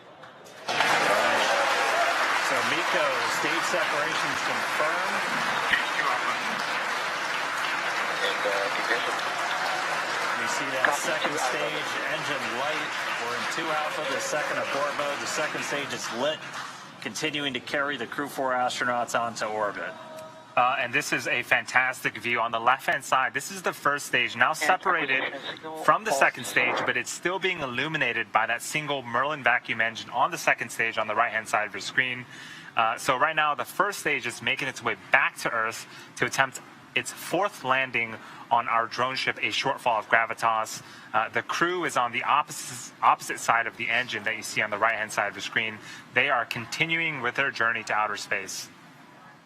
Seeing good performance on that lone Merlin vacuum engine on the second stage. The cruise G-load dips right when we hit that separation event, and it's going to continue to build up now. Shared acquisition of signal Bermuda. That means we're Dragon, now... SpaceX, nominal trajectory. Freedom copies, nominal trajectory. That was our guidance, navigation, and control officer. Nominal trajectory. Dragon's pointed in the right direction, continuing its flight to orbit. We heard Bermuda called out. That's one of the ground stations now receiving telemetry from the Dragon as it continues its path uphill. So we'll have the dueling boxes here for a while as the first stage makes its way down. That second stage going to continue firing until about a little over 8 minutes into the flight. Doing the heavy lifting now. The first stage has a couple of events itself in order to land on our drone ship. So at T plus 7 minutes and 25 seconds, it's going to start its entry burn. It's going to be one of 2 burns. This is where 3 of the 9 Merlin Dragon, engines SpaceX, nominal trajectory. on the first stage will relight and burn for about 30 seconds in order to slow the vehicle down before hitting the denser parts of the Earth's atmosphere. Acquisition of signal, New Hampshire. All right, now on the New Hampshire ground station, another call out there from our guidance, navigation, and control officer, nominal trajectory. Second stage continues to power. Call out just then, propulsion is nominal, the engine performing as expected. Crew pulling a little more than 1.25 Gs right now. Again, that's going to continue to ramp up, peaking just before we get to that second stage cutoff. Yep, this single engine here, Dan, can produce over 220,000 pounds of thrust in the vacuum of space, so they are definitely feeling it. And we're already about 200 kilometers in altitude. Dragon, SpaceX, nominal trajectory. Freedom copies, nominal trajectory. Great call out that we are headed in the direction that we need to, and we just heard from Chell, the commander. And we should get one more of those trajectory check-ins in about 30 seconds from now, and then we'll start to hit our events in rapid succession as the first stage continues to make its way back home. The second stage will start to wrap up its job of delivering these astronauts into orbit.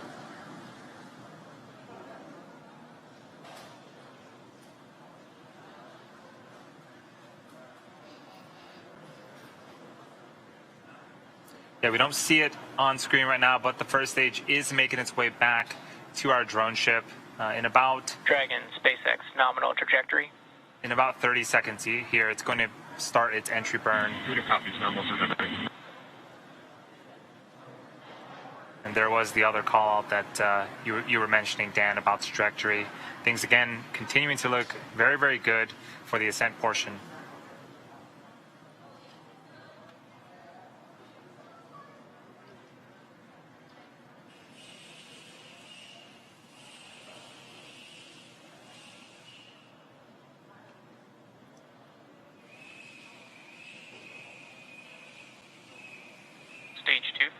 navigation system. So for those just joining us, we are just under 8 minutes into flight.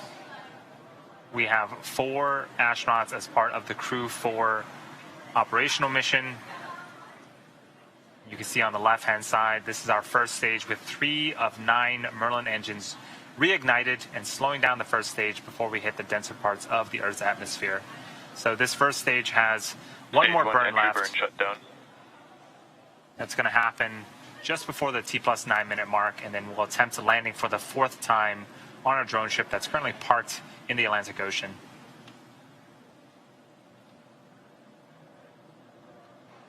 So as that entry burn completes, Terminal guidance.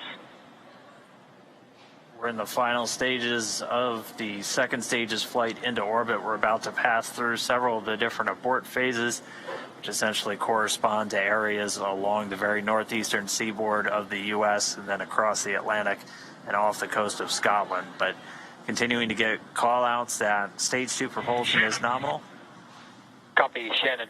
And the call-out of Shannon, Ireland, that's Stage 1 transonic. indicative of our final abort zone. And after this second stage engine shuts off its engine, we are going to be listening for the confirmation of a good orbit, which tells us that the crew and Dragon are where they need to be in Stage orbit. 1 landing burn. Dragon, SpaceX, nominal orbit insertion. And that was the call out that we wanted on the second stage. Here's a fantastic view. We're glad to be in orbit. Of the Dragon, first stage. SpaceX launch escape system is disarmed. Fantastic view of the first stage.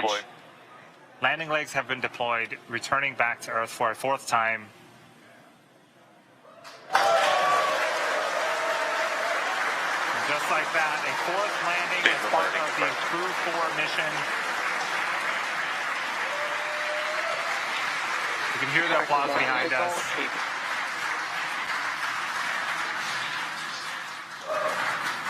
But prior to this, acquisition signal, Newfoundland.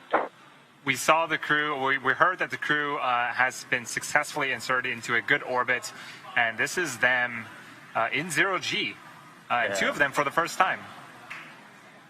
And getting a look, it looks like we might have a couple of 0G indicators. I see a turtle in Bob Hines' hands. That is the nickname for the astronaut class from 2017, of which he and Jessica Watkins were a part. I believe we've got a monkey floating over by Samantha Cristoforetti. But first view of Crew 4 on orbit, experiencing microgravity. They're still attached to that second stage, which at this point is going to continue to coast for a couple of minutes. It's got small reaction control thrusters on the upper part of the second stage that can be used to cancel out rates, essentially making sure that they're on a stable coast before we get to that separation event, after which we'll see Dragon Freedom flying free for the first time. We've got, a couple of stowaways. The Turtle class really does seem to be taken over now with a Turtle 0G indicator. All right, we should be just about a minute away from that separation, after which a number of activation checkouts occur automatically. First, checking out 12 of those Draco maneuvering thrusters all around the service section of the Dragon capsule. We'll also start to get ready for the nose cone opening, which it stays closed for the flight uphill to help protect all of those guidance, navigation, and control sensors. It's also covering 4 of the Draco thrusters that we're going to be using for providing the majority of the thrust, the push for these different phasing burns as Dragon chases down the space station. But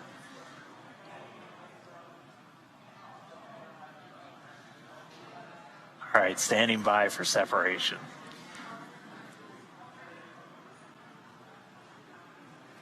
So typically we'll get a shot from the second stage looking at the unpressurized service section of the Dragon.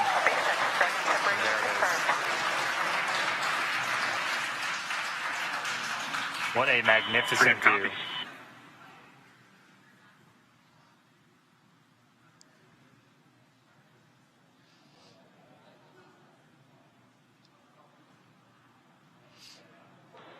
And looking like a good separation, good rates. Wallops and Dragon Freedom flying free for the very first time. So again, now those Draco checkouts are starting.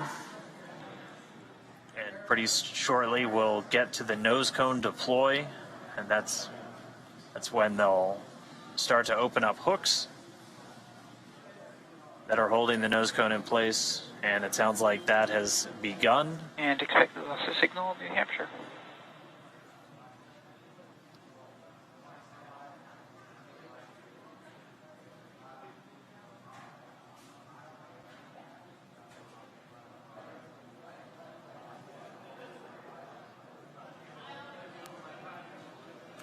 So though the crew, as we see them here inside Dragon, they have separated from the second stage, but they still have about a 16-hour journey before making it to the International Space Station and docking tomorrow, or today, later on today. But it is so great to see them flying free in space. And we did get confirmation that that nose cone deploy sequence has started. So again, those 6 hooks that hold the nose cone in place during the launch and ascent portions have to retract, and then the nose cone will be able to start to swing open and deploy, and that will uncover a number of critical systems for Dragon's flight up to the space station, not the least of which Freedom, LD, I hope you enjoyed your ride. It's been an honor flying with you, Chell, Farmer, Samantha, Jessica. Have a safe journey to the space station. Say hi to Crew 3 for us, and we'll look forward to seeing you when you get home. Indeed, the dream is alive. Have some words from our CE. Dragon, CE, privilege having you fly with us. Good mission. We'll see you later.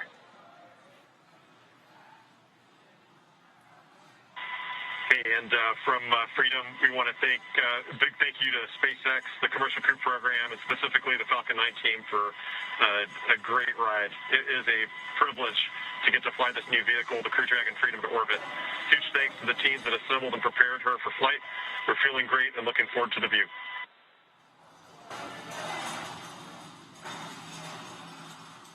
All right, so some congratulatory words from the launch director and the chief. Chief engineer up to the crew on board Freedom. Chell radioing down their thanks for the smooth ride to orbit.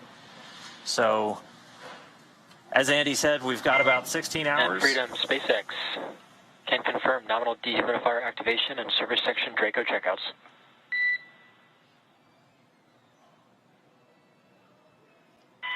Okay, Freedom copies. Equals activation complete. We're going to go visors up. And that call from the Corps here in Hawthorne. Corps copies, here we go. Indicating that we had good checkouts of those 12 Draco thrusters around the service section. There's 4 to go after we get the nose cone open and the ECLIS, the environmental control and life support system, activated and running inside Dragon. Crew will be able to get their visors open and pretty soon get out of their suits and settle in for a 16-hour ride to the space station. So, with Crew 4 now successfully on orbit, let's head over to our counterparts at the Kennedy Space Center. It looked great on TV. I'm sure it was even better in person. Daryl, Megan, how are things over there on the ground? Well, thank you very much, Dan, and you're absolutely right. It was phenomenal here at the Kennedy Space Center watching the launch of Crew 4. Wow, Megan MacArthur, NASA astronaut, pilot for Crew 2. And she's been on the space shuttle. You got to watch that launch, and I saw you taking it in. It was spectacular. It really was wonderful to see a launch up close again, a night launch, which has been a while since I've seen one in person. Just spectacular. It never gets old. I think if it gets old, you're probably in the wrong business. Absolutely. It was so loud, so powerful. The roar of the engines when it lifted off, it seemed louder than usual, but that just might be because of the atmospherics. And then that light off the water, what a beautiful sight. Not only were we watching, but also crew on station tuned in to the NASA TV broadcast, watching them lift off as they await for them to arrive tonight at 8:15. That's right. I know they're excited for lots of reasons. One, they're going to get to see their friends, and they're going to get to come home themselves, so they're looking forward to it. All right. Well, Megan, thank you for your thoughts on that. And We also have a very special guest who watched the launch with us here at the Kennedy Space Center. Let's get over to Megan Cruz, who is with one of the astronauts who walked on the moon almost 50 years ago. Megan? Yeah, I am really honored to be standing next to Apollo astronaut Harrison Schmitt. I really cannot believe I'm standing next to you. It really is an honor. Oh, it's my pleasure. I'm happy I'm here. Oh, well, we're so thrilled to have you here. And actually, we're going to pull up some old photos of you. Why don't we take a trip down memory lane? Hey, why not? So for those who don't know, Harrison was the last person to step on the moon with Apollo 17 in 1972. What picture are we looking at right here? Well, this is the crew, Ron Evans, Gene Cernan, myself. This is sort of the publicity shot with the lunar rover. We were the third mission to have a lunar rover that we drove around on the surface of the moon. We actually landed in a valley deeper than the Grand Canyon. Yeah. And the rover enabled us to visit both sides of the valley and really just had not only a great time, but tremendous scientific return. How does it feel to look back on these pictures? There's you on the moon there. To look back on these pictures and to be standing here 50 years later and you just watched Crew 4 launch. Well, of course, I'm happy to be standing here 50 years later. Good point. And the launch of the Falcon 9 and the Dragon to the International Space Station was spectacular. You know, those of us that rode a Saturn V into space, you know, are a little bit jaded about the smaller rockets, but still, it really was something. And on board was a geologist, yes. Jessica Watkins. Yes, you got your special invite today from Jessica. I mean, what do you think about that? That's great. Jessica and I have worked a little bit in Houston with the lunar samples and the like during the Apollo 11 celebration, 50th anniversary celebration, and she was very kind enough to invite me and my wife here, my wife Teresa Fitzgibbon, and we sort of consider ourselves the Jessica team. Oh, that's so sweet. Just what do you think about the fact that there is a geologist on board, the importance of having a geologist for this mission? Well, for me, I did not have a chance to gain the kind of operational experience that Jessica is getting. I gained my operational experience from learning to fly T-38s and helicopters, and then a lot of simulator time. She's gaining it in space, and that's very important. Yeah. And you know, I hope it'll stand us in good stead for being part of one of the Artemis crews that goes to the moon. Yeah, absolutely. Artemis, let's talk about that. That's going to return us to the moon. Isn't that crazy? It's crazy. It's been a long time. There have been several attempts to get us back there. The two Bush presidents both tried to get something going, and it didn't materialize, but maybe Artemis is the third time's a charm. Yeah. And we're looking forward to it, believe me. Do you think we're ready to go back to the moon? We need to go back to the moon? Oh, I think we've been ready for a long time. The technology is there. The big difference is NASA had to develop the technology for Apollo, advance old technologies as well as new technologies. The thing that's changed is the commercial sector has taken the NASA technologies and moved forward, and now NASA has to integrate that into a new lunar program such as Artemis. And you saw that tonight with the Falcon 9 launch. That was developed by the SpaceX Corporation, and it's turned out to be an extraordinarily reliable vehicle for launches in general, and in particular now the fourth launch to the International Space Station. Yeah. Well, like you said, I'm glad that you're here, and I'm glad that you will that you witness Crew 4, and then also that you'll see Artemis launch soon. So thank you so much for being here. Well, thank you for inviting me. It's great, and my best to everyone in NASA, and keep doing great work. Perfect. Thank you so much. Back to you guys. All right. Thank you, Megan, and thank you to Moonwalker Harrison Schmitt. Boy, for astronaut Jessica Watkins to have a moonwalker on your team is a pretty nice thing. That's pretty great, yeah. It's fantastic. Well, we're joined now by Josef Aschbacher, Director General of the European Space Agency, who just watched his first crew launch just a few moments ago. Josef, thanks for being here, and what'd you think? Oh, thank you, Daryl. It's just a fascinating moment. This is my first crew launch. I've been Director General only since 1 year, so this is really a good experience. I have to say this is phenomenal. But let me also say a word of thank you to NASA. NASA is an enormously good partner to us, the European Space Agency. It's really a pleasure working with NASA. We have very good relationships, a very strong partnership. But also thank you to SpaceX for delivering our astronaut, Samantha Cristoforetti, up into the space station, and this is a very important moment. But for us also at the European Space Agency, we are building up a strong human exploration program, and Samantha is the third astronaut now in a row, following Thomas Pesquet, Matthias Maurer, who is in space right now, and now joined by Samantha. So a year and a half of presence of ESA astronauts in the space station is the longest time ever, and therefore for us this is really a very important moment, and I'm very excited personally, but thrilled to see what's coming. Samantha will have a lot of work to do, a lot of experiments.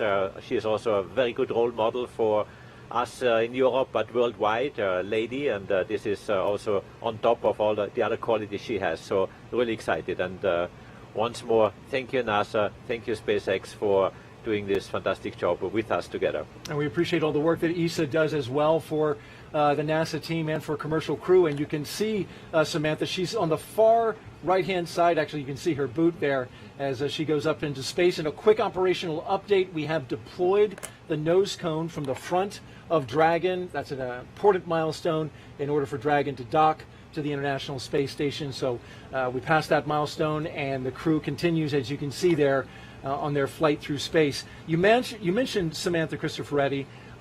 She was speaking the other day in a press conference. Not sure if she's going to get to do an EVA. It's possible. But one of the exciting technologies that you have up there right now is the European arm that's on board. This will be over on the Russian segment, but I'm fascinated by this arm, which like has hands on two ends and like crawls around on the station. It's pretty neat. It's pretty neat, yeah. In fact, we launched it last year, and it's really neat. It has, you can really move it any way you want, and this is it has to be commissioned. This ERA, it's called, and it is on the program of Samantha's tasks among many to support the commissioning of this ERA, and this is something that is quite a unique piece of hardware. Talking of Samantha. It's probably not everyone knows, but yesterday was her birthday. Yes, and today she flies up on space, so it's a nice birthday gift to her to get into a rocket and up to the space station. So, happy birthday, Samantha. It's a big birthday candle. That's right. We lit a big birthday That's right. candle for Samantha. What is happening next for ESA? You mentioned today that budgets are on the top of everybody's mind. You've got the member states that are going to be seeking to fund. You're going to be looking for funding from them. What's next for you, the next big thing for ESA? I mean, I'm being here now at Kennedy Space Center. This is actually not my day job. My day job is talking to politicians, to my member states, and really put the program together for the next 3 years. And we're having a very ambitious program we are putting together. Certainly, exploration is a priority. We yesterday had a very nice, very constructive meeting with the administrator of NASA, Bill Nelson, and his team. We have many projects in the pipeline where we are working together already, and we want to intensify and come with more activities. Let me, of course, mention the space station, where we continue the operational supply of our activities, our hardware partners, which are then in exchange giving us flights of astronauts. So this is nominally proceeding, despite all the discussions you sometimes hear in the news. Then, of course, on Mars sample return, we are preparing together with NASA our contribution to Mars sample return. We are also planning missions to the moon. We have a large lander which we are preparing in Europe, which would be, again, a part of contribution to NASA, again, in exchange for NASA flights. This will be a huge one. It will be a truck, actually, going up to the moon, capable of launching or transporting about 1.5 tons of mass to the moon, which of course is necessary to build up bases and the various infrastructure which will be required. And we have many other activities where we work very nicely and very closely with NASA. I should mention also ExoMars. ExoMars was a mission we did prepare together with Russia until very recently, and through the invasion we cannot continue there, obviously. The rover called Rosalind Franklin rover is ready for launch. We would have shipped it to Baikonur, but of course now I had to stop, I had to suspend this cooperation, and now I have to find new ways of bringing this really incredibly fascinating rover onto the Mars surface. So I'm working now with my member states, obviously, but we're doing industrial studies, and again NASA has reached out to us, supporting us with expertise on how we could bring this rover now to the Mars surface, and replacing obviously those components that have been Russian with European ones, or possibly with some help of the US. So we have yet to see that, and decisions are being prepared right now. We have decisions on that in the July timeframe. But our big moment of ESA is in November, when we come with a big package of next space programs to our member states to fund our activities for the next 3 years. Well, good luck with that. Good luck with continuing to work to ExoMars. That was a bit of a blow.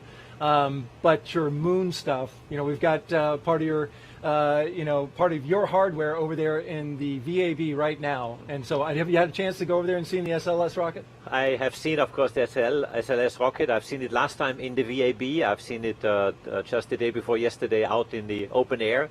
And I have to say, this is so impressive. I'm very proud to be part of the SLS. You see a little ESA logo under the NASA logo, because we provide the ESM, the European Service Module, a very element on the critical path. And again, once more, thank you, NASA, for this strong partnership, which we enjoy working with you. All right. Josef Asbacher, Director General of ESA, thank you so much for making time and joining us, and good luck to you. Thank you very much. All right, well, mentioning the International Space Station, NASA recently announced the International Space Station would be extended another 8 years and then decommissioned.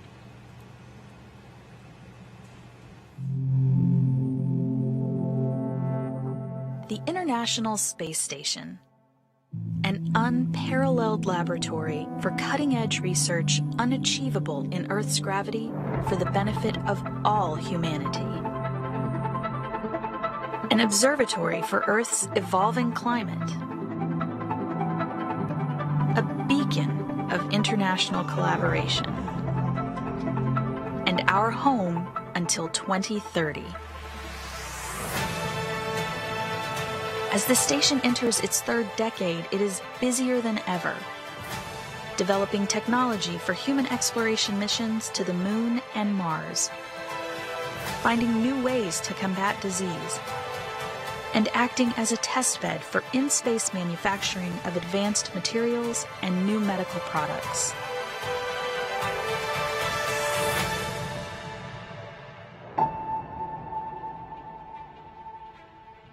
Humanity's future is an ever-expanding team of nations and companies enabling exploration together and for the benefit of all.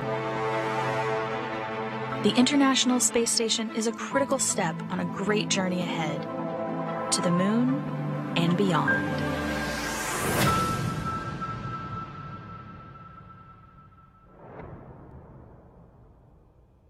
Today's launch is the fourth operational mission for NASA's Commercial Crew program. It has seen many successes in just a few short years. NASA's Megan Cruz is back now with some leadership from our NASA program. Megan. Yeah, I'm here with Dana Hutcherson. She's the Deputy Manager of NASA's Commercial Crew program. It is really great to have you here. Thanks for having me. So what did you think of today's launch? It's so exciting. The launches never get old. I'm always excited to get to see a launch and to be up here on the balcony and hear new people watch the launch. It's always just a breath of fresh air to hear that. Yeah. Our mission's not done though, so we're always watching, and I don't breathe a sigh of relief until we actually land the crew. So what I thought was really cool though is right after a liftoff, pretty shortly after a liftoff, we heard the Commander Chell give you guys a shout out, the Commercial Crew program a shout out. Yeah, exactly. I think that was really awesome. We have a lot of great people that work in our program, and a lot of people that spend tireless days working with them, both SpaceX and NASA, and all of our teams that work together. So really appreciate that shout out from Chell. Well, is this program, would you say, accomplishing what it set out to do when it was created 11 years ago? Yeah, I do believe it has. I mean, it was cost-effective, safe, reliable transportation to low Earth orbit and to the International Space Station. So yes, I believe we have definitely achieved that goal. And also working with these commercial companies, building multiple commercial spaceflight systems, delivering our astronauts to space. It's also opened up the doors for the private industry as well, and so enabling that space transportation for the public. So it's just, we actually had 2 private missions in the last year, right, that SpaceX has accomplished. So I think our goals in the commercial crew program, we've gone above and beyond on meeting those goals. Yeah, you've really been the springboard into what we can expect to be our near future, it sounds like, with all these commercial programs, like you said. Exactly. It's a new era with NASA and the commercial and human space flight, for sure. Dana, thank you so much. I appreciate you being here. All right, thank you. Daryl and Megan, back to you. All right, thank you very much, Megan. Jell, Bob, Jessica, and Samantha are now on course to arrive at the International Space Station around 8:15 p.m. Eastern Daylight Time tonight. And NASA TV will stay on the air for continuous live coverage along Crew 4's entire ride to station. Meanwhile, SpaceX's YouTube channel will join live coverage starting roughly 2 hours prior to docking.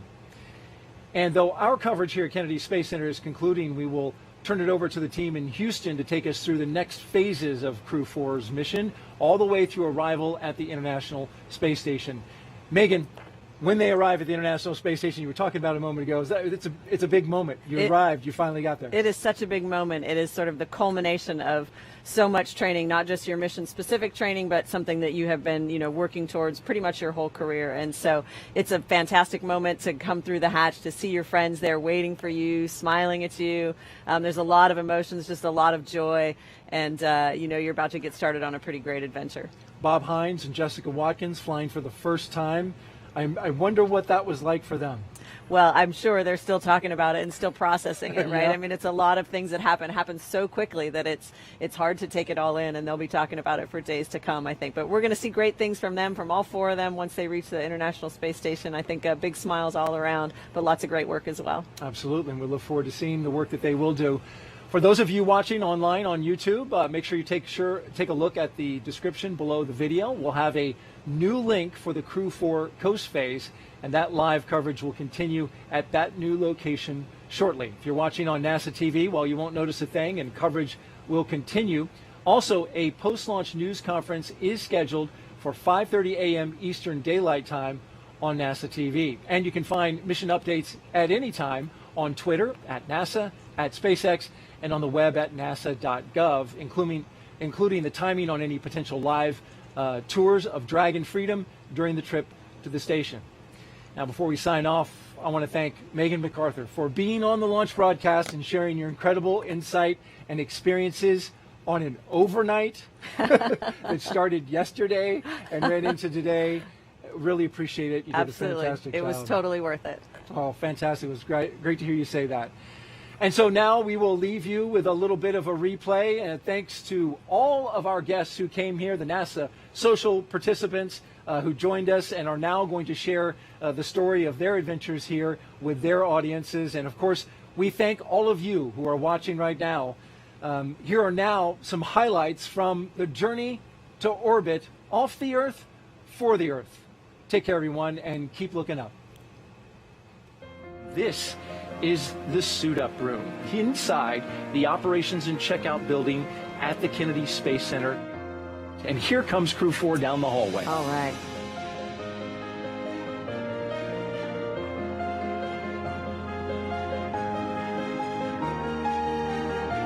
There they are. There they are. Jessica Watkins, Bob Hines, Jell Lindgren, and Samantha Cristoforetti. Samantha and Jessica there. Bob Hines and Jell Lindgren. And here come Jessica and Samantha.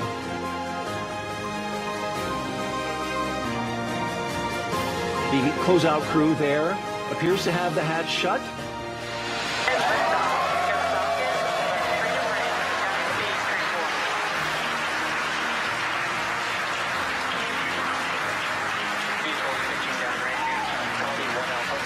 Freedom soars and the Dragon flies forth.